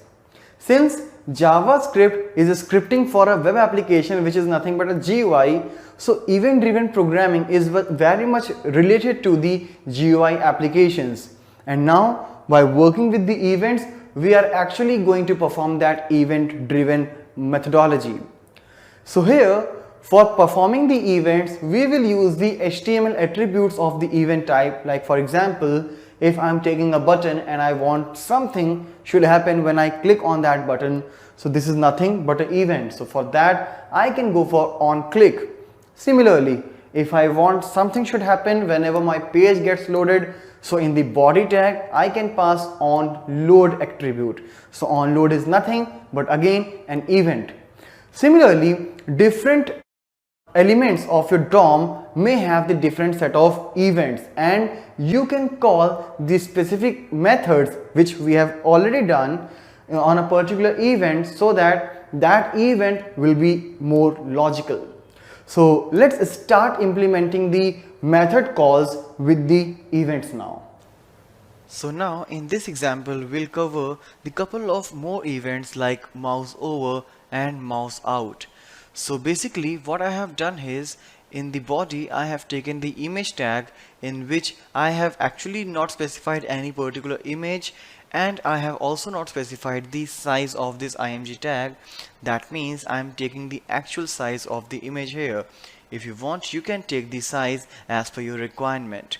But apart from that, if I talk about the events in the body, I have called a method called onLoad.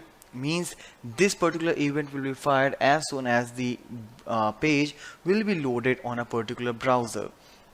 But at that particular time, a particular image will be set to this img tag on the load event. So as you can see here, like the name of this img tag is img1, so I'm accessing that particular image from this load method, like document.images img1, and src means I'm setting the source for this particular img tag img1, which is there in the body. There may be a number of img tags in the body, so I am specifying the specific one. Now here I have a couple of images like logo green and logo red. So on the load, I want this logo green to be there in the image, but as soon as I will put the mouse over that image, so as you can see here on mouse over, I have called a method called mouse over, and there I am setting the logo red.png. That means that particular image will be swapped and the new image will be there as soon as you will be putting the mouse over the image. But when you will move the mouse out of the image, this mouse out event will be called and it will again set the logo green in that image. So let's see how the output is looking like. So this is what the logo green is here. When I'll put the mouse over it, you can see this is the logo red, and now if I'll put the mouse out of this image, again this is logo green. So you can see the effect of the event like mouse out and mouse over. So this is how you can try some more events. In the tutorial you will find the a list of events, so you can try any of the event on a particular control or the tag, and you can do the relevant operation on that event. In this video of JavaScript, we are going to deal with the error handling. Error handling is basically a very important concept in any scripting or programming language, because once you write a code and if it gets compiled or interpreted successfully, that means it is fine and now it's good to execute. But during the execution, anytime it may cause something which may result the error at the runtime, and those runtime errors are called exceptions. At the runtime, only the exceptions can be handled. For example, if you have any syntax or logical errors, we will not be able to handle such things. But if it is any runtime error or exceptions, that can be handled. How? We will use some keywords for that, like try, catch, finally, and throw. Each of these keywords has a different significance. For example, all the suspected code which I may think like it may cause some exception, so I will put all that suspicious code inside this try block. So if in case that gives you an exception, that can be handled by the catch block. But if it doesn't raise any error exception, so this catch will not be functioning. If I want manually to raise any exception, I can go for the throw keyword for that.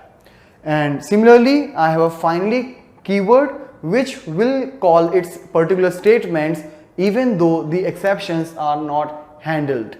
So rather than discussing here, now we can go on the systems and can start implementing the exception handling. So here in the exception handling, I have created a very simple program here. So here, as you can see in the header, I have a script tag and I have created a function now also with the name myfunc. Now inside this I have taken a variable a in which I have assigned a number, any random number, let's say 100, and after that I will start working the implementation. So basically, as I said, with whatever the statement will feel like that maybe it may cause an exception, I will put all that particular code in the try block. If there is an exception, then that particular exception will be handled by the catch. And after that, you may add a finally block which will be executing for sure.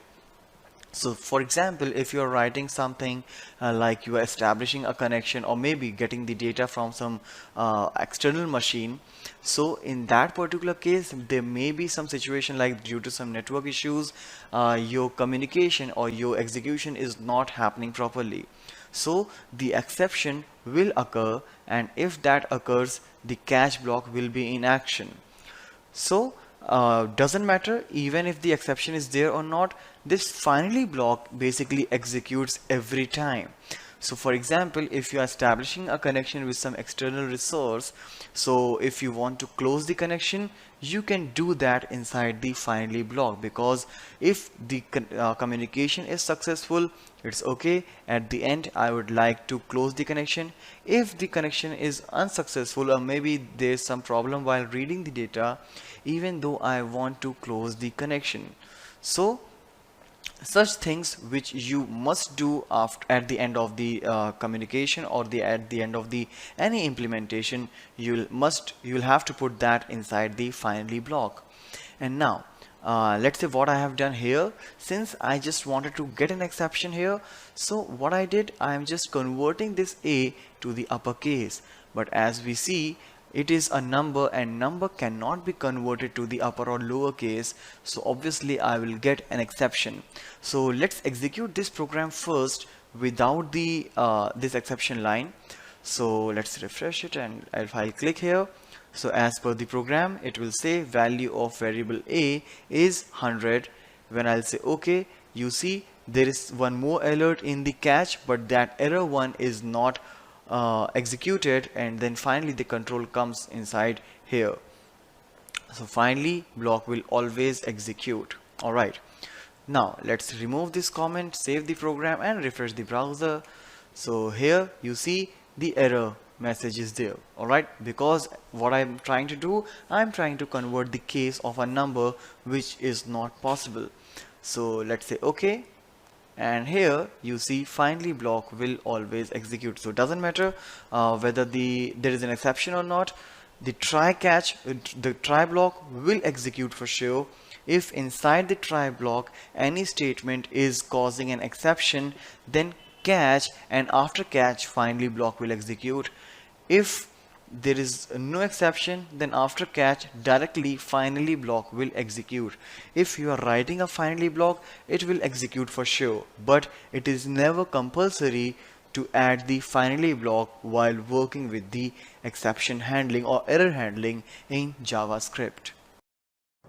In this video of JavaScript, we are going to cover the cookies. As cookies is one of the very efficient way of maintaining the state on the client side. But before continuing with this state management thing, let's discuss what this is all about. Basically, when we work with any web application, for the server communication, we need to submit our page on the server side, and then it comes back after submitting the data. In short, we call this process is a post back. So for example, you have requested for a web form which came blank, and you entered some of the values in each text box of that form, and finally you can submit the value. Now when you submit that particular value, this HTTP protocol, which is a backbone of the client server communication in any web application, this HTTP protocol will take the HT, means hypertext, of the particular page, but the data which is associated with that web page which a user has entered will not be taken by this HTTP protocol. So in this round trip, means in this post back process, that data may get lost. So in order to not to do that, we have to go for the state management. So whenever you will go for any of the web development technology, in each technology you will find something related to this state management. And here in JavaScript, since we are working on the client side scripting, so here we will do the client side state management using the cookies. So whenever I'll talk about this cookie, that simply means I am going to create a text file on the client's machine, and the location of the text file may vary from browser to browser, as each browser has its specific path to store the data. Whenever a user revisits the web page, some of the data may get read from the cookie, as it is a text file. So even if you will shut down your PC, or you will sign out from that web application, or you will close the browser, that file may still be there. So in order to that, we can go for the cookies. Here we have two types of cookies, such as the session cookie or persistent cookie.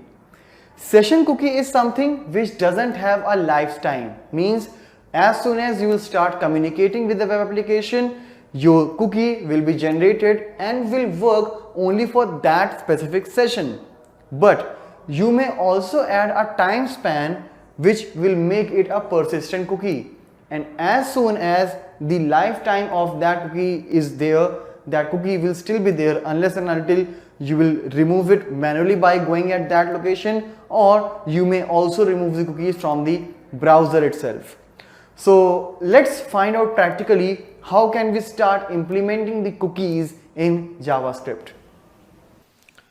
So here in the implementation of cookies, what I have done, I have taken a very simple form in which a single text box in which I am asking for the name, and a button on clicking on which I will create a cookie. So as you can see, on the click event of this button, I am calling a method called writeCookie, and here is inside this head in script tag we have the writeCookie method. Inside this, what we are doing is, if the text box value is blank, I'm just giving an alert and terminating this function, because I want that there must be some name in the text box before someone clicks on the button. Once a user will enter some value into the text box, and whatever the value it will enter, that will store in the cookie value. Alright, so here you can see, like, document means this complete page, dot my form, the name of this form, dot customer, customer is what? Customer is the name of this text box, dot value. Alright, so we are actually getting that particular value, and with a semicolon I will assign that particular value in this cookie value variable. I haven't defined that, you can do that as well, like where cookie value is equal to this. It will not make any different. Now after that, what I'll do, I'll just take the document object, and here I will use the cookie property of it, and here what I'll do is I will write name is equal to, name is just a fixed literal string, and I'll concatenate that particular thing with this cookie value, means whatever we have got from the text box, and later I will simply print the value of that cookie. Alright, so once you will use this document.cookie, it will actually create a text file in the your system as per the browser, means next time when you will be back on this particular website, you can see that stored value. So let's execute this page. So here you can see there's a text box. If I will say click and enter some value, because the text box is blank, now I will enter, like, I'll say set value, and here you see setting cookies name. Alright, the value means whatever I have entered in the text box. So this is how you can start working with the cookies in the JavaScript. Now here in this video we are going to do some interactive things. Using some of the methods or timer like concepts, we can actually make some animation like things in your web page, and this will definitely not destroy the performance of the web page, as whatever functionalities we will make, it will all execute on the client side only, so there will not be any post back things happening. So let's see practically how to do some basic level of animations in your web page. So here inside the body you can see, like, I have placed the img tag for putting the animation, and here I have 4 images in the same location, that is 1 2 3 4.png. Alright, and the name of this img tag is img1, so that I can access it from the JavaScript code from this name. and I have called a couple of methods which I'll discuss later, but before that let's go to the JavaScript tag to see how I have placed the animation. As here you can see, in the very first line inside the script I have placed an array of images in which I have just put the name of the images, as I said, 1.png, 2.png, 3.png and 4.png. So one by one I want these images will be set in the img tag, and for pointing each particular element of this array I have taken the I means index variable which will point an individual element of this array. Now after that I have taken a reference so that I can control the timer and the slideshow which I am getting started. I'll discuss about this ref later. Now inside this function pic library, what I have done is document.images. Since you can have a number of img tags in your document, I am asking for the first one with the index 0. Either you can use this particular name also inside this square bracket. So just I wanted to check, like the src will be arri. Initially the value of I is 1. The index will begin with 0, but I want that the it should start with the 1. Why?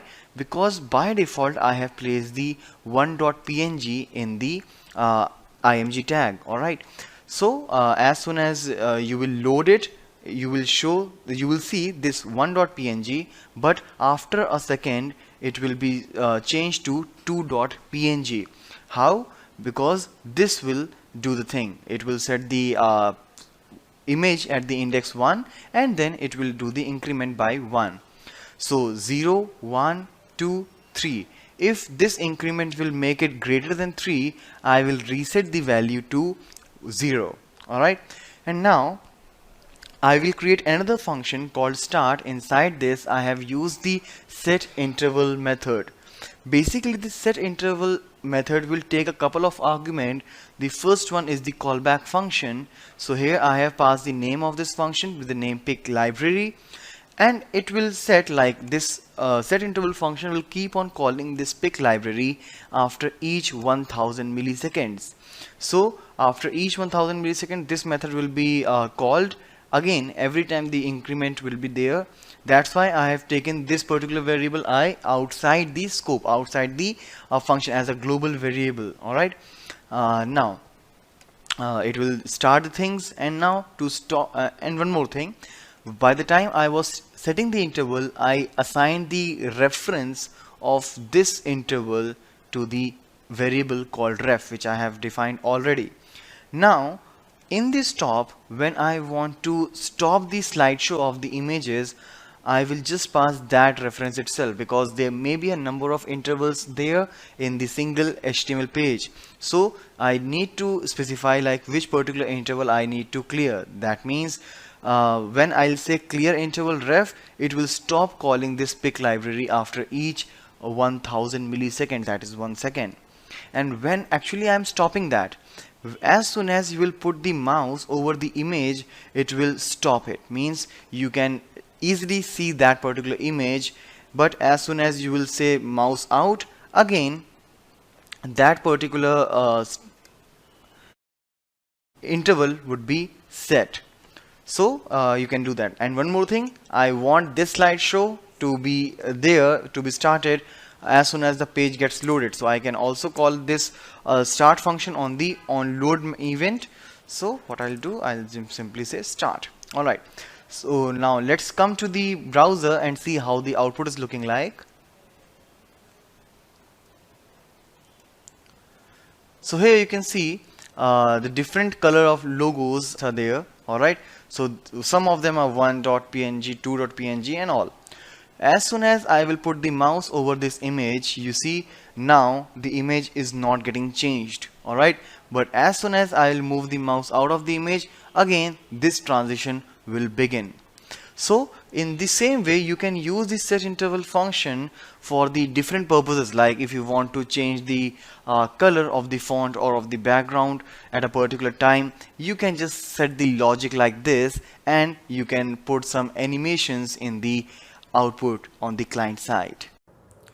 In this video, we are going to cover the JavaScript objects. Basically, JavaScript here, which we are covering, is an object-based language. So what we can do, we can create an object and can fix some properties into it.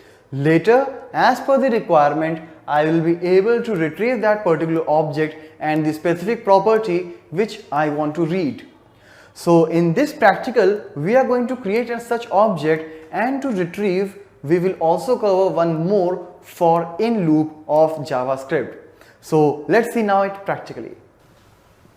Now here you can see I have created the first JavaScript object with the name tutorial, and inside this, rather than passing the single value, I have created multiple properties and have assigned the value in each property.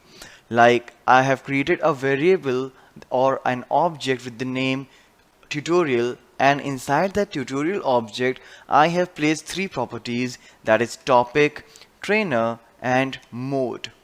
So you can see each three property is having a value. So you can create a separate objects like that with the different properties and can assign the value. You can also create the array of such objects and can put in a separate file which we call the JSON file, that is JavaScript object notation, and you can use very different ways to read that particular JSON file which we have nowadays. Like you can read it from the Node application, from the Angular application. There are a number of ways, but here we are not going up to that level. You can check the different tutorials for that, but here particularly in this one I have created just a single object and can read the different properties out of this object. So as here you can see, topic is tutorial, means the object name, and by separating a dot with the dot you can pass the property name like tutorial.topic, tutorial.trainer, tutorial.mode. So make sure it's case sensitive, so you are using in the very same case. So if you will see the output, you can see like topic, trainer and the mode is online. So this is what, when you want to read a particular object property by property.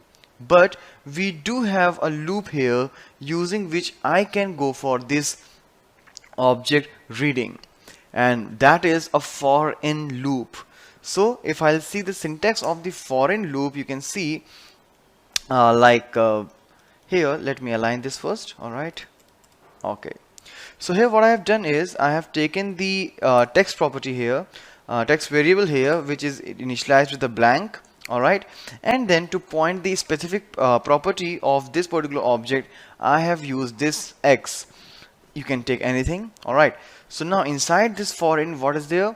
For X in tutorial, this is the main object, and X will be pointing the specific property inside this object. So you can see like tutorial X. So X means it will start from the 0, then it will point out the first property, second property and third property, and as many as there. So I'll concatenate that all the values, only the values. No, I'm not specifying the property name here, but just the value of each property will be concatenated to this string called txt, and I'm separating all the values with the comma. So if I'll refresh this page, you can see JavaScript, that is the first property value, the second property value, and then online the third property value. So it's all up to you, like how you want to read this specific object, either property wise like this, or you can do all the reading and can store all the values inside this string variable. And as in the string methods, we have already done the split function. So later if you want to assign all these different values in the array, you can do that using this split method, and each value will be stored in the array. So this is all about the JavaScript object.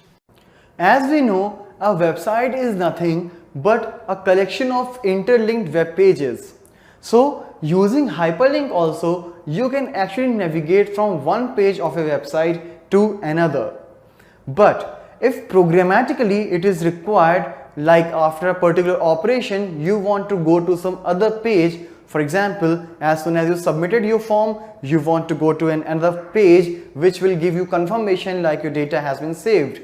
So in any such scenarios, you can actually go for the page redirect in JavaScript, and here we have a method of Windows object called location, and inside this location method you can actually pass a string parameter which will be a URL of a particular location where you want to go. So on a particular event like button click, as soon as this method will get called, your page will be redirected to that particular location. So let's see practically how this window.location works and what are their different parameters and overloadings available. So in this particular program, I'm simply changing the location of one page to the another page. So in this particular page, what I am doing is I have simply placed a button with the text redirect me, and when you will click, this will call the redirect function. And inside this redirect function, what I have done is I have simply called this window.location property. It will simply change the location of your page, and whatever page you have specified will be shown to the user.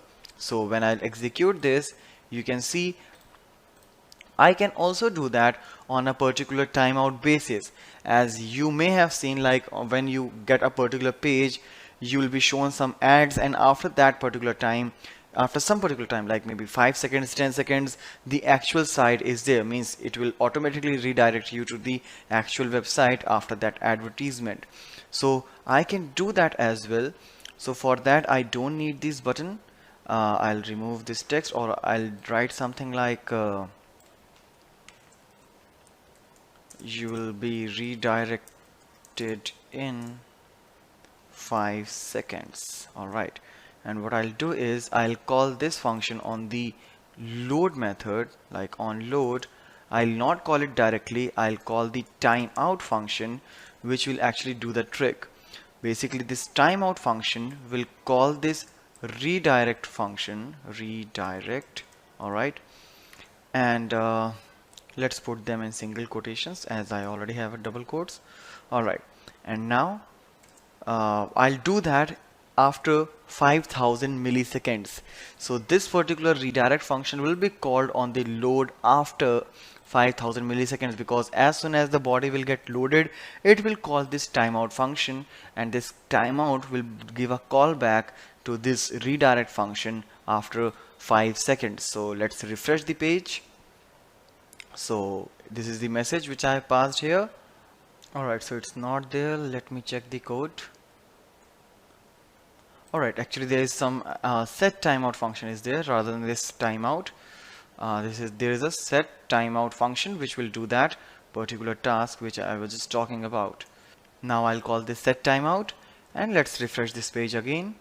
So maybe after 5 seconds I'll be redirected, and yes, as you can see, now I'm here in this website again. So this is how you can implement the page redirection while using the JavaScript.